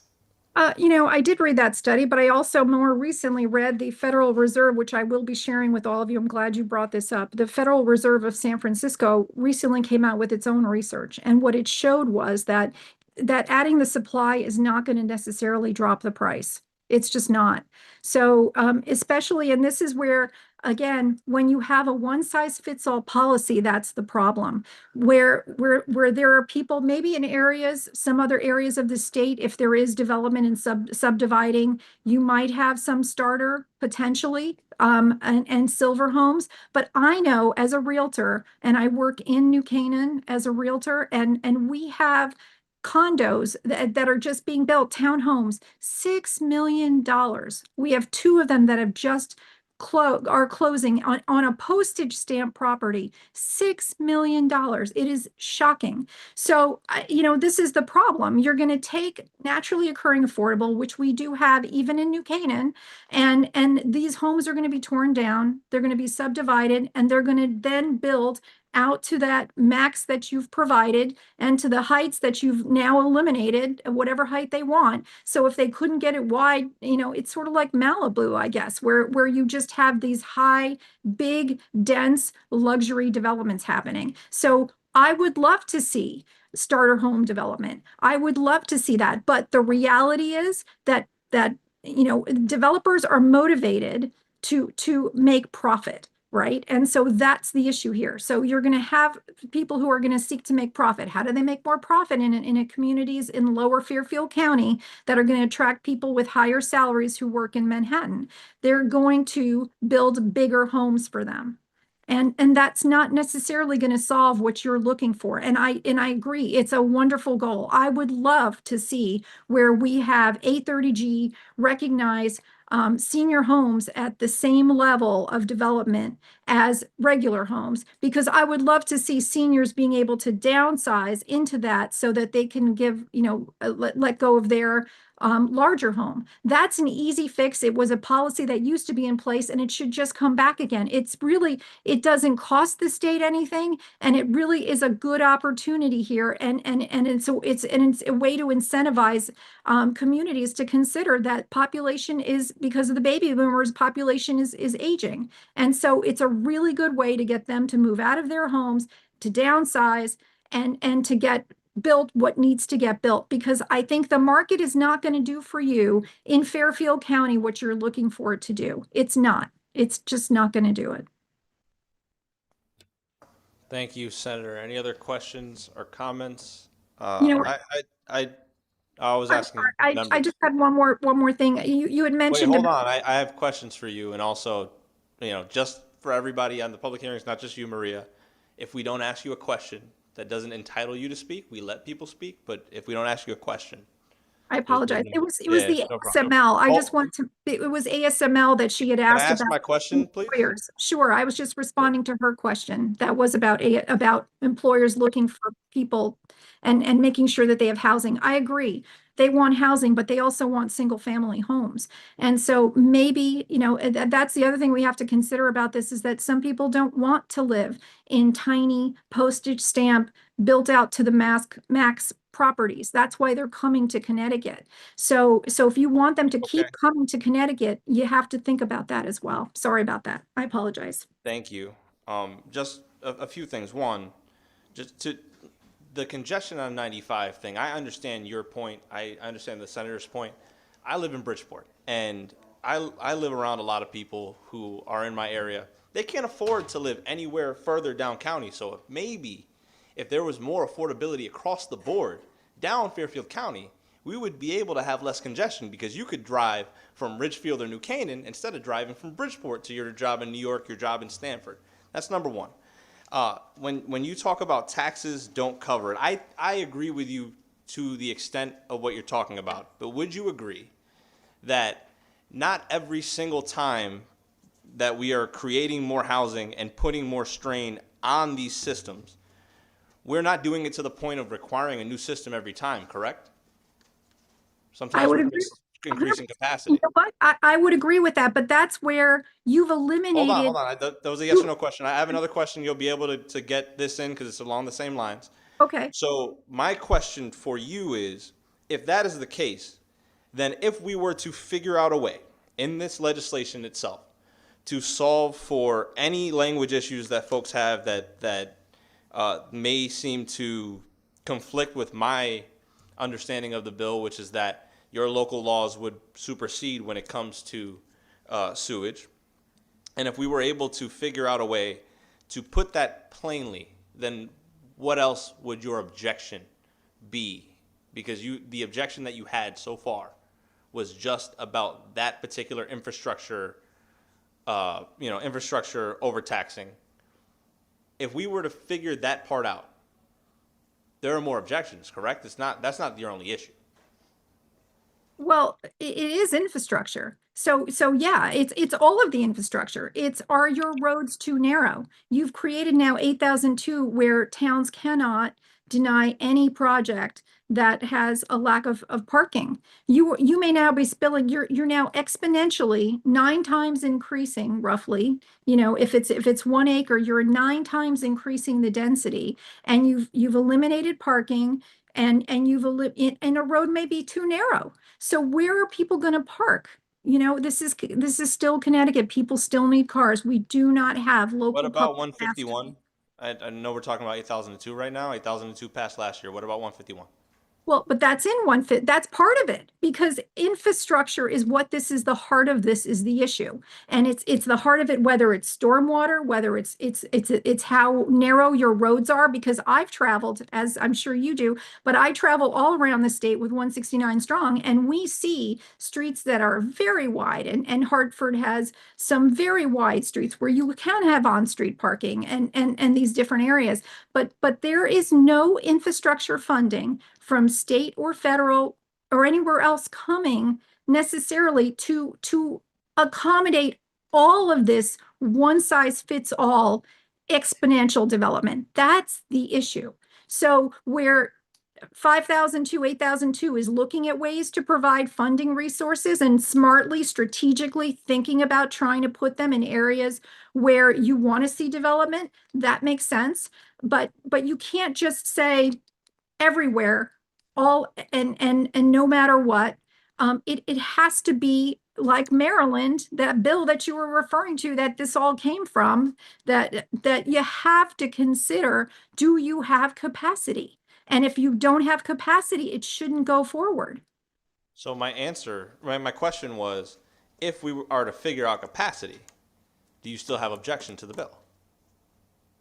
Well, again, it's where's the money coming from? So Because why are we having this entire conversation on capacity when there are other objections? That's all I was asking. I mean, we were having this conversation, and I'm not to cut you off, but I was asking simple yes or no, because I understand where you're coming from, and I told you I agree with a lot of where you're coming from on that capacity, and I'm willing to work and try to fix that. But I don't like when we're having these conversations, and I'm sorry to use your time here, but I'm tired of having these conversations where we get to the point of having, here's the issue, and then we solve the issue, and here's the next issue. But Let's again, I will, it's figure them out. capacity, right? So when I said capacity, I read to you what Maryland has in their APFOs, and that is before proof that infrastructure exists before development approval, including sewer, water, roads, schools. Now, you know as well as I know that schools in New Canaan, we don't get, our reimbursement, it's been mentioned, and somebody else spoke earlier today, that our schools are at capacity. They are. We are looking at needing to expand our capacity in all 3 elementary schools. Very big numbers. You know what our reimbursement rate is, probably, right? It's about 10%. 10%. So a Norwalk got a brand new high school, 100% reimbursed by the state. We get 10%. So again, where does that money come from? That comes from local property taxes. So if you're thinking that this is going to make things affordable and for starter homes or for retirees, if you're adding all of these additional costs, these are the infrastructure concerns that have to be addressed. You cannot ignore them. They matter. And that's why, as a member of the Board of Finance, I think about this stuff all the time. All right, thank you, Ms. Weingarten. I appreciate your time. Apparently, to save the world, to put out a fire, we have to save the world first. Next is John Souza. Good afternoon. Can everybody hear me? Greetings to the co-chairs, Representative Felipe and Senator Marks, ranking members Scott and Sampson, and the entire esteemed members of the Housing Committee. My name is John Souza, and I volunteer as president of the Connecticut Coalition of Property Owners, and I'm a full-time landlord in the Hartford area. The coalition is one of the state's largest housing providers, property owner organizations. CCOPO has affiliates in Enfield, Wyndham, Hartford, New Haven, Bridgeport, West Hartford, Stamford, New Britain, and several other towns. Our members own thousands of rental units throughout the state of Connecticut. We consist mostly of small and medium-sized landlords. For over 20 years, CCOPO has been a constructive voice for responsible landlords on such issues as nuisance abatement, bed bugs, domestic violence, and many other issues. We're here to represent the small and mid-sized property owners. Most of our members are local residents of the towns they serve. They're small business people, often have other jobs, as well as operating their property part-time, nights and weekends. We know our tenants by their first names and value the relationship that benefits both of us. I want to start by saying thank you for your hard work on the committee, trying to solve the problems of housing in Connecticut. I know we don't always agree on the best way to do it, but we all want the same things, which is more plentiful and affordable housing for everyone. CCOPO offers an abundance of real-world experience with thoughtful analytics of new ideas before they get put into the statutes. We believe that the only true way to solve many of the problems is to greatly increase the supply of housing in all price ranges. Otherwise, we're simply playing musical chairs with more people than seats. When the music stops, there's just not enough spots for everyone. Not only will a greater supply house more people, but it will cause more of the competition among providers, leading to lower prices and greater quality standards for everyone. Everything we agree that both sides and everyone wants. Lastly, we look forward to being a contributor to permanent solutions this year, as we always do. CCOPO supports the spirit of the following bills with some comments for clarity. I would like to add in SB 152, the one for funding for housing inspections. I think that's a great idea. One of the biggest complaints I always hear as a leader in my organization is that the Section 8 type programs take forever to do the inspections, and you're guaranteed to lose a month's rent when a lot of times if you have a person without it, a private person, they don't have that delay. Eliminating that delay could go a long way to saving, getting people into apartments that are subsidized. That is money well spent. Secondly, the SB 5161, requiring the collection of identifying information for non-resident owners of residential real estate. A lot of towns do that. Hartford does that already. It's part of their landlord licensing program. Out-of-state actors are required to have a local representative to accept summonses and legal papers, as well as a direct contact. And it can be like a management company, or it can also be an individual person that has to live in Connecticut, so they can serve him. I know this out-of-state landlords is a problem, and you can't bind them to serve them. But if you require a local person, then that would solve the problem. Your 3 minutes couple are of up. years, If you could please summarize. thank you. In the last several years, the state has greatly increased the amount of penalties for not meeting certain requirements, for the building department, the fire department. I think if you start charging enough money, you're going to get someone's attention no matter where they live. You can put it as a lien against the property, and it will solve a lot of your problems. I'm sorry to go over, but thank you, and I'm willing to be part of the conversation if you have any questions.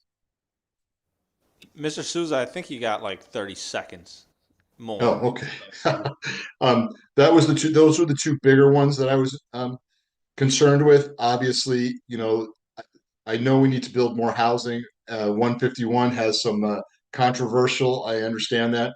As a housing provider, I'm not a builder. I don't build. A lot of our members don't build. We do a lot of rehabs. One of the other options you may want to add in there is doing rehabs for reusing property. I think that would solve a lot of the problems that I've heard today listening to these hearings. If you could take, other types of property and convert it to housing by right or something, that might take a lot of pressure because you've already got the existing infrastructure. You can reuse it and reclassify it. That might be a useful way to help build more housing.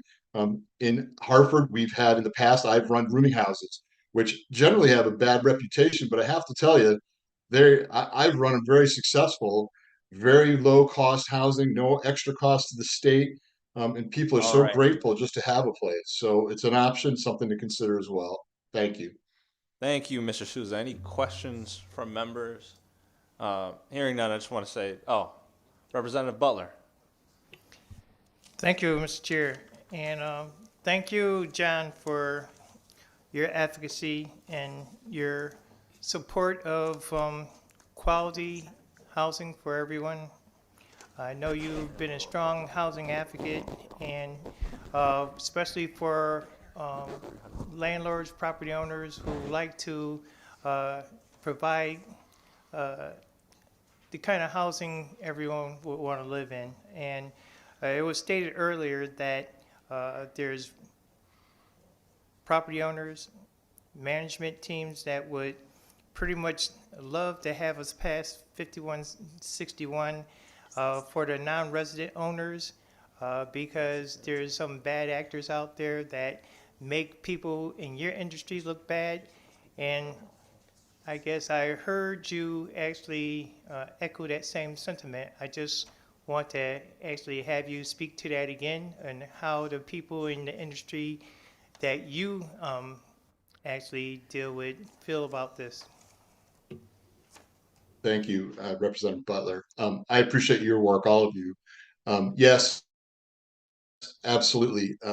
We get painted with the same paintbrush, which is part of the problem. The local people, we're in the towns that we serve for the most part, or at least locally nearby, where our tenants know us by first name. They know how to get a hold of us. And they fully understand that the towns need to get a hold of everybody, no matter where they are. The harder it is, the harder it is for the towns to deal with the problems. Make it easy for everybody. Make it, if you can't get a hold of somebody after a certain period of time, start finding them. It'll be a lien against their property. It'll be maybe the first lien. They can do a priority lien, I believe it's called. Stuff like that. That's going to get somebody's attention. If they don't want to be found, they'll be found when you start liening their property. Yes, there should be plenty of notice to people. Small mom and pop landlords are often out of the loop, if you know what I mean, and they're not aware of laws. Make sure that there's a way that they get a written notice and a warning before you start finding people. But let's make it easy enough to sign up and be part of the solution.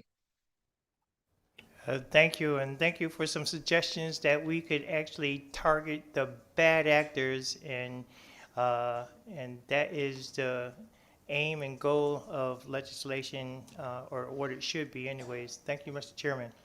Thank you, Representative. Are you two friends? I couldn't tell.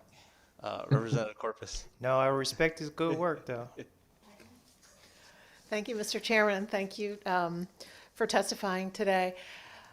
Since you're in this business, it would be really helpful to hear from you. To me, the subdivisions in 151 sort of take as an assumption that there is a pent-up desire on the part of developers to develop lots of that size in smaller, more affordable units than 2-acre lots or 1-acre lots. Could you tell us a little bit about the market dynamics? Is that a lucrative market? Is it just a matter of changing zoning and the floodgates will open and this will suddenly become doable and lucrative for developers? Through you, Mr. Chairman. Mr. Souza, sorry. Sorry, no problem. So I'm not a builder. We do have several members that are builders, and it's always a matter of numbers. It's very expensive to build in Connecticut, as it is in a lot of places. Land is a big portion of the cost. I think if they could build things that are, more dense is the word you've been using, that eases up on the cost of the land, which is one of the major costs. So yes, I think you'll have more opportunities for people to build things. I understand that it's not as simple as just having less land. You need to have all the other problems need to be solved, the utilities, the schools, everything else. So it's a complicated problem. But if you remove that barrier of having to buy 2-acre lots, 1-acre lots, you solve a big portion of the problem. I think reusing land is another way to do the same issues. To do it is using commercial buildings and turning them into residential would be another idea on the same lines. Representative Corbus? Thank you. So is it really that these developers, I know that you're not one, but you have members, are just capital constrained? They just don't have, I don't know what it is, $5 million to buy land and build a house, and they will be more likely to build, they just don't have the capital, so they'd be more likely to take on small projects, which obviously yield returns, but smaller dollar numbers. Is that what you're saying? That it'll just let more people get into the development market because the bite size of taking on a project like this is smaller? Thank you, Mr. Well, I'm not going to speak for the developers because it's not my specialty, but I will say that if the numbers are, there's a bell curve, right? We all know there's a bell curve for housing prices in every town we are in. If you could build on the middle of the bell curve and downward side, you have more people to buy the properties that you're going to build. That makes sense. And I know that the developers tend to build bigger stuff and luxury stuff because they make more money on that. They can get the higher price per square foot, and it doesn't cost a lot more to go luxury versus just plain Jane. So I'm guessing, this is a guess, but from my understanding, educated guess, that denser properties where you could have less land would be more profitable, so they can still make good amount of money on a smaller, denser project. So I think that they would be happier to do that as well. Thank you. Thank you, Representative. Any other questions, comments? Thank you, Mr. Souza. We appreciate your time, and I appreciate your willingness to come before us, not only with the way that you feel about our legislation, but solution therein, and that's really powerful. So we thank you for that. My pleasure. Next is Judith DeGraffin-Reed. Please tell me I got that one right. You got it right. Can you hear me? Yes, floor is yours. Yes, good afternoon. I personally understand the challenges facing our communities as my own adult son is forced to live at home due to the high rents. I also have a dear friend who's being chemically poisoned in Section 8 housing, and I'm very worried and would like to talk to somebody about this at another time. But I'd like to say, however, there are a lot of issues. SB 151 allows no proper foundation for our communities to make good decisions regarding environmental protections and public safety. In fact, SB 151 represents an unconstitutional nullification of our local zoning rights by both elected legislators and unelected NGOs that possess no authority to control how we live. It seems the architects of this bill do not understand that our towns are designed with multiple categories of lot sizes in their zoning ordinances precisely to accommodate the wide range of topographical, environmental, and infrastructure characteristics that exist. Different size lots directly relate to infrastructure and what housing that given area can sustain. To restrict this organic accommodation for varied needs to an extreme cookie cutter model is madness. I'd like to say also that the homelessness is a result of the high taxes and poor fiscal planning, not zoning. Yet this bill prescribes postage stamp lots with an allowance for 9 units with setbacks of 5 feet from the side and 10 feet front and back. That figure comes out to 9 units on a 1 acre lot. The infrastructure demands will explode. This provision is bewildering considering the fact that 40% of Connecticut residents lack access to sewer systems. In fact, in my town of Trumbull, we residents will be facing a huge assessment for an antiquated, crumbling sewer system that we share with Bridgeport. And yet we are being asked to not only provide the expanded sewer infrastructure for our new developments in our town, but for a shared development with Easton as well. Our representatives should understand we do not have the infrastructure to support greater water and sewer demands for high-density housing, nor can we afford the higher taxes these demands will entail. Seniors are leaving because they can't afford the taxes, and unfortunately, once I retire, I'll have to go as well. Unfathomably, 20 cities will be exempt from these mandates. Why not develop these cities that already have the infrastructure in place for buses and sewers and the like? This regressive bill will decimate our ability to preserve open space, losing ecological benefits forever with the paving over of our lands. The cumulative effect of stormwater runoff as our leafy green suburbs are converted into a giant shopping plaza is a guaranteed disaster. And with so much of our public policies being directed by reports of global warming, Why would our legislature pass a bill to clear cut the trees we so desperately need for temperature moderation and air quality? Will this loss of tree canopy not drive up our already skyrocketing electric bills? Well, I'm Your still not time is done. up. If you could please summarize.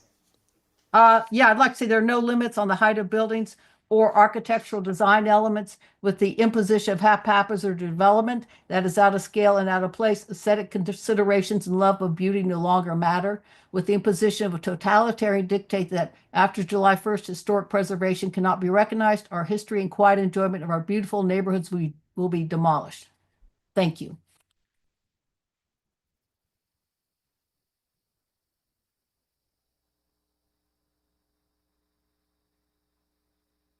What? Oh, thank you for your testimony. There's no questions. Next, we have Lisa Saywin? Yes, hi. Thank you. I'd like to offer testimony. My name is Lisa Salman. I live in New Haven, and I'd like to speak in strong support of SB 151. The lack of housing is a stress factor for my children and for nearly every young person I know.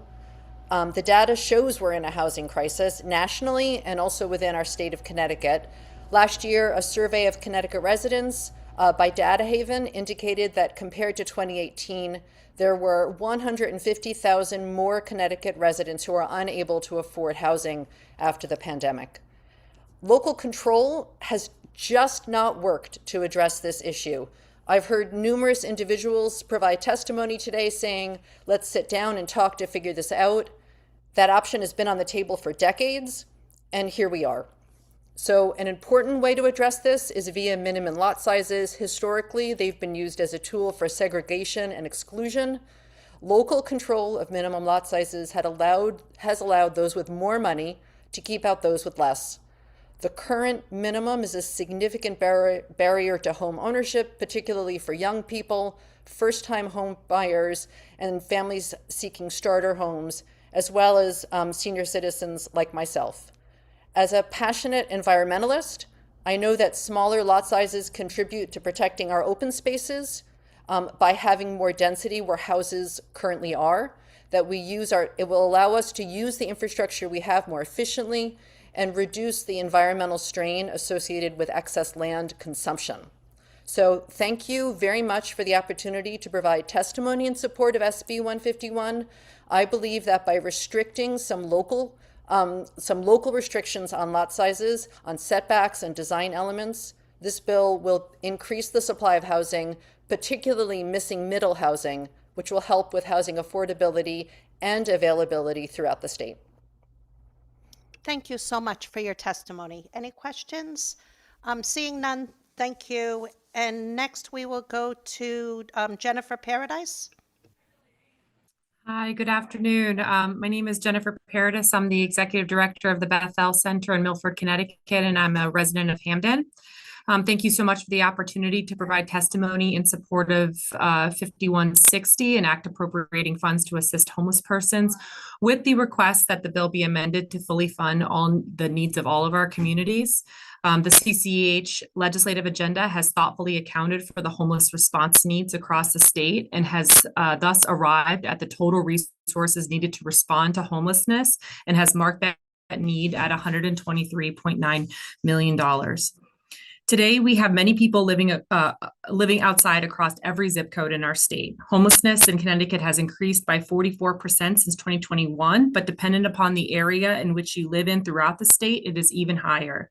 In Greater New Haven, there was an 85% increase in homelessness, including as of January 2026, 35% increase in family homelessness, a 106% increase amongst individuals, with 1,500 people experiencing homelessness tonight. What does this look like in a community like Milford? It looks like when severe cold weather protocol ended this past Saturday and having 3 times the amount of individuals seeking shelter at our site than we had the capacity to serve. For several weeks, our unhoused neighbors were stable enough to allow in hotels to allow our one outreach worker to see everyone once working feverishly to get folks closer to their stable housing goals. Some folks actually found housing stability in their time with us during extreme cold weather protocol, but many need more, and as such, we need to be appropriately resourced. Over the past several years, we have come before you with a clear understanding of both our work and the investment needed. As this process unfolds annually, the homeless response system has yet to be fully funded, and as such, the compounding nature of this crisis is exposed. Those experiencing homelessness today have less options and resources to move forward. The new people becoming homeless every day is compounding on that. And then the cost of operating places like the Bethel Center to continue to increase, meanwhile, meaning that the flat funding provided equals less households served each year. There was an analysis done, the Connecticut Homeless Services Rent Crisis Analysis that was completed by HMIS and Nutmeg, determined that the homeless service providers in the state of Connecticut provided 40% more in rental rates to private landlords across the state. So every dollar invested is life-saving, but also each dollar is not going as far. There was also another report that I'm going to link to in my submitted testimony that I want to make sure that legislators are aware of. It was a review of our coordinated entry system, doing a deep dive analysis of how effective our work is and how we compare to other states. Overall, it was glowing, meaning that Connecticut continues to lead this, but we have a long way to go. As my colleague Sarah cited the amount of deaths that are occurring as a result of not having a place to lay your head at night. However, one statistic really rang in my ears following the report, which was that only 18% of the people coming through our system are matched with financial subsidy, which really greatly shows just the work that we have to do. Thank you so much for the opportunity to support 5160 with the amendment that it is fully funded to $123.9 million. And just in closing, I understand that the housing crisis and responding to homelessness is incredibly overwhelming, right? These numbers are startling. The amount of people that are dying in our communities is startling. And as many on the committee have cited, it's difficult to really understand where to start or what to prioritize. I would respectfully submit, we often call our work the emergency room of our communities when it comes to responding to both housing and food needs across the state. And I would just respectfully submit that when it comes to ensuring housing for all, that we never arrive at the conclusion that it means no housing for some, that's an outcome of the byproduct of our decision making, but also just similar to a medical model. When there's an overwhelming amount of people needing to be seen in the medical field, triage happens, and triage is determined by those who have the most to lose go first. People experiencing homelessness have the most to lose. They have their lives to lose, just like what is going on in our medical systems. And so just when prioritizing our work moving forward, I'd like to offer that we start there. So thank you so very much for your time, and thank you for your ongoing support. Thank you, Jennifer. Any questions? I'm seeing none. Thank you. Who? Oh, okay, I'm sorry. Rep Corpus, go right ahead. Thank you for your testimony and the work that you do. I'm just trying to get a sense of the numbers, and I didn't get my question in when the prior homelessness advocate was testifying.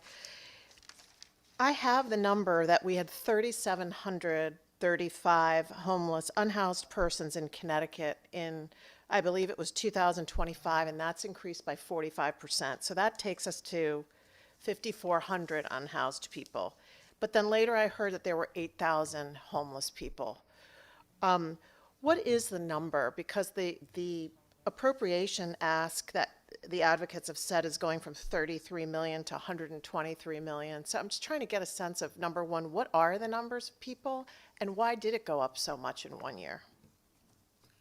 Yeah, well, compounding needs, kind of getting, I'm assuming your question around why did it go up so much in 1 year is around why did the monetary ask go up, just for clarification?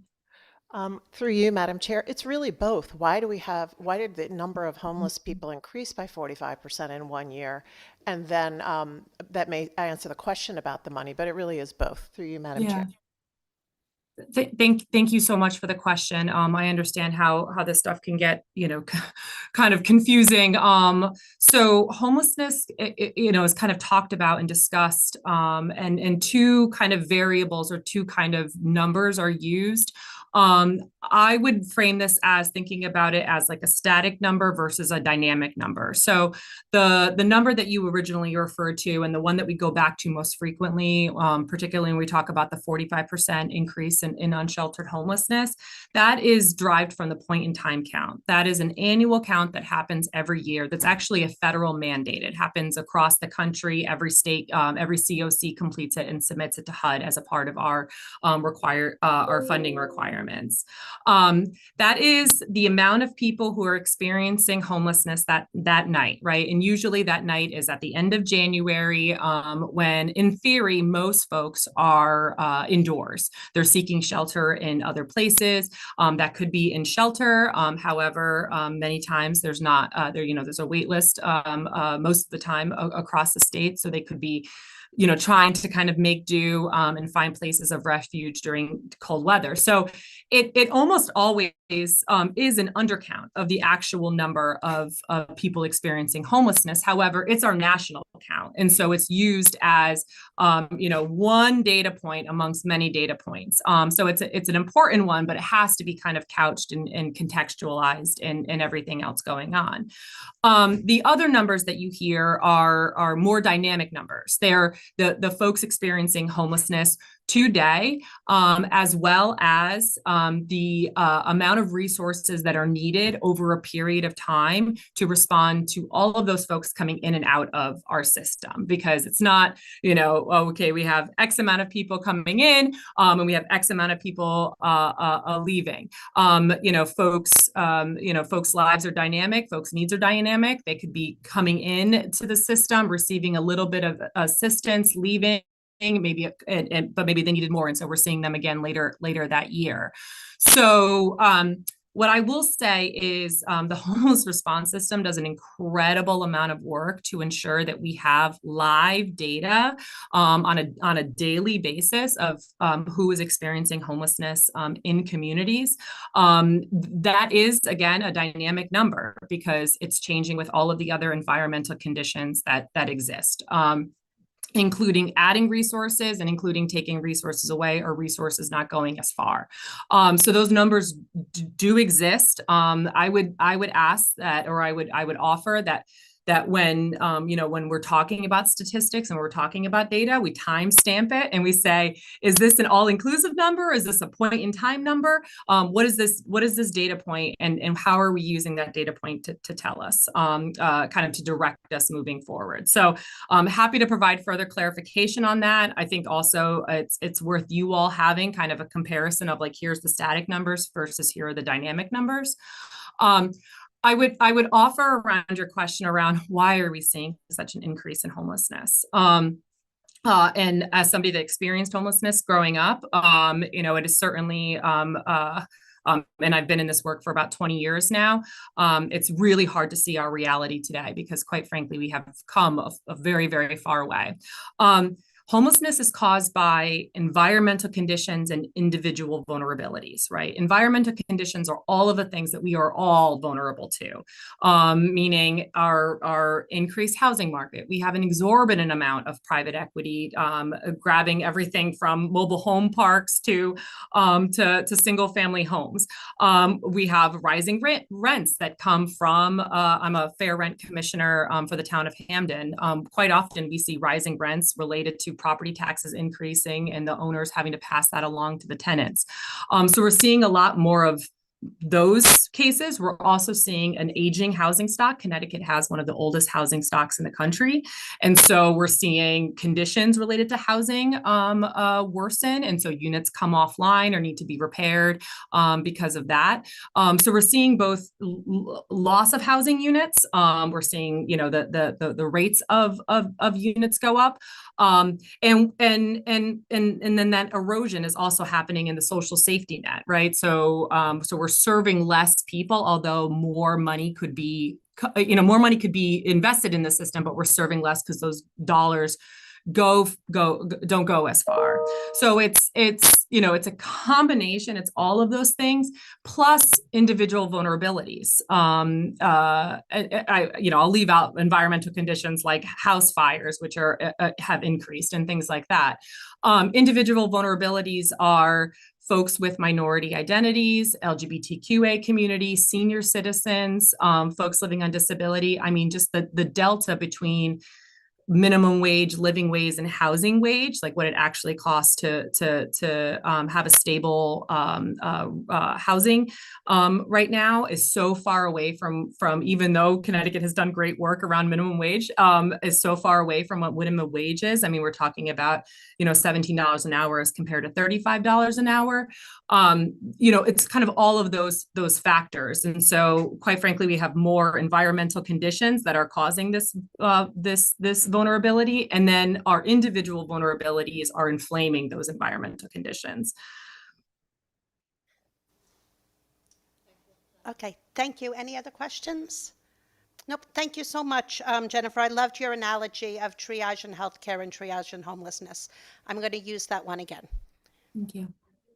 Next, we have Angel Bermudez. Are you still here, Angel? Please come on up. And then after Angel, we will have Joshua Bryan, and then Kathy Louise Finn online. Please get ready. And Peter Harrison online.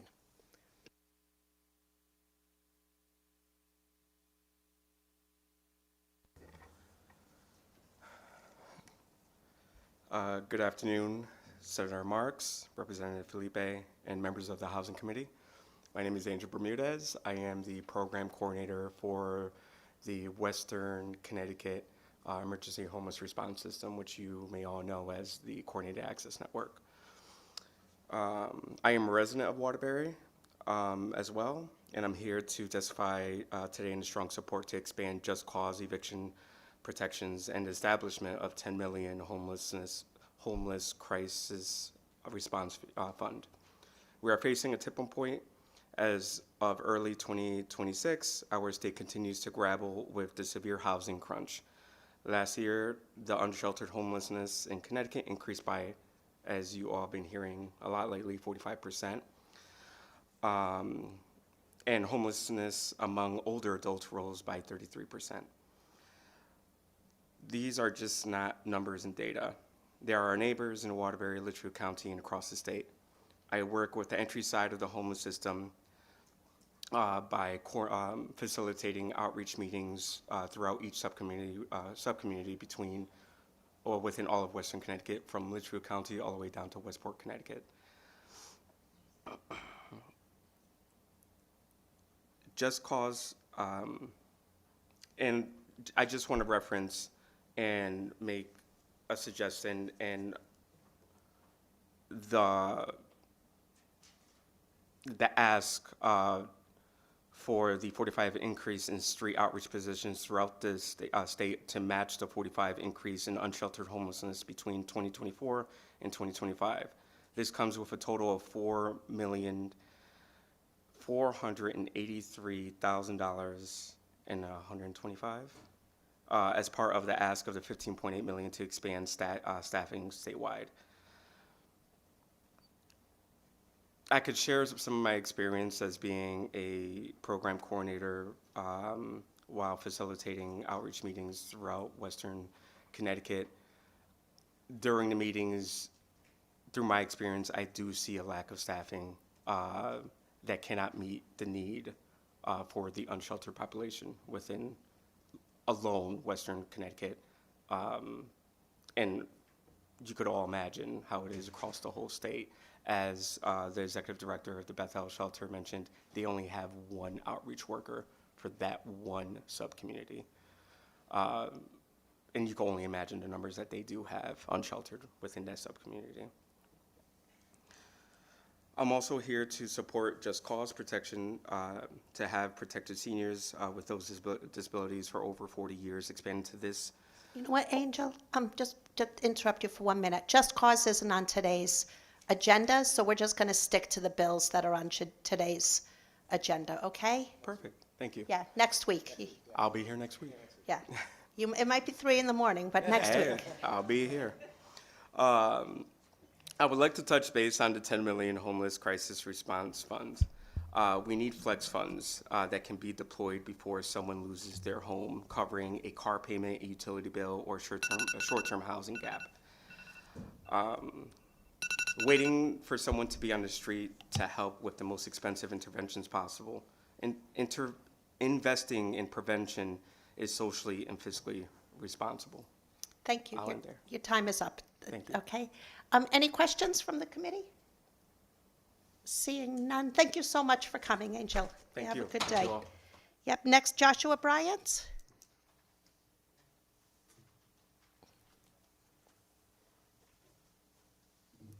Hi.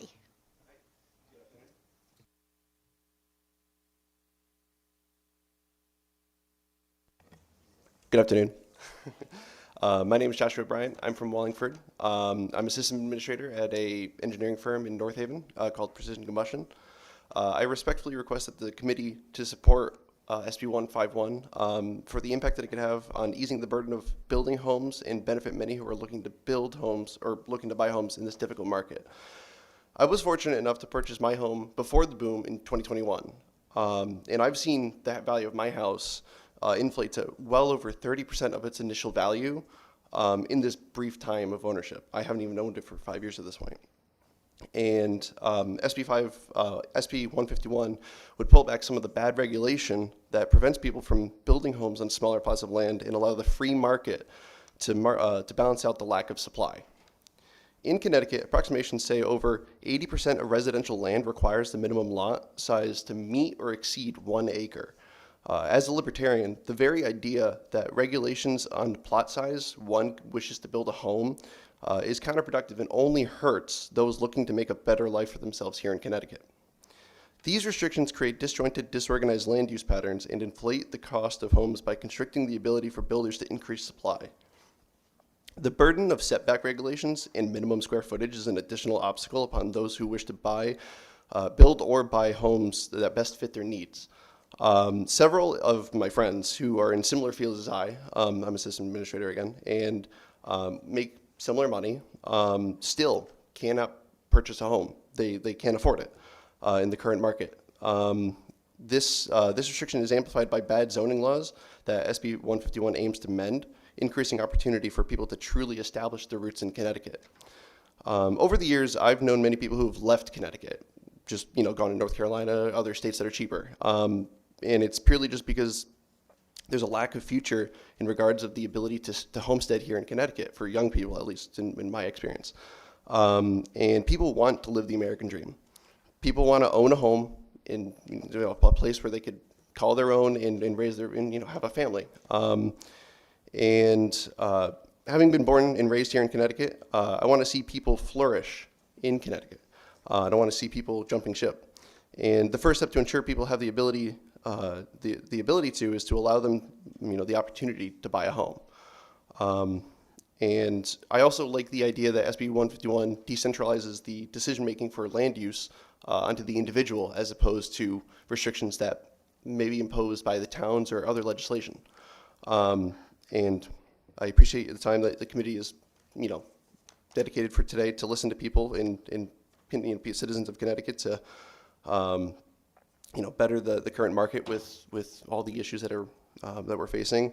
And with your support, changes could be made to finally aid the current housing issues that we've been facing for the past half decade. Thank you so much. Any questions? Yeah, Rep. Sudlow. Thank you, Madam Chair. Just very quickly, because you spoke so eloquently, I want to just get your opinion on something. What do you say to those who say that this doesn't decentralize, that it centralizes, right? That it takes the zoning decision about lot sizes and centralizes it with the state rather than leaving it to towns? I'll give you an example. My town has zoning that ranges from 7,200 square feet for a single family house in an R1 zone all the way up to 25,000 square feet. So the town has decided that we're going to allow all different types of housing because they want to promote a diversity of housing. This bill would take that authority away, centralize it all in the state, and say you have to allow 5,000 everywhere. So I've heard some of my colleagues discuss that. What is your opinion of that stance? through you, Madam Chair. So yeah, I mean, that was initially when I read it the first time through. That was, you know, a bit of a head scratcher in my opinion, until I really thought about it. Me personally, I do like shifting responsibility of people's lives on the state instead of making a bunch of federal laws, for example, just to give you a reference of my opinions. But I do think that allowing individuals to have more freedom with the use of their land that they purchase and own, whether it's, you know, against local zoning laws or state zoning laws or whatever it may be, I think as the individual, you should have almost full use to do what you want with your property.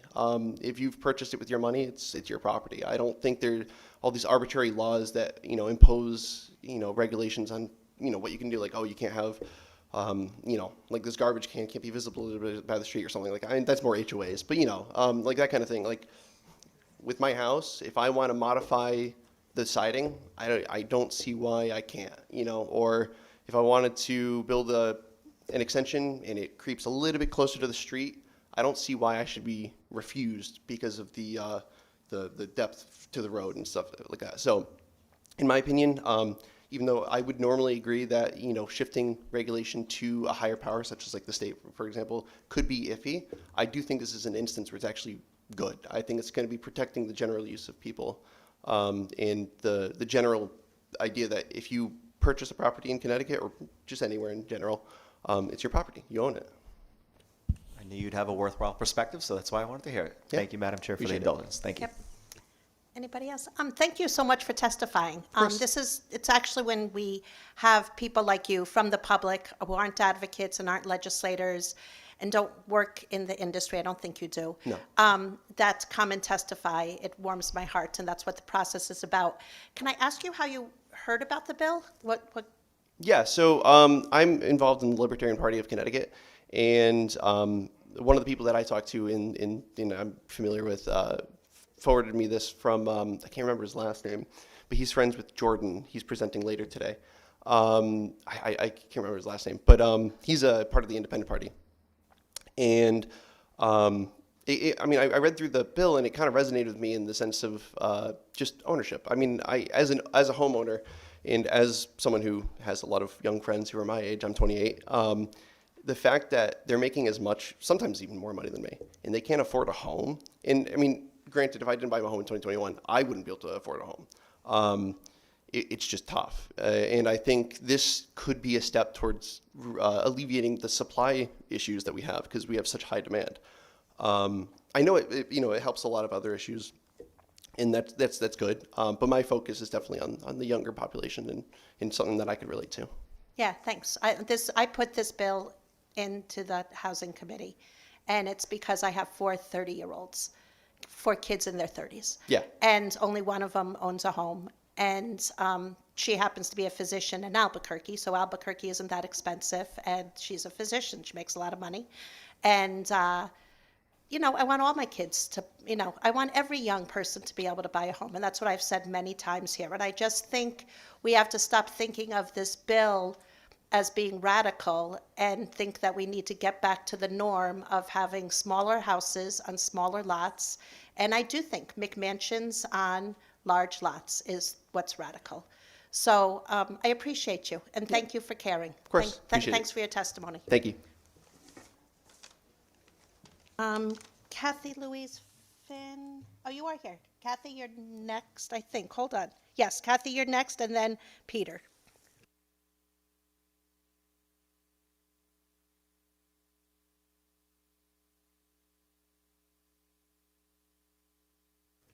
You know what, Peter? Why don't you go ahead while Kathy is figuring it out, okay?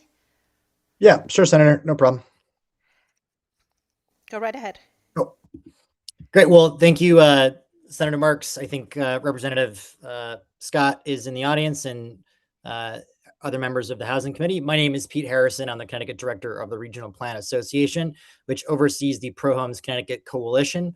I'm here to express the support of the coalition for SB 151. And we have prepared a few suggested amendments in my written testimony. Connecticut faces a severe housing shortage, and it will take an all-of-the-above approach to address it, yet a powerful low-cost solution is available to us right now in minimum lot size reform. By reducing the amount of land required per home as this bill calls for, the state can responsibly unlock thousands of new high-quality starter homes to lower prices and open the door to homeownership for families who have been priced out currently and for seniors who want to downsize and age in community.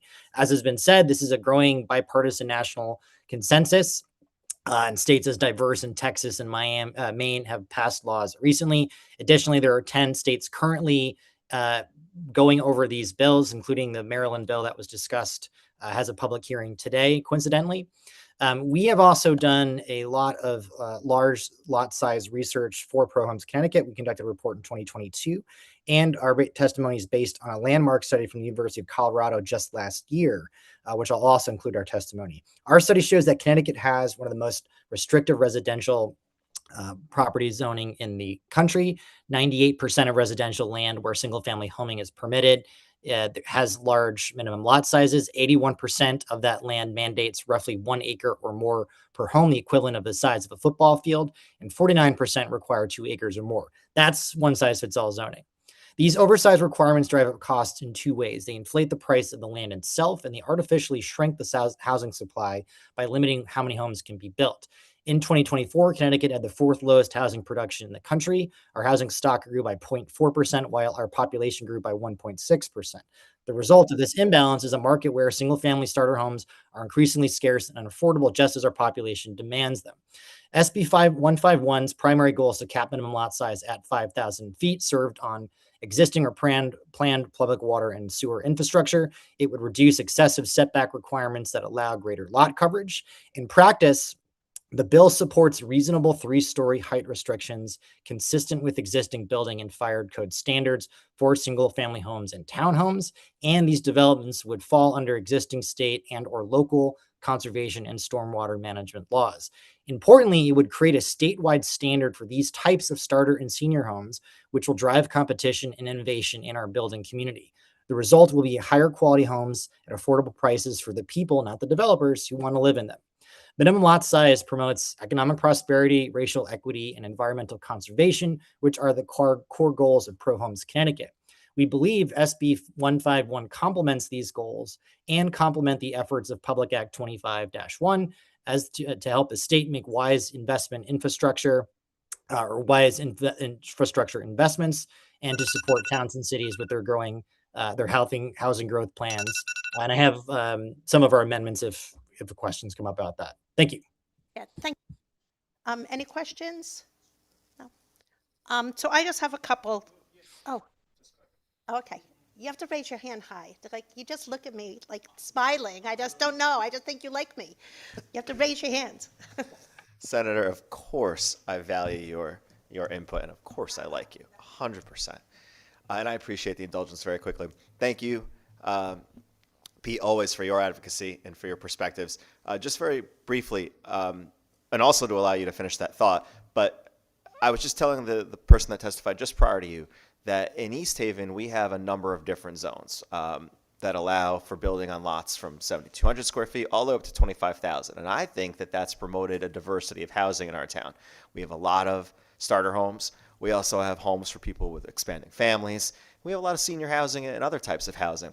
And so my question is, to a town like East Haven, I'm worried that this destroys or inhibits some of that building, potentially disrupting neighborhoods that have been established, because we've really tried to establish different types of housing across town. I'm thinking of the scenario where I've got a house, a zone where we've got 20,000 square feet for a lot, and somebody subdivides it, builds 2 other houses, and now you've got neighborhoods that don't quite look exactly how they used to look, when we have a plentiful supply of starter homes merely, maybe 4 or 5 blocks away from there. So what do you say to towns? Do you think that there's room in this type of a proposal to allow towns a greater say and maybe where some of these 5,000 square foot lots would be located? Does it have to be, you have to allow them everywhere? Or do you think there's a middle ground? Yeah, I appreciate that, Representative Zillow. It's a good pleasure to see you. I will clarify one of your comments I heard from the previous person too that you just said. It doesn't require this everywhere. It does hold it to where there is existing or planned water and sewer. To be honest, I'm not as familiar with East Haven as I should be. Maybe we can go get a beer or something. But the general idea of the bill is to focus this where there is the type of infrastructure to support this type of density. So, if there are, you mentioned 7,500 square feet in certain zones, I suspect that's probably where there is existing water infrastructure now. I don't know how old it is. I suspect just like everywhere else in Connecticut, it probably needs some state help to upgrade those. So I think that is the upside of this bill and, the housing growth plan in general, that we want to see this in the places that it makes sense. I don't know if 25,000 square feet, is up off of sewer or otherwise, but I do think, as this is witnessed in other states, this is a tried and true place where density does make sense. I would also, plead ignorance to a statement you said about plentiful starter homes in East Haven. I caution, I don't know if that is true based on the availability of units across the country or across the state and market prices. But if that is true, then that's great. I don't think that impairs East Haven's ability to create more, but I do think this will create quite a bit more in places that don't have that. Thank you very much. You're always available offline, so I'll reserve the rest of my questions for you for offline. So thank you very much. I just have, if you could just address, we've heard from people that had concerns about SB 151, about the MS4, the stormwater drainage, about infrastructure issues, and the height of the buildings, which I know you did address in your testimony, but if you could just reiterate that so we hear it twice. Yeah, sure. And I always put these types of concerns into two buckets. There are good faith concerns over capacity for water and sewer, for utilities, traffic. All those things are completely reasonable. Those are engineering or public policy questions that can be solved. This bill does not contemplate them because they are already laws. I know you base this under the Maryland bill. I'm sure it's the same issue there. I guess, Maria from 169 had talked about a particular kind of county level oversight piece in Maryland that does not exist in Connecticut, but that exists locally or at the state level. So, stormwater is regulated in 113 communities for this MS4 program that requires stormwater management plans that then must inform local zoning. There are also additional local stormwater and runoff issues. There are existing conservation and wetlands protections and local, wetland commissions. This does not supersede any of those things. All that this does is shift the approval process from a special permit public hearing process to the administrative approval at the town side. So that town employee, zoning officer or otherwise, would still have to go through all of those checkpoints with the applicant to make sure there are utility hookups, is capacity in the water sewer.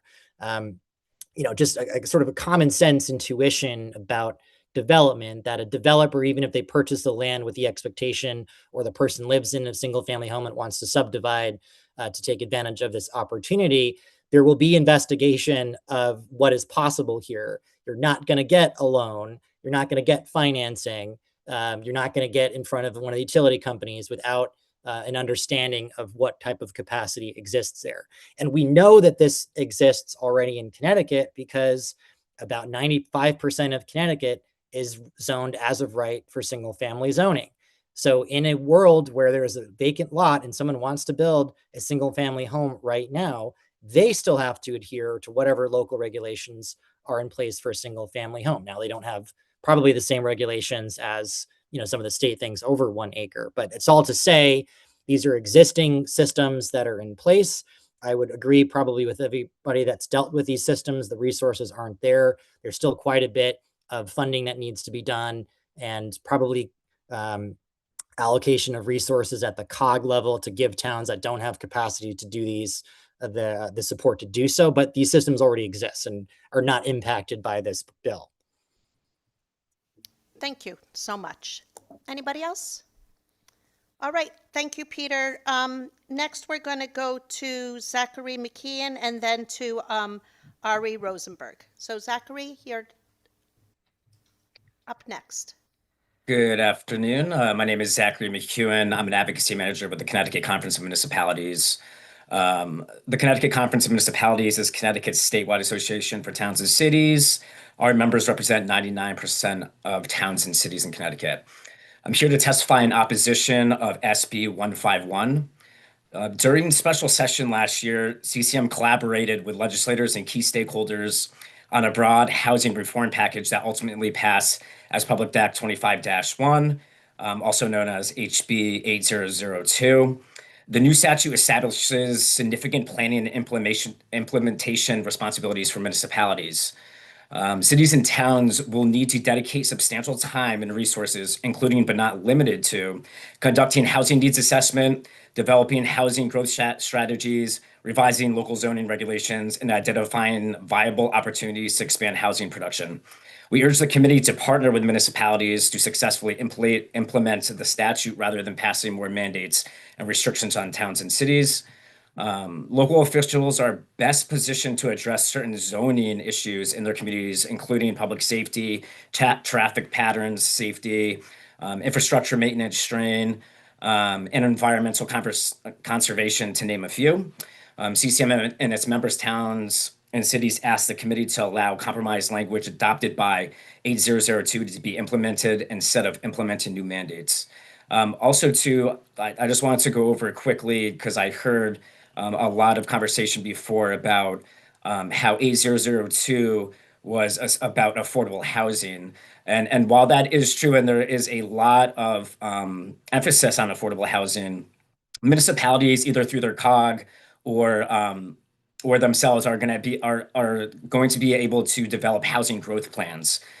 Within those housing growth plans, there's certain components that municipalities have to take into account. For example, take inventory of developable land, to look at ways to reduce regulatory barriers to promote and develop housing, and also to identify strategies to promote the development of diverse housing units. And so the bill that passed during the special session is already going to require municipalities to identify these strategies to promote diverse types of housing. So I just wanted to add that, that bill was very broad and expansive in what municipalities are going to have to plan for. I'm happy to answer any questions. Thank you so much. Any questions from the committee? Seeing none, thank you for your testimony. And next we have Ari Rosenberg. Thank you, Senator Marks, Representative Felipe, and distinguished members of the Housing Committee for the opportunity to testify today in support of HB 5160, an act appropriating funds to assist homeless persons. My name is Ari Rosenberg. I live in New Milford, Connecticut, where I have been elected to serve on town council, and I am executive director of the Association of Religious Communities serving the greater Danbury area. ARC manages the Danbury Support Center, which provides all of the homeless shelter services in the region here. We have 2 permanent shelter facilities, each with a capacity of 20 beds, plus a cold weather facility with an additional 40 beds. 102 residents stayed with us last year, and we placed 51 clients into permanent housing solutions. But we need more help to provide these critical services. The provision of shelter and housing is at the core of our moral and ethical responsibility. In one of the most affluent states in the country, we are seeing an increase in homelessness of 44% since 2021. 23% of shelter clients are older adults, and housing affordability is the leading cause of it all. I should say inaffordability is the leading cause of it all. We appreciate that the governor's budget includes investments in homelessness and housing stability. This highlights the urgency of the moment, but it is a starting point, not a solution. We respectfully urge the committee to amend HB 5160 to increase the appropriation from $33.5 million to $123.9 million annually, so the bill reflects the full coordinated statewide investment required to meet this moment.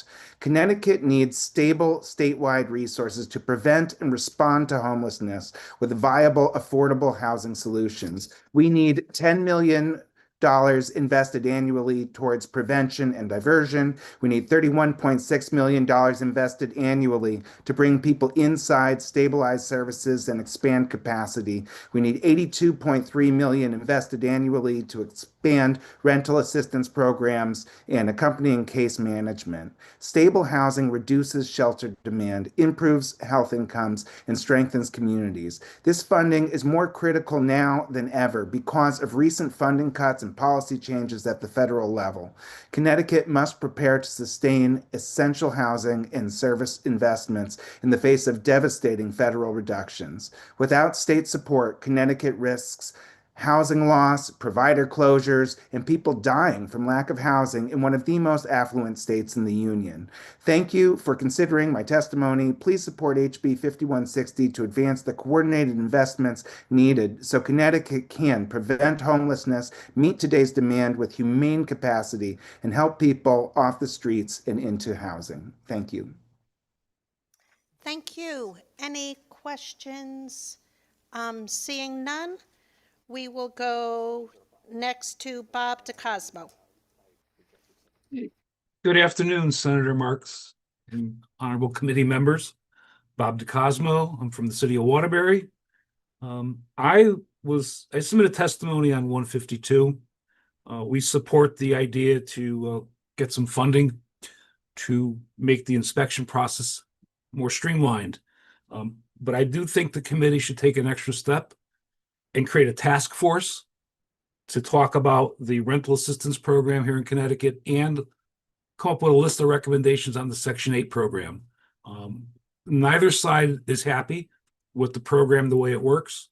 Tenants aren't happy with the performance. Landlords aren't happy with the timeframes. There's a lot of confusion on the inspections. Fire marshal tells you to put a smoke alarm over here. Housing inspector tells you to put a smoke alarm over there. Don't listen to the fire marshal, you get arrested. Don't listen to the housing inspector, you don't get funded.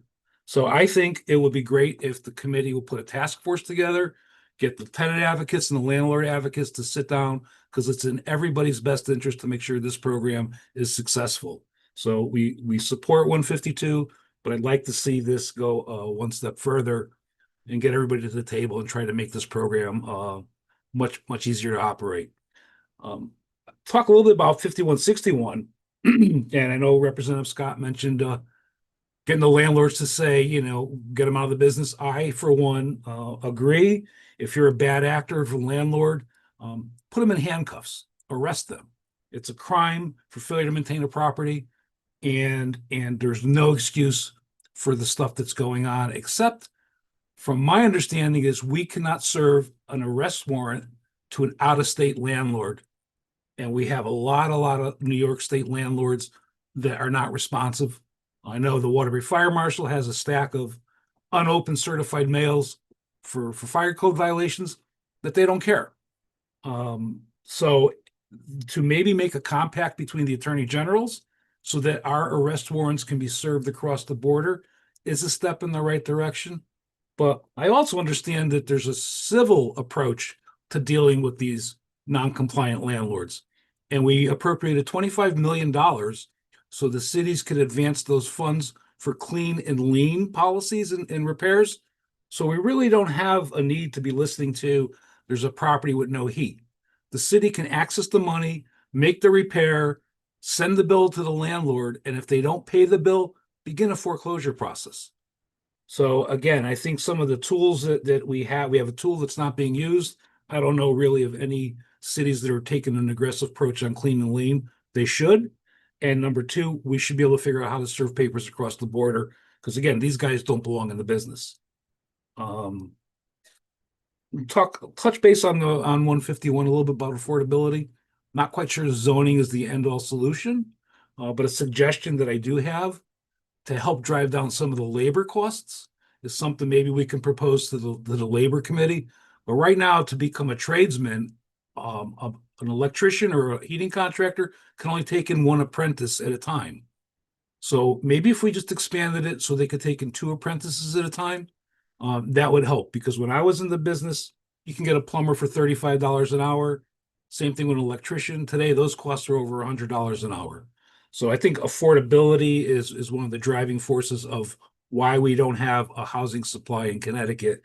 And looking for ways to drive down the cost would be a good step. And one way that we can control it in Connecticut is to allow for more apprentices to be brought into the system so they could be licensed tradesmen.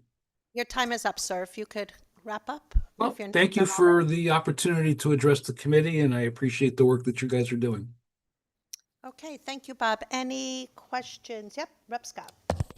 Hey, Bob, thank you so much for coming on as always. We really appreciate your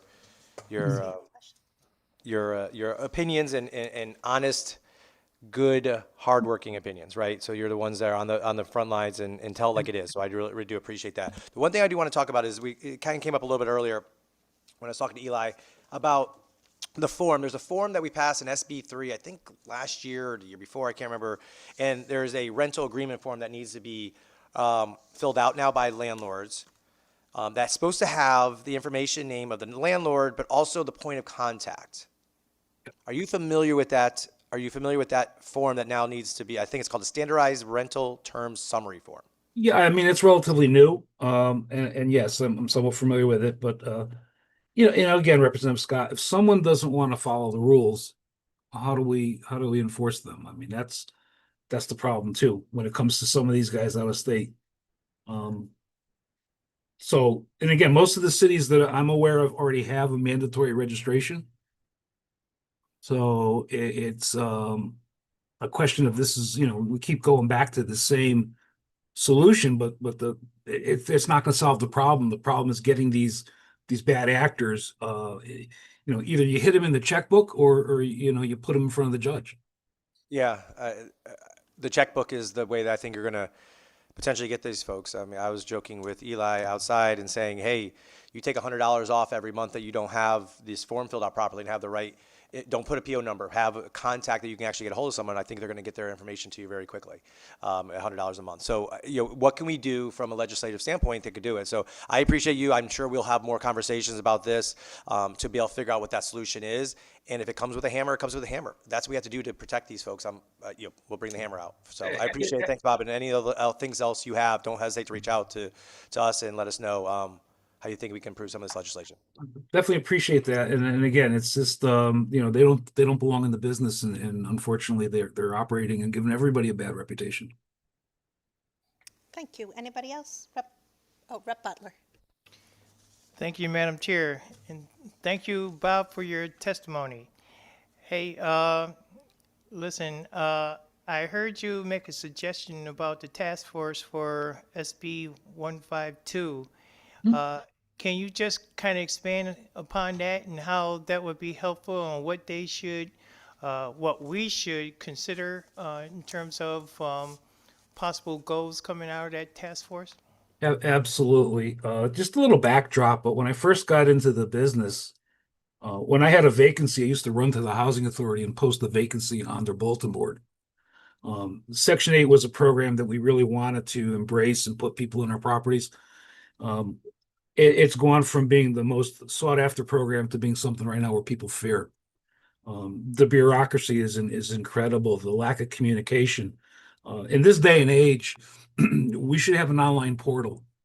So tenants could put their paperwork in there, landlords could put their rents in there. We're talking about weeks going by on an inspection. Sometimes the repairs are so minor, they really don't warrant a re-inspection. So for instance, if you have a missing knob on a stove, we don't have to wait and schedule an inspection with another inspector. We should be able to take a photograph and upload that to the online portal saying the repair is complete. Okay. The reports themselves, if you're failing a unit, sometimes it takes days, weeks to get to you. Again, upload the inspection report in the online portal. Owner can view it, immediately see what needs to be done, effect those repairs immediately. We've got just too much time that goes by. And if you're managing rental properties and you miss a month's worth of rent, you can never get that money back. It's gone forever. So, just looking to expedite some of the movement that needs to take place between signing a lease agreement and getting an inspection done and getting the repairs made could all be done today through technology. And again, an online platform. And I'm aware that the Section 8 program where a lot of these complaints are originating is a federal program. But if we had the task force in Connecticut and created the recommendations, we could then bring them to our federal delegation and say, hey, guys, let's see if we can get something done on the federal level. And again, a program that we used to run to and embrace is something now that it's so full with paperwork and bureaucracy and inefficiency. People are looking for ways not to take the certificates, even though in Connecticut it's a protected class. If the rent is higher than the program guidelines, that person doesn't qualify for that unit, which is a shame. So again, making the process less painful, more efficient by bringing in some technology to eliminate a lot of the time that goes by in wasted movement would be one of the biggest suggestions. And then number two, again, you get the fire marshal that walks through your building and you get a fire marshal inspection, or some towns have certificates of compliance. There's conflict between what the housing quality inspector wants and what the code compliance people want. There should be a way to streamline those inspections. If you just had a certificate of compliance passed, you probably don't need a housing code inspection, a rental assistance program inspection. Take that city's report. Let's make it more efficient. And again, there are problems with the interpretation by the inspectors. The specific example is the housing program requires GFI ground faulted receptacles to be in the basement. And if you have a sump pump and it's plugged into a GFI, it'll trip the GFI, creating a flood in the building. The electrical code says you don't have to have a GFI for sump pump. Housing inspectors say you do. So who do you listen to? So those are the kinds of things that I think are easily solved by just bringing the parties together and coming up with a list of common sense solutions. All right. Thank you very much. Thank you, Madam Chair. Thank you. Thank you. Chair Felipe? Thank you, Madam Chair. Bob, nice to see you. I think Larry got to the crux of my question. Representative Butler got to the crux of my question right before I was going to ask it, but I will say, when it comes to Section 8 specifically, what, other than, the bureaucracy of it, have you run into, sorry, I'm trying to formulate my question. Have you run into situations where it's really been an error, like clerically? I know a few years ago, folks were not getting their Section 8 payments through their whoever was giving out those payments through the federal government. Have you run into that situation as well, where they'll hold back rent for the Section 8 portion for months at a time? The only time that I'm aware that they're withholding payment is for if they don't respond in a timely fashion to a work order where they're abating the rent. The bigger problem with Section 8 literally comes in when you're talking about lead paint, lead poison children. The timelines that the Section 8, the housing authorities, HUD, gives the owner 30 days to abate the lead. And that's just an impossible time frame to comply with. If you have to apply for funding to get an lead abatement grant, that can take you 3 or 4 months through Connecticut Children's Medical Center. So what happens there is that you're going to lose 3 or 4 months worth of rent, maybe 5 months worth of rent, because after 30 days, HUD stops making the payment. And I know we tried to talk to them, and they says, we know it's an impossible time frame, but we don't care. Understood. I would say, you are part of this organization. You guys all work together very well. If you could put together some recommendations, it might not happen this year. Obviously, we're raising the last of our bills later this week. But to talk about how to maybe have some cohesion between those inspections and maybe, as you said, fire code, municipal inspections. I'd love to take a look at them, and obviously we'll take it to our folks who may be on the other side of this issue, but that's something I think that's worth looking at over the long run. No, So thank you. I agree. And again, it's a program that it really needs to be working because it's a win-win for both parties. And I'd be more than happy to work on those recommendations and share them with you. Thank you, Bob. Seeing no more questions, we appreciate your testimony. Thank you, Senator. Joshua Coyne, I don't see Joshua online. So next we will go to Sean Gio from Partnerships for Strong Communities.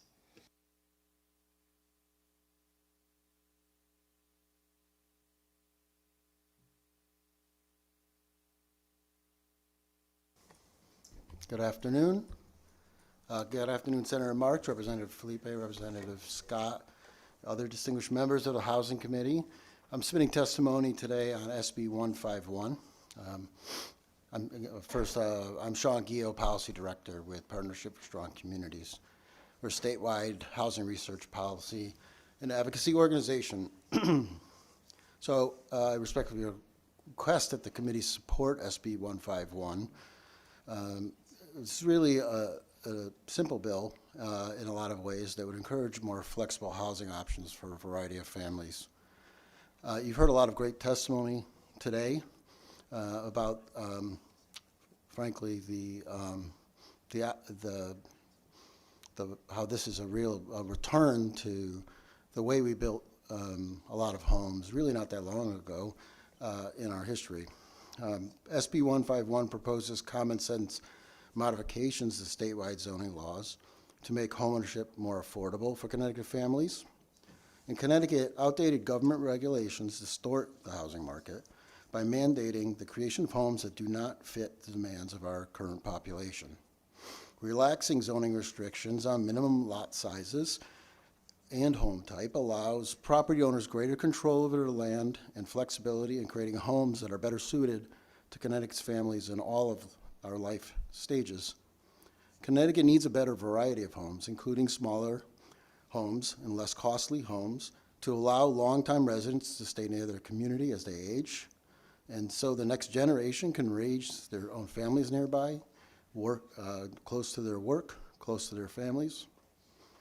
We all know housing affordability is a major concern for Connecticut families. We've heard this for years. Home builders design and build smaller homes in response, can build and design smaller homes to make housing prices more affordable for the average family. Unfortunately, many municipalities forbid the construction of these more cost-effective homes by mandating large lots and standalone single-family homes, artificially increasing the costs of home construction.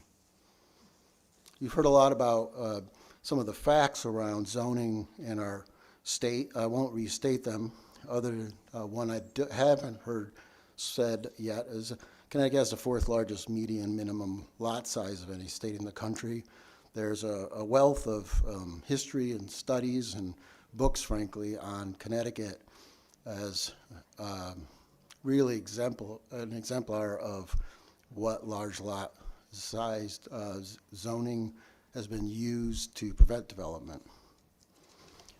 Zoning reform for affordability allows families, not municipal government officials, to choose the home that best fits their needs while promoting home ownership and housing affordability. I'll close by saying we've heard about other states. This is a common bill that's been, similar bills have been passed in a lot of states, and you've heard a lot of examples today, and I refer you to my written testimony for links to some of those examples from across the country.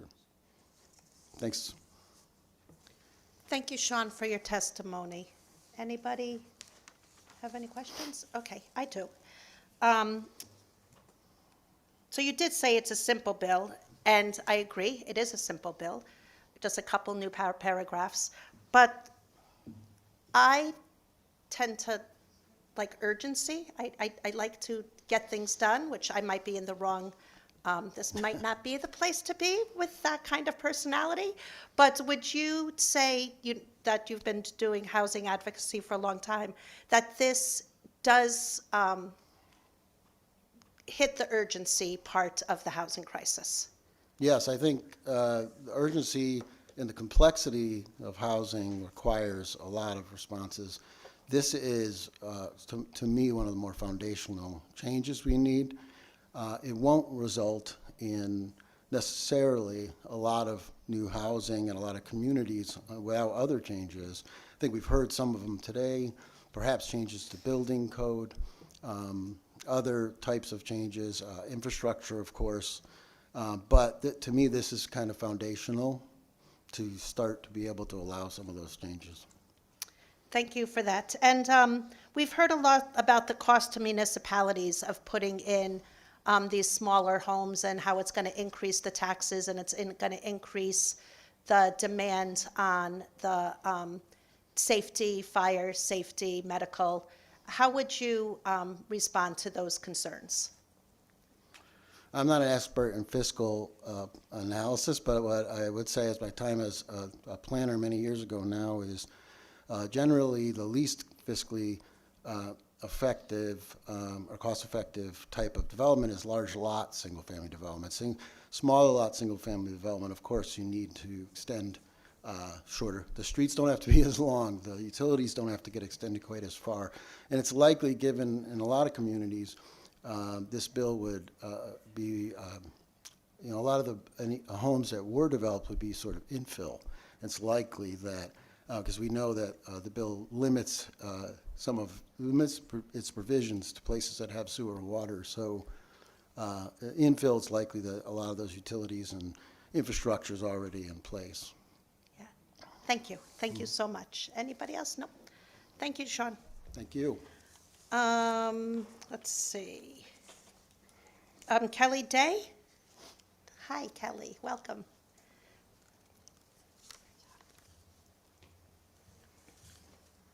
Oh, Kelly Ann. I'm so sorry. No worries. Good evening, members of the Housing Committee. Thank you so much for being here all day and listening to all of this testimony. I appreciate you. My name is Kelly Ann Day, and I'm the CEO of New Reach, which is an organization that has been providing homeless prevention, emergency shelter, and housing in Greater New Haven and Greater Bridgeport for 30 years. I'm also a recent renter in New Haven who's seen her rent go up 8% in the past 3 years, much higher than any of my mortgages went up when I was a homeowner in Hamden and Cheshire. I'm here to testify today in support of HB 5160, but I'd like to recommend a change from $33 million to $123.9. I'm also interested in supporting SB 151, although I'm not a planner. Please don't ask me any of those detailed questions. But from everything I've heard today, it seems like it's a really good idea to pass it. But I'm here to talk about emergency homeless shelters and housing for people who are experiencing homelessness. So the Partnership for Strong Community just issued a report that said there's approximately 120 to 380 units short of rental property in Connecticut. Now, I know about 120 of that is the affordable for people with low income. But 380, if you think about the number of people in the state who are renters and having become a new renter, it's been a very enlightening moment where I see many people in my apartment building who have tiny kids or who have older kids and wish they could afford a house, and they can't. It's just not there. I tried to buy a house after I sold my house in Cheshire, and I got outbid a number of times. I would love a list of the East Haven affordable housing that's available, but renters are at a distinct disadvantage, and they don't have the power often that homeowners have. And I saw that today when I heard a lot of folks from Fairfield talking about 151 and the quality of their neighborhoods and their big properties and traffic. And I think about the renters who, that's a luxury for them to complain about something like that. So I really want to urge you all to think about the renters and the fact that rents have gone up 75% in the past 10 years in the state of Connecticut. Your mortgages haven't gone up that. And I would venture to guess your taxes haven't gone up that high in 75%. Maybe I'm wrong. But it really is a problem if you don't have an income that can pay, if you don't have friends or family or parents who can support you. My son is a 3-year certified welder, Senator Marks, and he will not come back and work for Electric Boat because he has no place affordable to live. He's in North Carolina. So I have written testimony that talks about all the statistics that Sarah already talked about and the importance of preventing homelessness, keeping people in their housing, helping them not lose those rental units when they are there, as well as bolstering our system. Many of the people who we employ are not making wages enough to afford homes either. They are also the disadvantaged renters in our state. So I will leave it at that. I'm happy to take any questions. Thank you so much for your testimony. Any questions? Okay, Rep. Zulo? I have a couple of planning questions for you. Oh, please, please. I'm just kidding. I'll make something up, but yeah. Just need a little levity. I appreciate your testimony and perspective. I really don't have any questions. Thank you. Oh, okay. Funny, isn't he? Yeah. Yeah. So fun having him on the committee. It is, you know. Okay, everybody else good? Okay, thank you so much, Thank you. Kellyanne. Thanks for being patient with us. I don't see Kenneth Collins, Tim Walensky, or Aaron Keeney?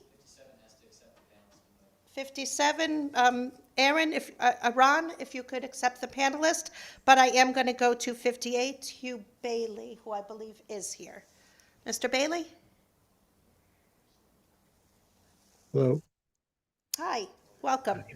Hi. Thank you for your time, and thank you to the members of the Housing Committee for the opportunity to testify today. My name is Hugh Bailey. I'm the Policy Director at Open Communities Alliance. We're a civil rights nonprofit focused on reversing the effects of housing discrimination.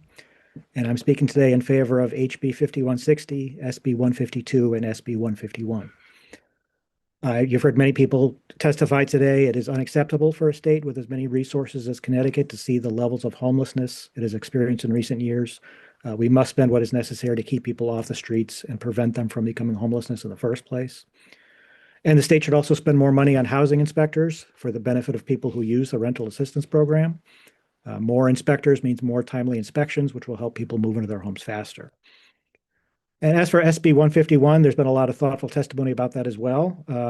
Without question, large lot size minimums are a serious hindrance to affordability. And it is sensible to change laws that require unnecessarily large lots, especially in areas served by public water and public sewer.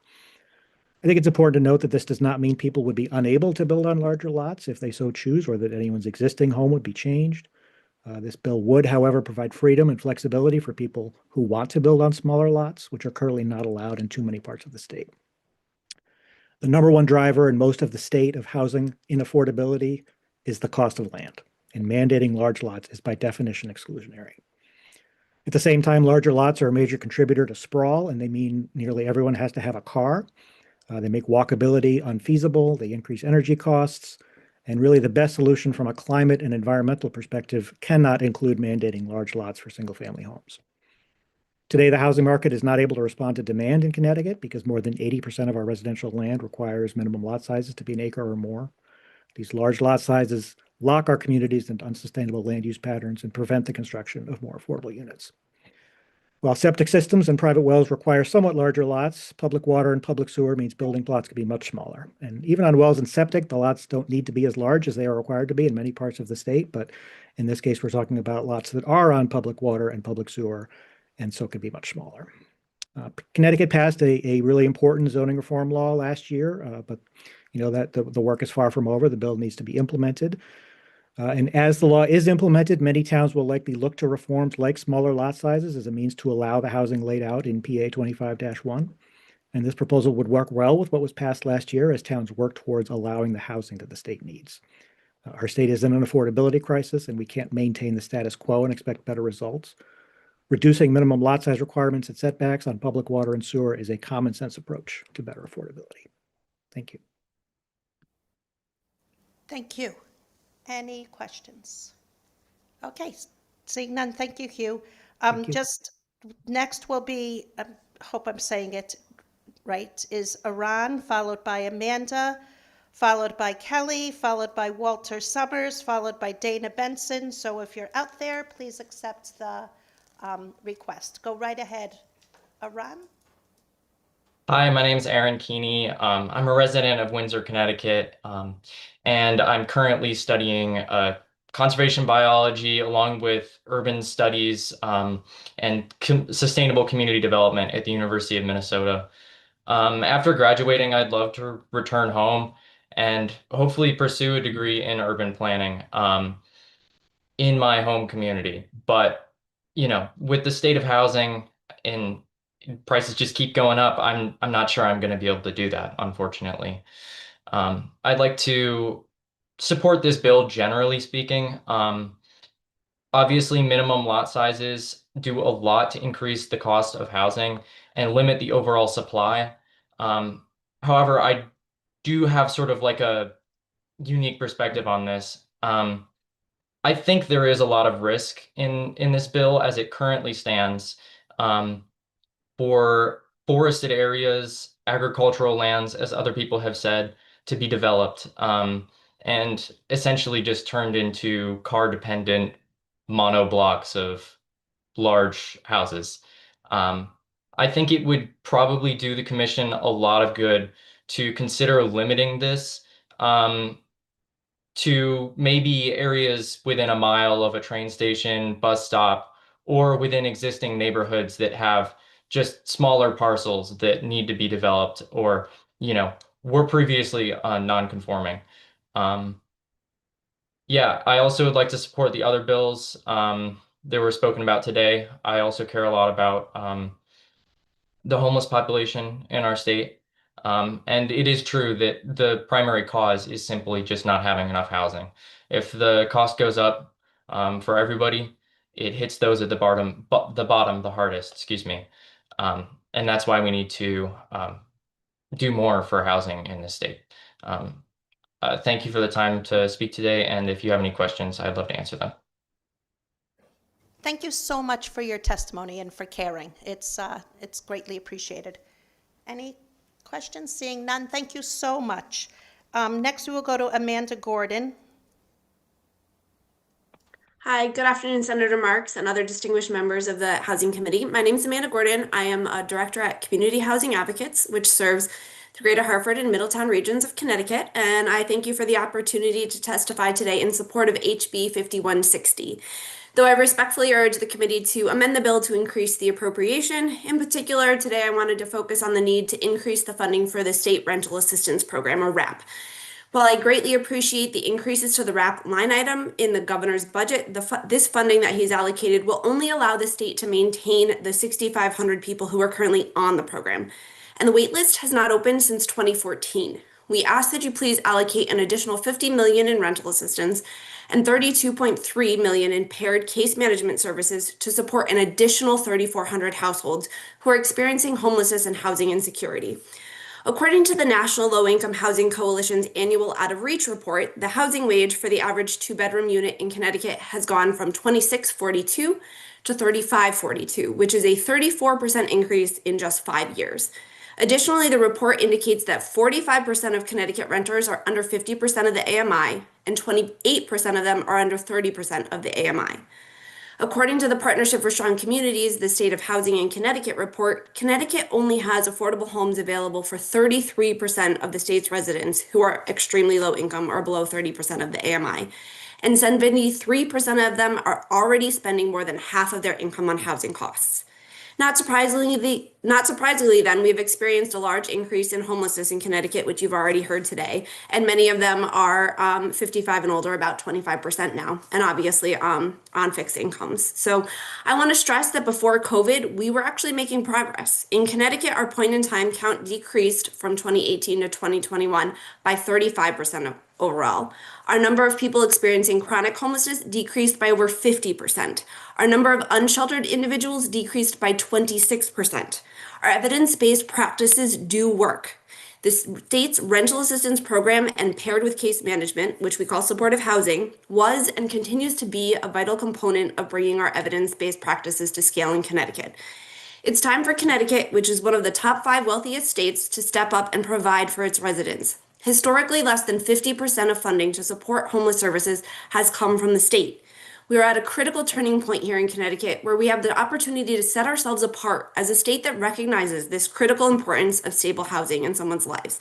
Until we can make significant progress on building new units, like others have mentioned, to drive rental prices down, the RAP program remains one of the only solutions helping residents to keep a roof over their head.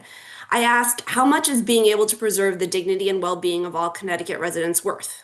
I would argue it's worth more than $82.3 million. Thank you for your time and consideration. Thank you, Amanda. I'm seeing no questions. We will go to our next speaker, Walter Summers. Is Walter here? Walter is not here. Dana Benson. is online, and there you go. Hi, can you hear me? Sure can. Hi, my name is Dana Benson. I live in Southern Connecticut in Easton. I'm speaking in opposition to this bill. Easton borders Bridgeport. We're home to 4 major reservoirs, which supply about 90% of Bridgeport's water, and we furnish over 700,000 people in Southern Connecticut with drinking water. We're also home to about 20 working farms, and our 1 and 3 acre zoning rules were put in place in the 40s to protect Connecticut's drinking water. Like other rural towns, we play an important role in Connecticut's ecosystem, supplying food and water to the people.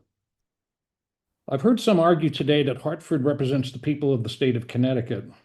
The truth is, Democrats, primarily from big cities, control Hartford, and Hartford is taking control of what is built in Connecticut towns away from those towns, despite our opposition. I've heard a lot of discussion about the problem of homelessness. I believe we should take care of those who can't care for themselves, and I support a tax increase to improve and expand existing programs, including hotel room subsidies, and most importantly, mental and physical health care. I do not understand how people who are homeless will be able to afford to buy or rent all these new units that this bill proposes to create. The committee keeps saying the bill is not about affordable housing, it's about starter homes, but I don't see any definition of a starter home in the bill. What is the acceptable price of a starter home, and when does it stop becoming a starter home? Is there a mechanism in the bill to prevent a McMansion construction boom in Connecticut? If the goal is to provide moderately priced starter homes, why not pass a bill that increases state subsidies or offers low-interest loans to income-qualified residents to buy or rent units at prices that, for them, with the subsidy, would be below market starter homes prices? So if I had to summarize this bill in one word, it would be destruction. It will hasten the destruction of historic homes and single-family neighborhoods by removing the local authority to protect historic structures not on the historic register after July. It will hasten the destruction of Connecticut's farms by creating a new incentive to subdivide and develop them, on top of the pressure last year's bill put on farmers by raising their taxes.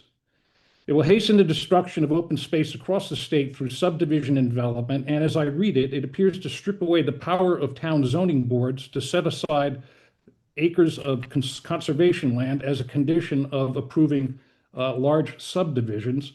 And this practice has been a major driver of open space conservation in Connecticut. So my question is, why would you pass a law that hastens the destruction of nature and farms? Some have argued the increased taxes paid by the buyers of the new housing units on 1/10 of an acre lots will pay for the increased population's needs for schools, waste treatment, and other infrastructure. If the increased population attracted by cheaper, dense housing makes up for the cost of increased demand for infrastructure they bring with them through the new taxes they pay, why is it that Bridgeport, with so much dense housing, has had a cumulative education budget deficit of Mr. Benson, $47 your million time is since up. 2020? If you could please wrap up. Bridgeport has had a cumulative education budgets of $47 million since 2020 and is facing a $30 million budget deficit this year. I urge the committee to consider the words of Hippocrates, whose oath still guides our doctors: first, do no harm. Thank you. I see no questions. I just going to make one comment. When you talked about those people in Hartford, meaning me, that passed the legislation, those Democrats, meaning me, I consider it an amazing privilege to be here, a privilege that my constituents elected me to do. I also consider it service. And there's nothing kinder and nicer than when somebody comes up to me in the grocery store and thanks me for my service and all of my hard work. I just would caution you that we all work incredibly hard, probably don't make minimum wage with the hours we put in, and that every single person here in Hartford comes from municipalities all over the state. And we're really trying to do a very good job. Next, we have Jim Pettinelli.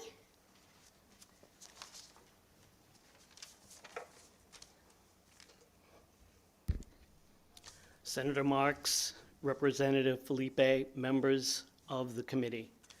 My name is Jim Pettinelli. I work with Liberty Community Services in Greater New Haven. We provide housing and homeless services. I'm here in support of 5160. The urgency of this moment cannot be overstated.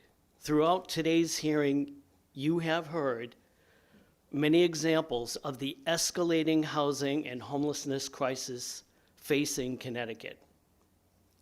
Since 2021, homelessness in Connecticut has increased 44%, and unsheltered homelessness has increased 45%. You've heard those numbers consistently. This is not a sudden emergency. There are many complex issues contributing to the overwhelming numbers of people experiencing homelessness that we as providers are responding to. But among those, in my opinion and in many others, it's the predictable outcome of decades of policy decisions that increasingly have commodified housing, treating it as an investment vehicle rather than a human right. We all bear responsibility for allowing the American dream to drift further and further out of reach. I am proud to stand in support of CCH's advocacy agenda. I want to support and thank the legislature for all the positive actions you've taken, the governor has taken, DOH has taken, DEMIS. I support the Partnership for Strong Communities and their legislative agenda, and the Connecticut Community Nonprofit Alliance in its long-term efforts to stabilize the nonprofit sector.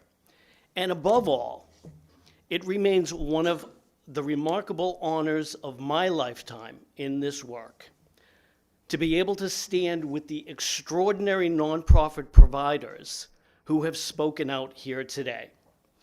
We are truly the gold standard scientists who show up 24/7, 365, exhibiting and implementing proven practices across the board, never giving up, never surrendering. A couple of examples of that proven practice. 2 key-driven studies have shown our programs lead to a net economic benefit. For every dollar invested, there's a $1.44 return. Another study found that 86% of the participants with long-term histories of experiencing homelessness remain in one of our programs and connected to care. To close, I just want to say our system has been under-resourced and underfunded for far too long. Our staff cannot afford to work just one job. They cannot afford to pay their rents. And they are showing up each and every day providing phenomenal services to those experiencing homelessness and supporting people in housing. Thank you. Thank you, Mr. Pettinelli. Any questions, comments from members? Just want to tell you we appreciate what you do. Thank you. Enjoy the rest of your day. Next, somebody who none of us know that well, a guy by the name of Raphael Podolsky.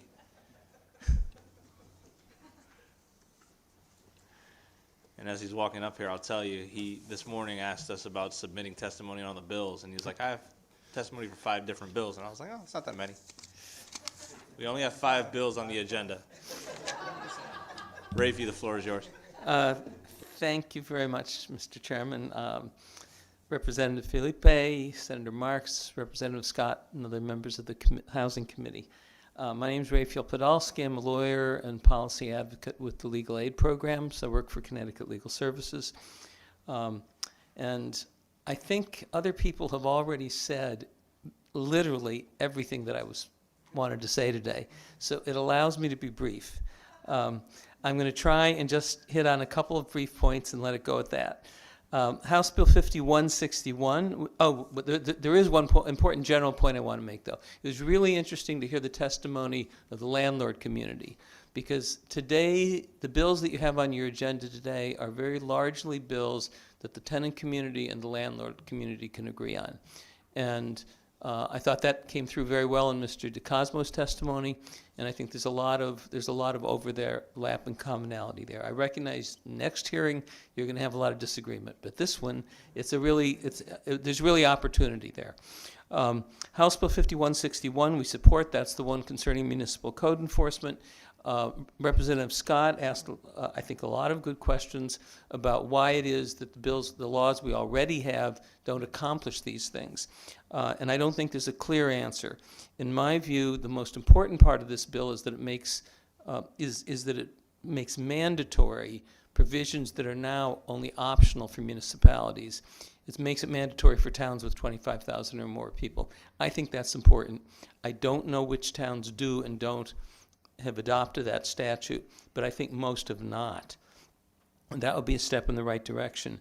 The committee may also want to look at whether there are ways to push towns that have adopted it and do adopt it under this statute to actually make sure that people are complying with it. And the bill does include a provision for enhanced penalties for non-compliance, so that may be helpful. One of the problems that the bill struggles with is the issue of who is responsible. There's somebody in Connecticut who's pretty much responsible for everything. Out-of-state landlords typically have someone in Connecticut who's managing the property. That person may be more easily reachable through civil means than through criminal means. But I think that's something that should be looked at closely, if not fully taken care of in this bill, but look towards it next year. Senate Bill number 152, which we also support, is the one dealing with RAP and hiring more RAP inspectors. It's in everyone's interest to accelerate those inspections. There may be some disagreement about whether they're too picky or not too picky, but it's very important that we preserve the notion that the tenants don't move into a unit until it's been inspected and approved, so that you don't want to shorten the process by putting the tenant in and then telling the tenant to move out when the repairs aren't made. You do it the way this bill does it, by saying you put more inspectors. Okay, and I will conclude just by saying, in that case, House Bill 5160 we support. That's homelessness funding. We very much support RAP funding expansion. And finally, we also support Senate Bill number 151 on starter homes. Thank you very much for the opportunity to testify.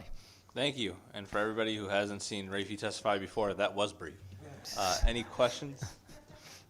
Seeing none, thank you. And thank you very much. We'll be seeing much more of each other throughout these hearings. Before we get to the next speaker who's online, anybody who's here to speak in person, can you please go see Mike and give him your number? We're going to go back and forth between in person and online to get you guys out of here safely. Next is Emma King online.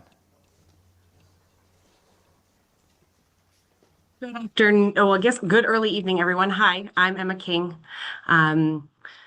Thanks to Senator Marks and Representative Felipe and the members of the committee. Again, I'm Emma. I'm coming to you from Willimantic, Connecticut, and I'm the relatively new executive director over at Access Community Action. We serve Windham County and Windham and Tallinn counties, and I'm writing today.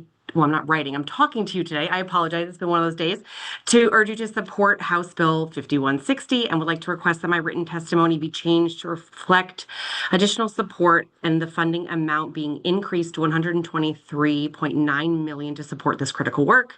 Access is a proud partner of the Connecticut Coalition on Homelessness, the Department of Housing, and the Eastern Coordinated Access Network, and we provide a number of programs across the homeless response system, including both emergency short-term shelter, cold weather sheltering, rapid rehousing, supportive housing for families, permanent supportive housing, youth homeless prevention, and other supportive services. And what I'd like to make clear this afternoon is that the demand and need for the homeless response services is only increasing, and the resources available to support households is just not enough to meet the increasingly complex needs of the households we are seeing, especially with the ongoing uncertainty regarding federal HUD continuum of care funding. Access has an amazing team of dedicated staff who are committed to supporting those in their communities experiencing homelessness, and I can't thank them enough for the work they do. However, it's seemingly never enough. We continue to find wait lists for our programming. Our shelter maintains a wait list. Our by name list in the Eastern Can continues to have hundreds of folks waiting for services. And for this afternoon, I thought it would be interesting for the committee to hear a couple of stories of a few individuals who have reached out to our staff as much as, as early as today, looking for support. This morning, our homeless response team took a call from a 19-year-old male who is employed, who has been asked to leave his current housing situation because it's unsafe. He's actively looking for an apartment where to live independently, but he can't find an affordable unit near where he works in the Danielson-Killingley area. He is asking if we had any funding for a security deposit or for first month's rent. We also spoke this week to a disabled 40-year-old male who has a supportive housing voucher, is at risk of losing that voucher because he can't find a unit that works for his needs in the Brooklyn-Killingley area. He was living outside but has sought shelter at our cold weather emergency facility in Danielson. He is looking again for support in identifying an accessible unit and possibly security deposit assistance. We also got a call from a local human service department who has an elderly couple who sold their house and have been scammed out of 2 apartments by fraudulent landlords and are looking for resources, not knowing where to go. They are staying with their son but can't stay long term because of challenges in mobility. They had funding for an apartment but lost it in these scams and are now looking and now don't know where to turn. So as you can see, these are complex. Those are just 3 stories from this week of the folks that our teams are supporting across Eastern Connecticut and again around the state. And supporting these individuals is going to include anything from assisting with documentation, with financial assistance, finding units, and it takes both staff capacity and time, 2 of which we don't have enough of. So I thank the committee for their continued support of homeless work and ask them to continue funding it at increased levels so that we can continue to do these work so people do not stay cold or go homeless. Thank you. Thank you. Any questions from members of the committee? Seeing none, we appreciate your time. Thank you, everybody. Next, as I said, we're going to go back and forth in person to online. So next is Monica Nugent.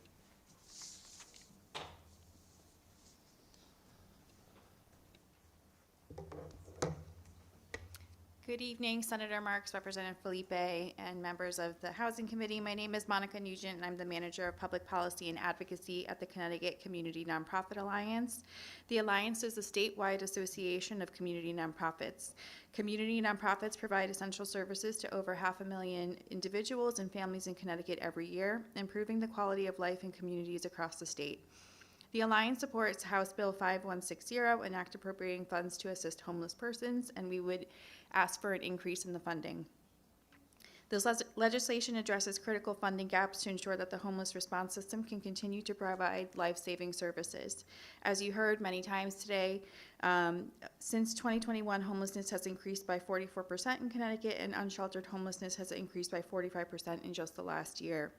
This means that more people across the state and in every city and every town are living outside. This isn't just another statistic, it signifies a public health emergency. In order to preserve life and reduce preventable harm, Connecticut must adopt this funding. This funding is critical in stabilizing core services. Nonprofits deliver prevention, diversion, outreach, shelter, and housing-focused services every day. This funding will ensure that these services are not just protected and stabilized for existing capacity, but that investments can be made to improve system performance. With the help of this committee and the legislature, we can ensure that the homeless response system has the funding to meet the needs of our neighbors, creating a strategic pathway forward towards solving homelessness in our state. Thank you. Thank you. Any questions, comments from members of the committee?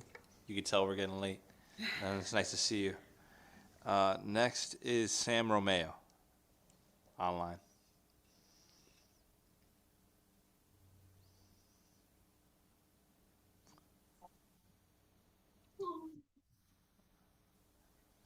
He keeps popping up. Okay, There you are. Floor is yours. here I am. Yes, thank you. Well, my name's Sam Romeo. I'm the Commissioner and Chairman of the Greenwich Housing Authority. And I think that I'm here to speak against this bill. I think it's wrong, and I think the approach that the legislature is taking with this is all wrong. And I have another approach that would create affordable housing much better, and I'll get into that in a little while. But what I see wrong with this bill is that I don't know the background of the people who worked on this and drafted this proposal, because it's apparent to me they didn't take into account the plan development and conservation of most municipalities. When we do development here in Greenwich, we look at everything. We look how we're going to affect the community, the neighborhood that we're developing in, and I think we do a pretty good job at that. We've made great strides here in Greenwich, and I invite you all to come down here and take a look at some of the renovations and new construction that we've created here in the last 5 years. And presently, we manage and maintain about 1,280 units of affordable housing in the town of Greenwich. Matter of fact, this Saturday, we're opening up 6 brand new units. We're going to be online and issuing the keys to the residents. And in 18 months, or 9 months actually, we're going to be adding another 54 units back into service. And in 18 months, another 52 on top of that. So we're moving ahead and we're creating units. We're doing both family units and we're doing senior units. We also, there's a need for family units along with, the 1 bedrooms. So we take that into account. What I think would help create more housing here in the state of Connecticut is you have to work closely with the housing authorities.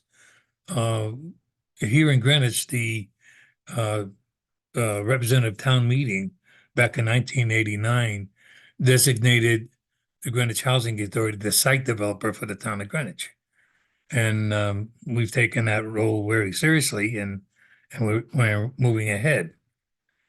So I think working closely, the legislature, or actually, we have a great commissioner, Commissioner Bruno in CHFA, working closely with her and giving her agency more funding would actually help create more affordable housing in every municipality. Some of the things that the municipalities can do to help create more housing in the community is give the housing authorities tax abatements. Right now, here in the town of Greenwich, we pay $500,000 a year in property taxes.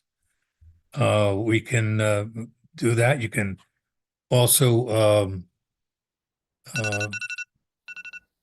I hear my Jerome, bell. your time has expired. Can you please summarize? Well, I'll just stay for questions if you have any, but I have a lot to say about how do you create affordable housing in town, because we know how to do it.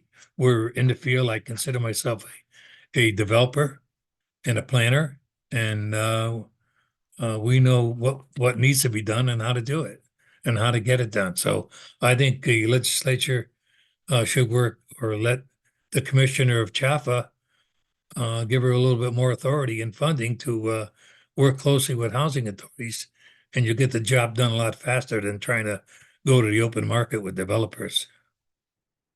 Thank you. Any questions or comments for the speaker? I will just, Rep. Corpus, sorry. Thank you, Mr. Chairman.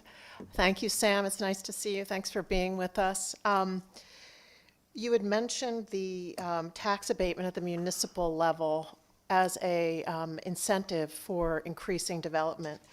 Can you talk about any parts of your ideas which relate to actions we can take at the state level, which would be an impetus for more either affordable housing or the kind of housing contemplated by 151? Through you, Mr. Chairman. Well, one thing would be to issue bonds to housing authorities. Those bonds would be paid back by the rents that would be collected through the housing authority. So it wouldn't be taxpayers' money funding it. It would be a payback with interest. So bonding would be a big help to most municipalities and most housing authorities.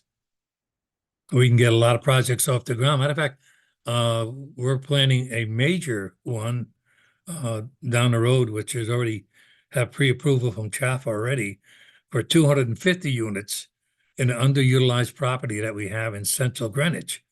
And that's going to be a nice project, but funding is going to be key for that. So that's one aspect that could be helping. And also building permits. We pay for this major development I'm doing right now. I paid $391,000 for building permits. If we can get relief on those things, that would also help create more affordable housing, so we'd have more funding. So there's a lot that we can done. Thank you, Sam. Thank you, Mr. Chairman. Thank you, Representative. Any other questions? I don't have a question for you, sir. I just have a comment, and that is, you mentioned the plan of conservation development earlier in your testimony, and I understand the way that people have been reading this bill might not be necessarily how it is intended and how I read it. But in this bill, while the planning and zoning commissions may not have the same authority over denial, you can still deny it administratively.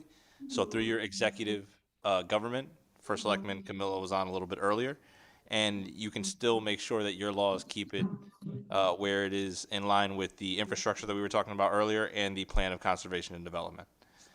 Well, if I may respond, I'm not talking just about water or sewers. I'm talking about the total infrastructure. I'm talking about schools, fire, police. I understand that the same response was given before. If your town makes laws that legislate that you should consider these things, as long as it's done administratively, you still can, based on this bill. That is my point. That's your opinion, but that's not how it works. Not my opinion. That's how it's written. We will agree. When it comes to schools, planning and zoning, those doesn't have anything to do with development of housing. You're right. The executive branch is allowed to make these decisions, which is what I said. I'm not going to continue to debate with you, sir. I was just giving clarity. Thank you for your time. Next is Bob Weideman. Thank you, Mr. Chairman. I'd like to thank the chair people, the ranking members, and all the members of the Housing Committee. I know this is a long afternoon, so I'm going to be as brief as I can. My name is Bob Wiedenman. I'm a home builder and developer based in Wallingford.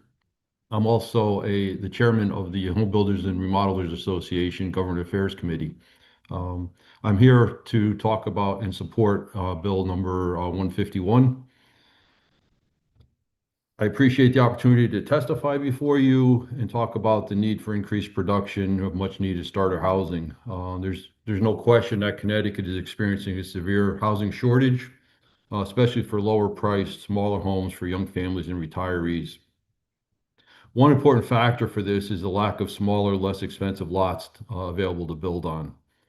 We're very much a supply and demand industry, and when there's a lack of either lots or housing, it pushes costs up. There's no question about that.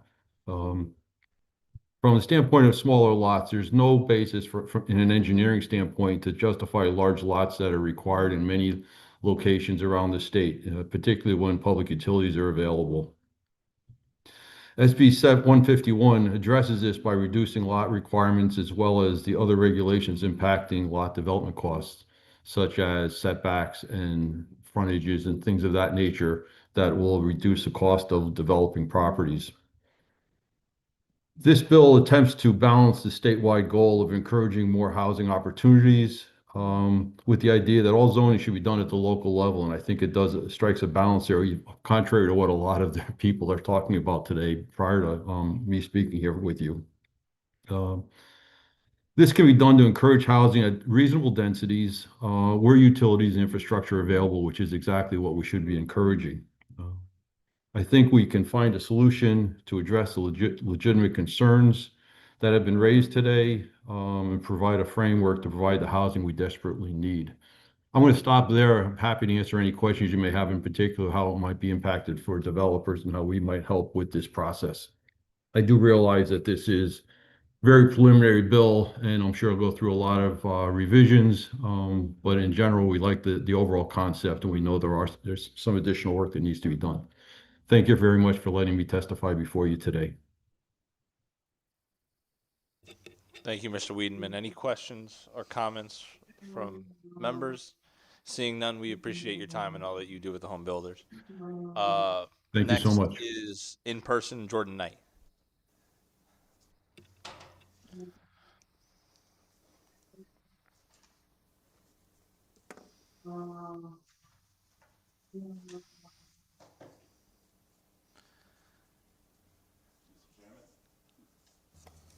Mr. Chairman, distinguished members of the Housing Committee, thank you for your pursuit of solutions to quickly address and turn the tide of Connecticut's severe housing shortage. I support SB 151, but consider a few ideas. You know, I'm getting into development now, so I can provide a house for my stepdaughter and my nieces and nephews, and I acknowledge there's a severe shortage. We see 30-party bidding wars on small houses that can't be built under current rules. The winning offers are in cash, tens of thousands over asking with no inspections. Buyers are losing multi-bid situations repeatedly despite offers $30,000 over asking. FHA buyers and VA buyers, our veterans, can't compete. Our children can't compete. The starter homes that many baby boomers were raised in on Capes, 0.18 acres, the small ranches near Pratt and Whitney, these can't be built under the current rules. We need more modern housing stock that reflects the demographic shift of younger generations having families later, as well as the extra tens of years paying student loans before kids and marriage. These don't fit in the clearly defined rules towns refuse to deviate from. If we could trust towns, I understand that there's animosity over Hartford telling towns what to do. And it reminds me of me telling my parents to go away when they were nagging me to do homework as a child. And much like me at the time, the townspeople that demand control then turn around and keep playing Doom on their PC. They use local control to stonewall cost-saving innovations that would make starter homes possible again, when in the state there's a shortage of over 100,000 units.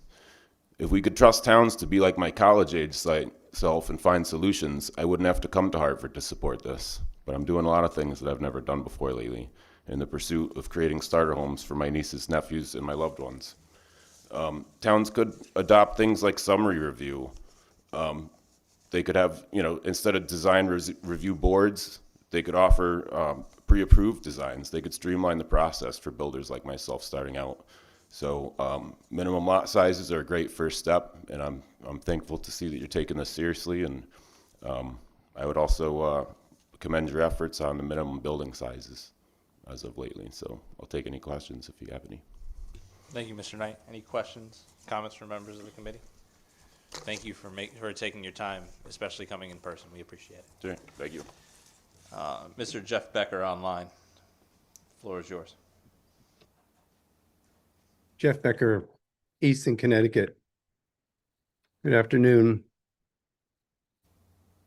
This bill lays bare the naked capture of our legislature by corporate interests. There is nothing more blatant, more of a naked gift to developers than this piece of legislation. It shows how desegregate CT has never been anything but an effort to break zoning for the benefit of developers. It's only about the money. This bill does nothing for communities but drive up prices, strain resources, will make roads that are already badly congested even worse, and will raise taxes. Who benefits? Developers. Who loses? Everyone else. And there's no provision here that makes housing affordable. Development cannot be unlimited. Our resources are finite.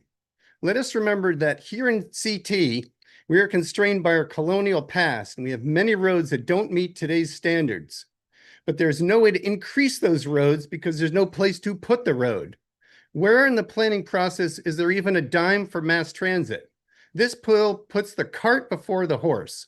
In the rush to develop here, as if development is the only thing that matters, are we considering what happens when AI eliminates jobs by the millions?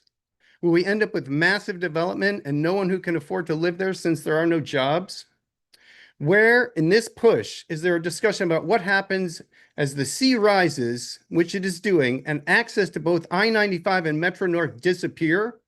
This is not theoretical. Remember also that the sewage treatment facilities are on the coast and they're in the floodplain. Is there money to move those inland? And who will pay for all this, including the need to increase the size of these facilities to meet the increased demands? And understand that's in the cost of billions of dollars. Since there's very limited land availability, when does the eminent domain process begin to make space for moving the highway, train line, the sewage treatment plants, and to build new reservoirs to meet the demand? Where will the new schools be built if all the land is already covered by buildings? This bill ignores the results of overdevelopment, and with no natural land to absorb the stormwater runoff, flooding and erosion will increase dramatically. Remember what happened to Houston, which had no zoning rules. We had massive rains there, and it had an epic flood. So if you cover all the surfaces with impervious coverage, the flooding and the erosion become epic. What makes housing affordable? The thing that I've never heard anyone say here, paying people a living wage. But unfortunately, people will say, well, that's the federal government, where the minimum wage is stuck from 2009 at $7.25 an hour, which has no relationship to what things cost today.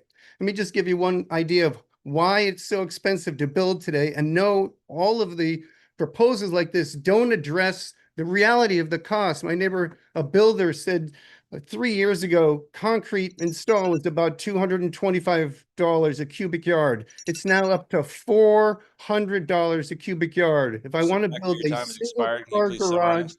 yeah, I will. If I want to build a single car garage with 3 concrete walls and a roof and a door, it's $50,000. And no matter what you do, you're not going to bring that price lower. Vote no on SB 151. Thank you. Thank you. And just for the record, because we have people that transcribe these things, what bill? Can you just give the number of the bill? SB 151. Thank you very much. Any questions from members of the committee? Seeing none, thank you for your testimony and have a good night. Thank you. Should have asked him to spot me $10. Next, we have Darius Bailey.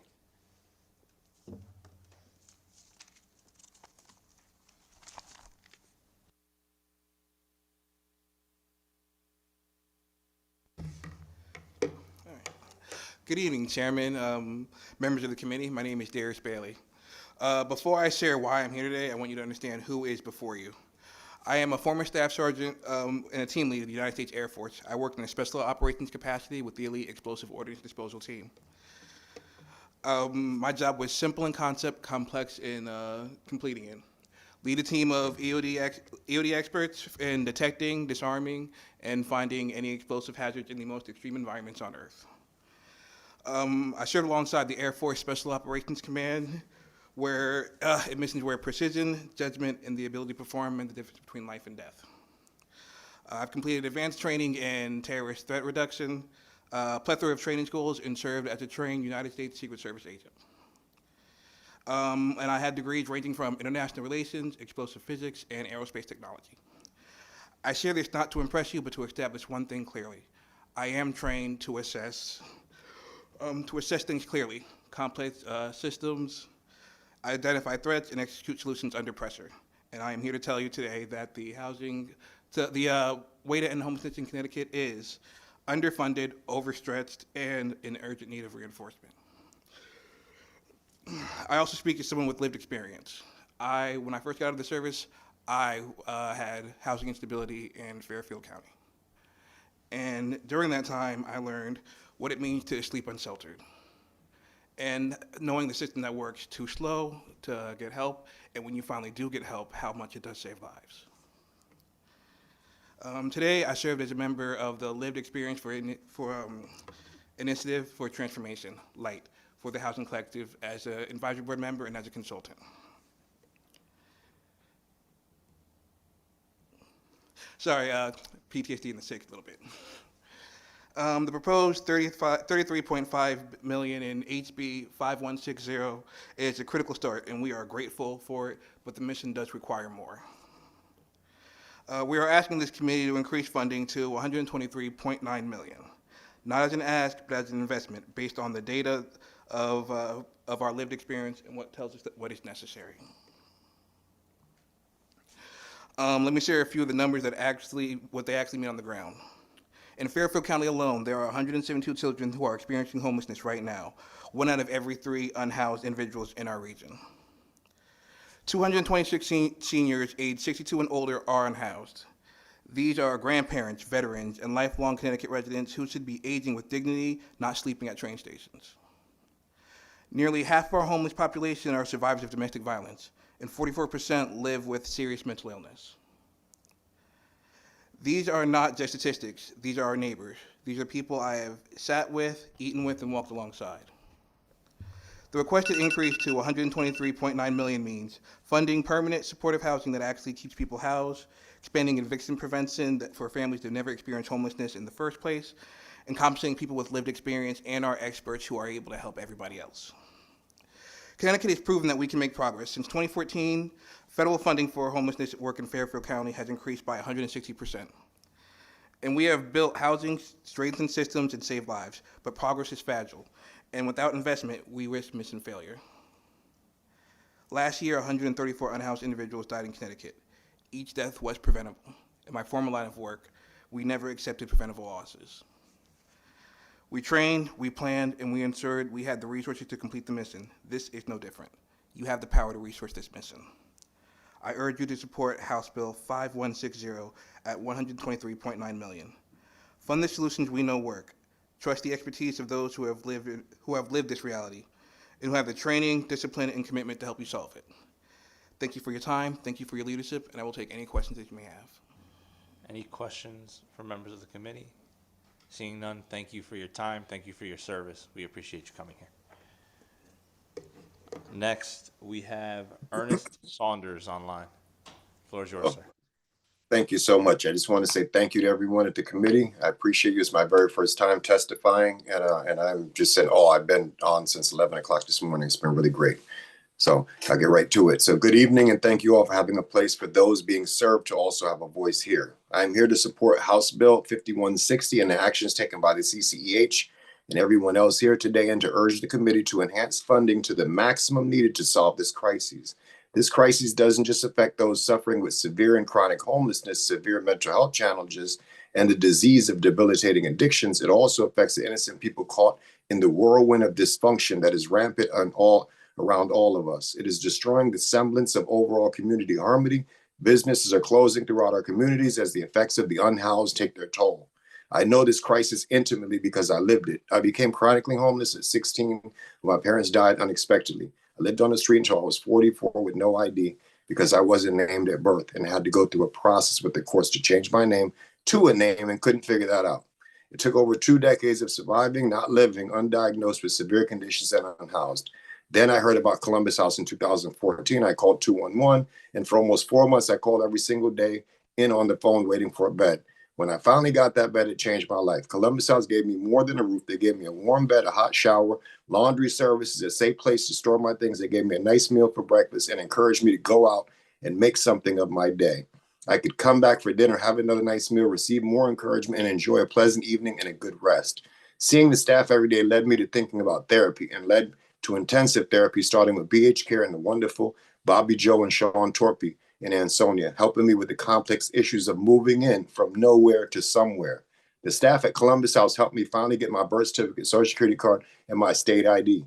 That changed everything. I felt hopeful for the first time in my life. I found a job at Dunkin', all because the staff had kept a bulletin with helpful info like jobs and other services. In 2016, I was approved for housing, and luckily I had case management because I was somewhat really confused at what to do.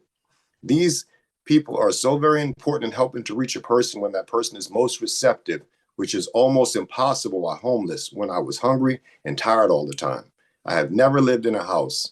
I am here to support the expansion of funding to the amount needed to rid our communities of the suffering caused by blight. I'm going to talk about the price of being homeless versus the price of a plan, that plan that solves the crises once and for all. I'm here to talk about price tags, specifically the price of leaving someone on the street versus the price of bringing them inside. Let's look at the math for one person living homeless for a single year. We often think sleeping on the street is free, but the cost of the city is actually astronomical. When someone unsheltered, they aren't just invisible, they are cycling through extensive crises systems. They visit emergency rooms multiple times because of a small infection, which turns into a major issue.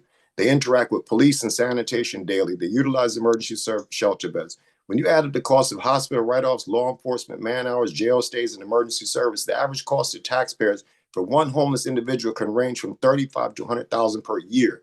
That is the price of managing the problem. It's high, it's inefficient, and it doesn't solve anything. Let's scale that up. I'm asking you to look at the numbers for 10,000 unhoused people. If we take a conservative average of 50,000 per person and multiply it by 10,000, we're looking at an annual cost of the system of $500 million.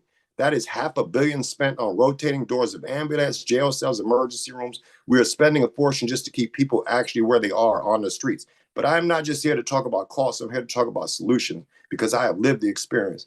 We need to develop a program with a zone community designed to serve the unhoused. Most suffer from complex post-traumatic stress and need wraparound services, enhanced case management capabilities, and funding, especially to places like Columbus House and BH Care in Ansonia. We need a comprehensive treatment program where a group of previously homeless Your individuals. time is up. If you could, it's great Yep. testimony. If you could just wrap up. Okay. So yeah, I wrote out too much. So I'll just say, so the choice is clear. We can continue to spend $500 million in a year, or we could work on solutions that might work a little bit better. And I have written out quite a bit, and I'd definitely love to go over that with someone down the line to offer in some more maybe testimony. I just tried to comprise it in 3 minutes, so I'll take any questions. Thank you for your time. Any questions from members of the committee? I just want to remind you, Ernest, but before I get to my good Senate co-chair, you wrote down a lot of your testimony. Make sure you submit your written so we can read it. Okay, sure will. Thank you. Senator Marks. Ernest, that was awesome for your first time. I feel like I'm on American Idol or The Voice. That was your first time testifying. And you did awesome. It was so impactful. I think we need urgency, right? We need urgency with so many things, and I think you're the exact example of why we need urgency with helping those that are unhoused. And life is not easy, but you're doing well, my friend. Thank you, and I definitely hope that the bill passes at 5160. I'm looking forward to it, and I'll tell you something. Once people get in proper treatment and they get housed and they start taking value in where they live and appreciating the things that they have, or whatever the case is, everybody benefits. I mean, I'm telling you, I'm experiencing it right now, 10 years in the services that we're talking about. And I'm a good neighbor, a really good person. So I hope that others can experience that and also have some accountability. And we can also put some stuff in there to make sure that people cannot make it bad for others, because it's hard to move. Even most people know. I mean, I'm having a hard time even finding a place to move just because other people have made it so bad. Yeah. You should go talk to the governor's office. You're good. I definitely would love to. And thank you so much for doing all that you do. Any other questions? Ernest, thank you for your time. We appreciate it. Mike, Mr. Clerk, please, anybody who's in the attendee waiting room, just let them in. We want to just get through this as quickly as possible. Next, we have Douglas Livingston. The floor is yours, sir. Hello, hi, everyone can hear me? Yes, sir. Floor is yours. Okay, yes. I'm Dion Livingston. I represent the city of Waterbury as a whole through the Waterbury Times, which is our local digital news media outlet. And also, I fancy myself as kind of the voice of the people on the streets here. So I kind of have an insight that most people don't tend to get. And as I've been sitting here since 11 o'clock, some people forget that Waterbury, we're one of those cities, Bridgeport and Hartford. Don't forget about us Waterburyans out here. So I specifically want to speak to the 151, but I wasn't aware of this homelessness. If anyone wants to ask me specific questions, I was just homeless last year. I went through the CAN process. I deal with mental health, so the NAMI. So I have a unique perspective if anyone wants to ask, but that's not what I originally want to talk about. Just putting that out there. I'll be super brief. I know I have not heard anyone mention the easing or the changing of the restrictions or qualifications, so to speak, for turning a house into a child care. I even heard a child care person up here, and everyone's talking about the zoning stuff, and I get it, and moving the house back and stuff. I read in there, please correct me, maybe I read it wrong because no one else said it, that they were going to take away, I don't want to say restrictions, maybe that's being too harsh of a word, but the guardrails, I like that. The guardrails that local municipalities have, whether, for example, the 3-family house across the street from me can be a daycare in the morning. I think that is way more dangerous than anything else anyone's been talking about.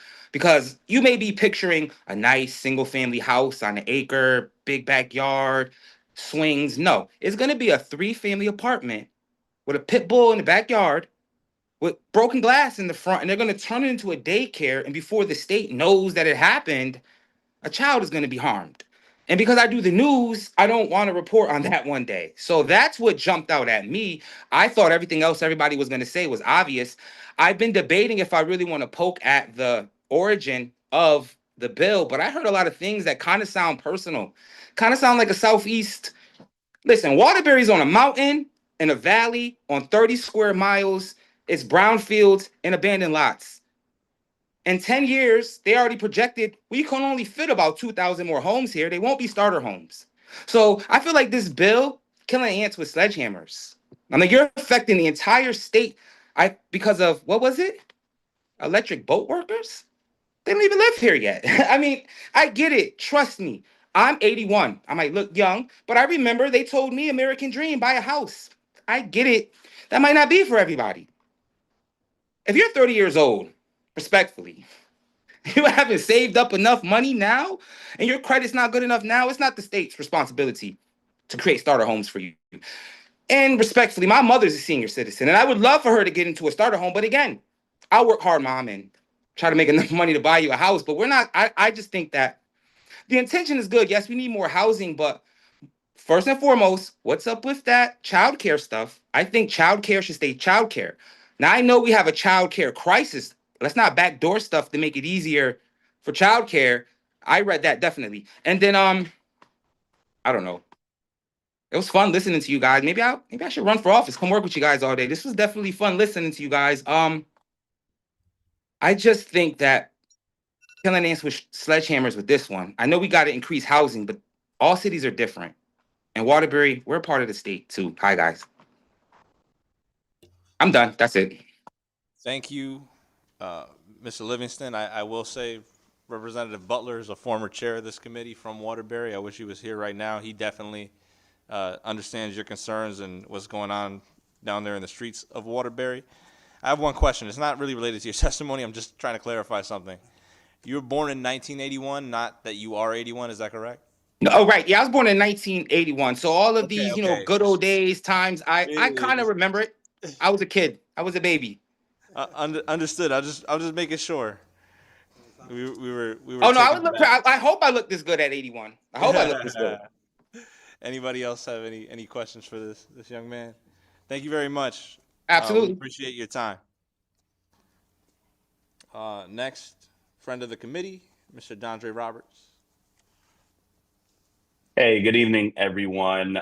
Thank you for being here through this marathon day. My name is Dondre Roberts. I'm a member of the Connecticut Apartment Association, an organization representing over 70,000 apartment units in the state of Connecticut. Also a housing provider in New Haven. I've worked in multifamily over a decade. We are here to testify in support of SB 5161, an act requiring the collection of identifying information of non-resident owners of residential property with a few modifications. So CTAA supports the goal of accountability and transparency in rental housing. I think we all agree that's very much needed. Municipalities should be easily able to identify and contact the party responsible for a rental property to address health, safety, and code compliance issues. And we want effective enforcement tools that address bad actors and protect residents. Can you hear me? Yeah, we apologize. There was somebody's mic going off. Oh yeah, all good. Yeah. The only thing that we're concerned with is the level of personal data required. So for instance, the requirement to provide identifying information such as date of birth and the motor vehicle operator's license numbers does raise privacy concerns and data security concerns about how that information is stored. But we recommend limiting required information to the name of the owner or entity, a current phone and email contact, a current business or residential address, and perhaps most importantly, a designated responsible agent for service of notice. We also support SB 151, an act prohibiting certain land use and zoning limitations on housing. We support this legislation because, as you know, our state is roughly 100,000 units short of housing that's affordable and also for starter homes. And a lot of people here are talking about tax increases today. Well, I'll also say that a housing shortage actually raises taxes because there are less taxpayers to pay for fixed municipal costs. I'm a millennial, and I'm the only one out of my peers who actually owns a home. And that reflects a broader national trend. We see that millennials are purchasing homes later than previous generations, and the median age of first-time homebuyers is now in the mid-30s. And then lastly, we support SB 152, an act appropriating funds for rental assistance program housing inspections. This bill ensures that participating units are inspected in a timely manner and consistent manner, which benefits residents, housing providers, and municipalities alike by promoting safe housing conditions and predictable program administration. Adequate staffing helps avoid inspection backlogs that can delay finding housing and provides clarity for responsible property owners working to comply with state and local standards. Thank you. Thank you, Mr. Roberts. Any questions from members of the committee? Seeing none, we appreciate you taking the time. Yeah. I don't see number 76 or number 77, so we are going to move to Michelle Condorino. Floor is yours. Hi, I'm Michelle Condorino. I am the CEO of Open Doors in Norwalk, and I'm a Reading resident. Thank you to the committee, to the chairs, ranking members, and vice chairs, and committee members. It's been a long day, and thankfully a lot of my peers have shared a lot of the whys of ask for Senate Bill 5160, but I wanted to talk about two very specific aspects of that ask.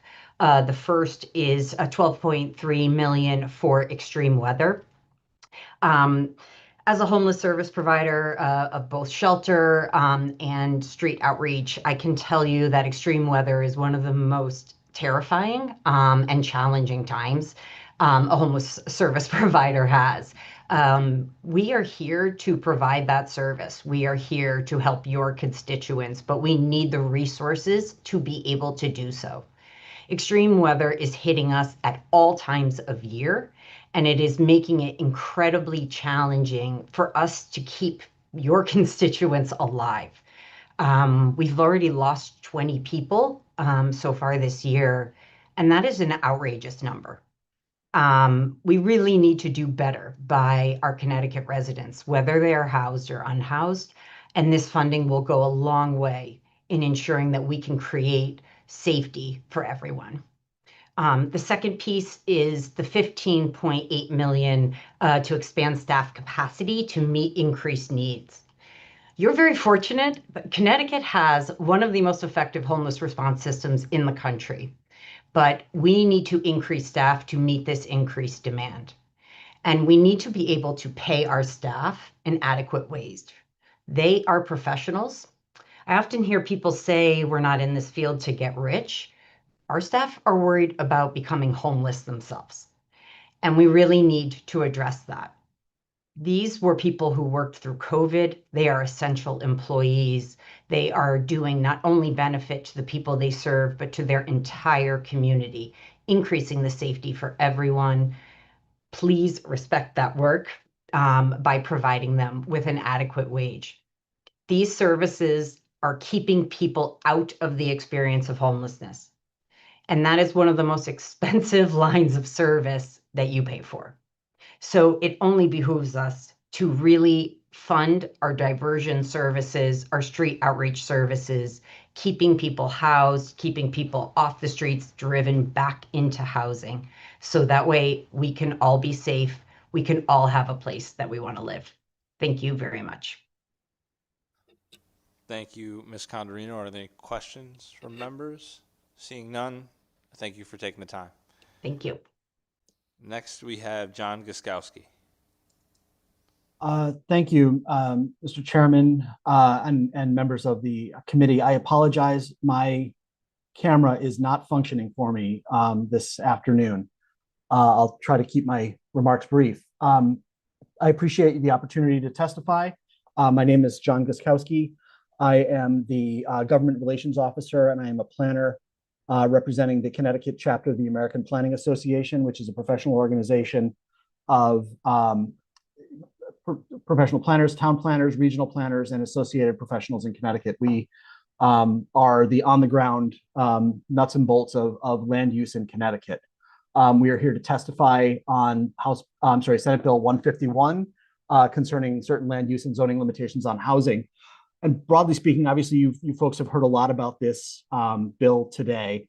And broadly speaking, we as planners support the intent and many of the very specific prescriptive recommendations or elements of the bill, particularly in reducing minimum lot sizes, allowing townhouses as of right, etc. Again, we support these elements in principle to increase housing availability. That said, we believe the timing of this bill is not optimum, and municipalities are already dealing with significant challenges in understanding, wrapping their heads around, and beginning implementation of Special Session Public Act 25-1, which added a great deal of regulatory changes and requirements on municipalities, particularly planning and zoning commissions, relative to housing provisions. I also happen to be, I sit on with Senator Marks on the Council on Housing Development, which among other things is responsible for providing guidance to OPM and to municipalities on the contents of housing growth plans.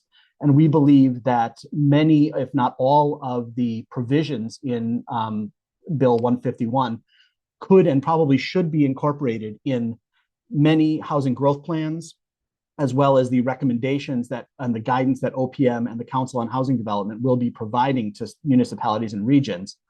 But this is not an optimum time nor approach for creating this requirement with these timeframes at this time.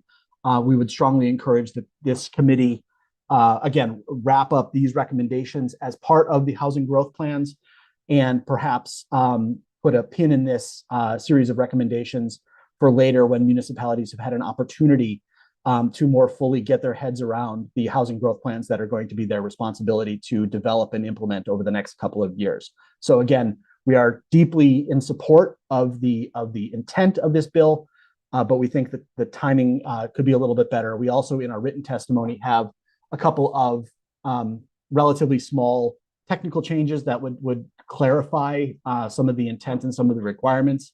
But again, we believe that this is best put to the side for right now and included as recommendations for the housing growth plans.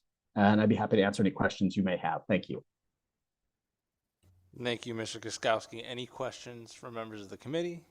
Seeing none, thank you for being with us, especially here at the end of the hearing. Next, we have Stacy Violante Cote. I hope I got that right. Online. Thank you, Representative Felipe, and hello and good evening to you and Senator Marks. I know we're at the end of a long hearing here. My name is Stacy Violante Cote, and I'm the Deputy Director at the Center for Children's Advocacy. And we're a private nonprofit law firm providing legal representation to low-income children and youth throughout the state. In particular, I work with youth experiencing homelessness. So I provide individual legal advocacy for youth across all different systems, as well as advocacy and coalition work to help address the needs that young people have. So I'm here today, as my colleagues have been, to support Bill 5160 and the funds needed to address homelessness. You've heard a lot from folks today. You have my written testimony with the statistics. I just wanted to zero in on young people experiencing homelessness.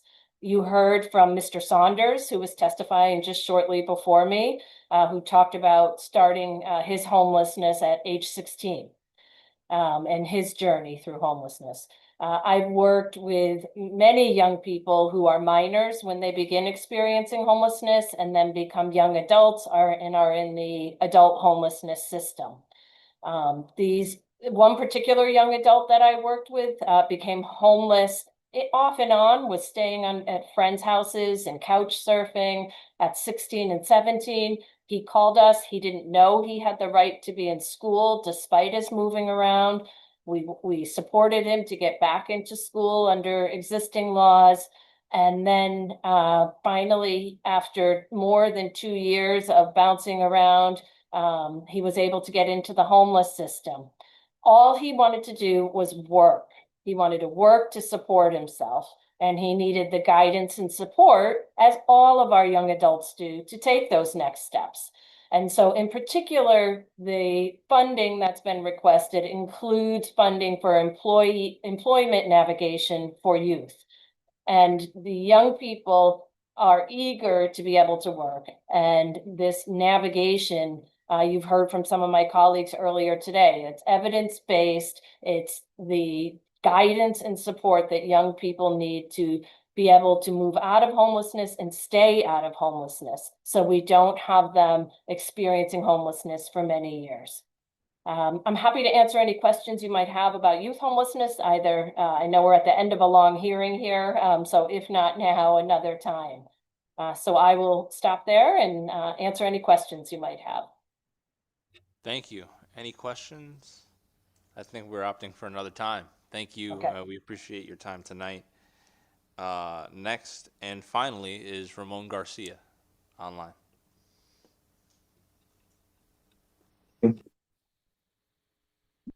Hello? We hear you. Oh, Floor is yours.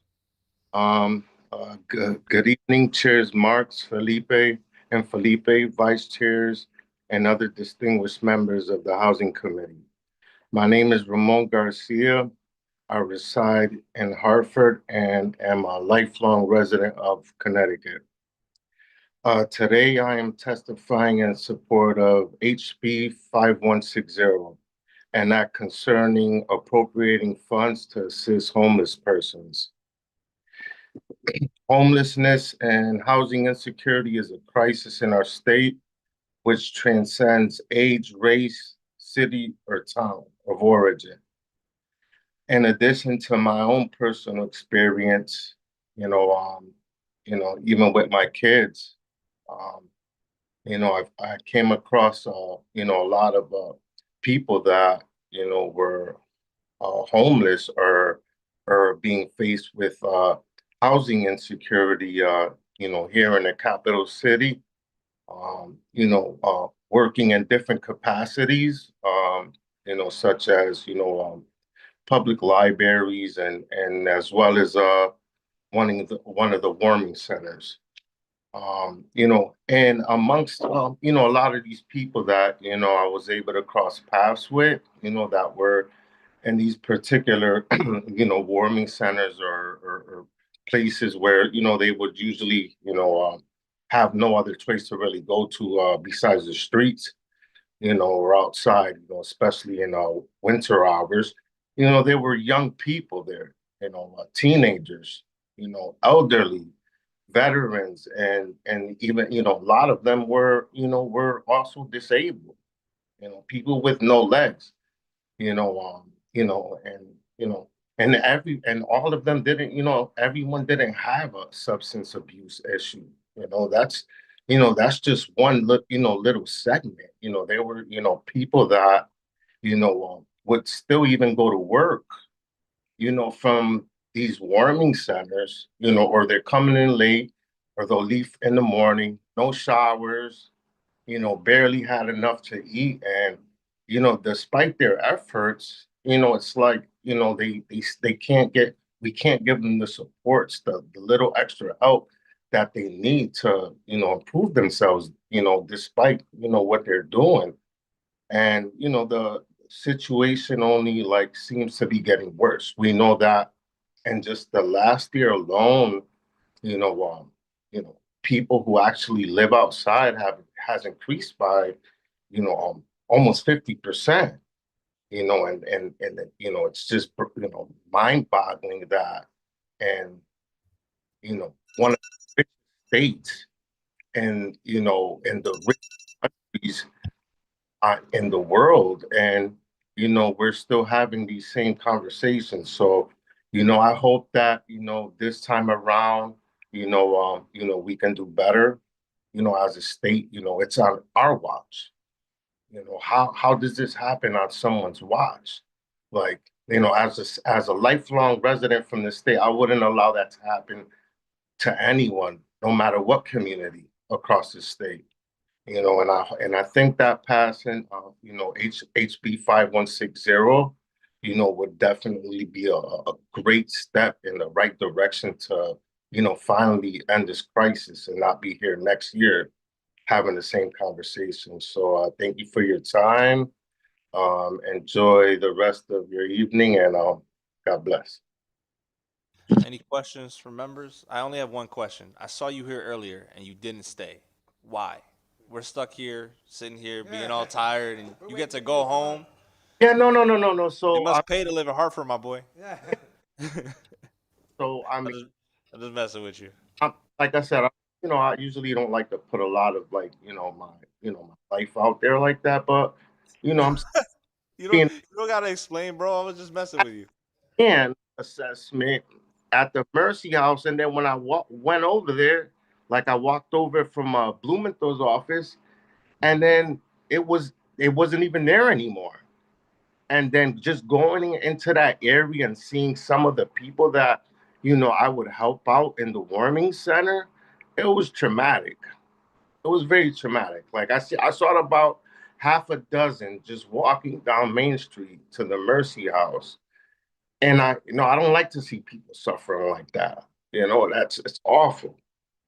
I would allow that for anybody. That's like where's your humanity, your morals? Like, if it was your kids, if it was you, I wouldn't allow that. It doesn't matter like who it is, especially like we're neighbors. We're all here from Connecticut. We all want the same things. And it's a shame, but like that's why I'm here still doing the work. That's a good way to end it, bro. Thank you so much. Thank you. God bless you. You have a good night. All right. See you, bro. I think that's it. Thank you all for staying. Yes. You're very, very good committee members. See you guys on Gold Thursday. star.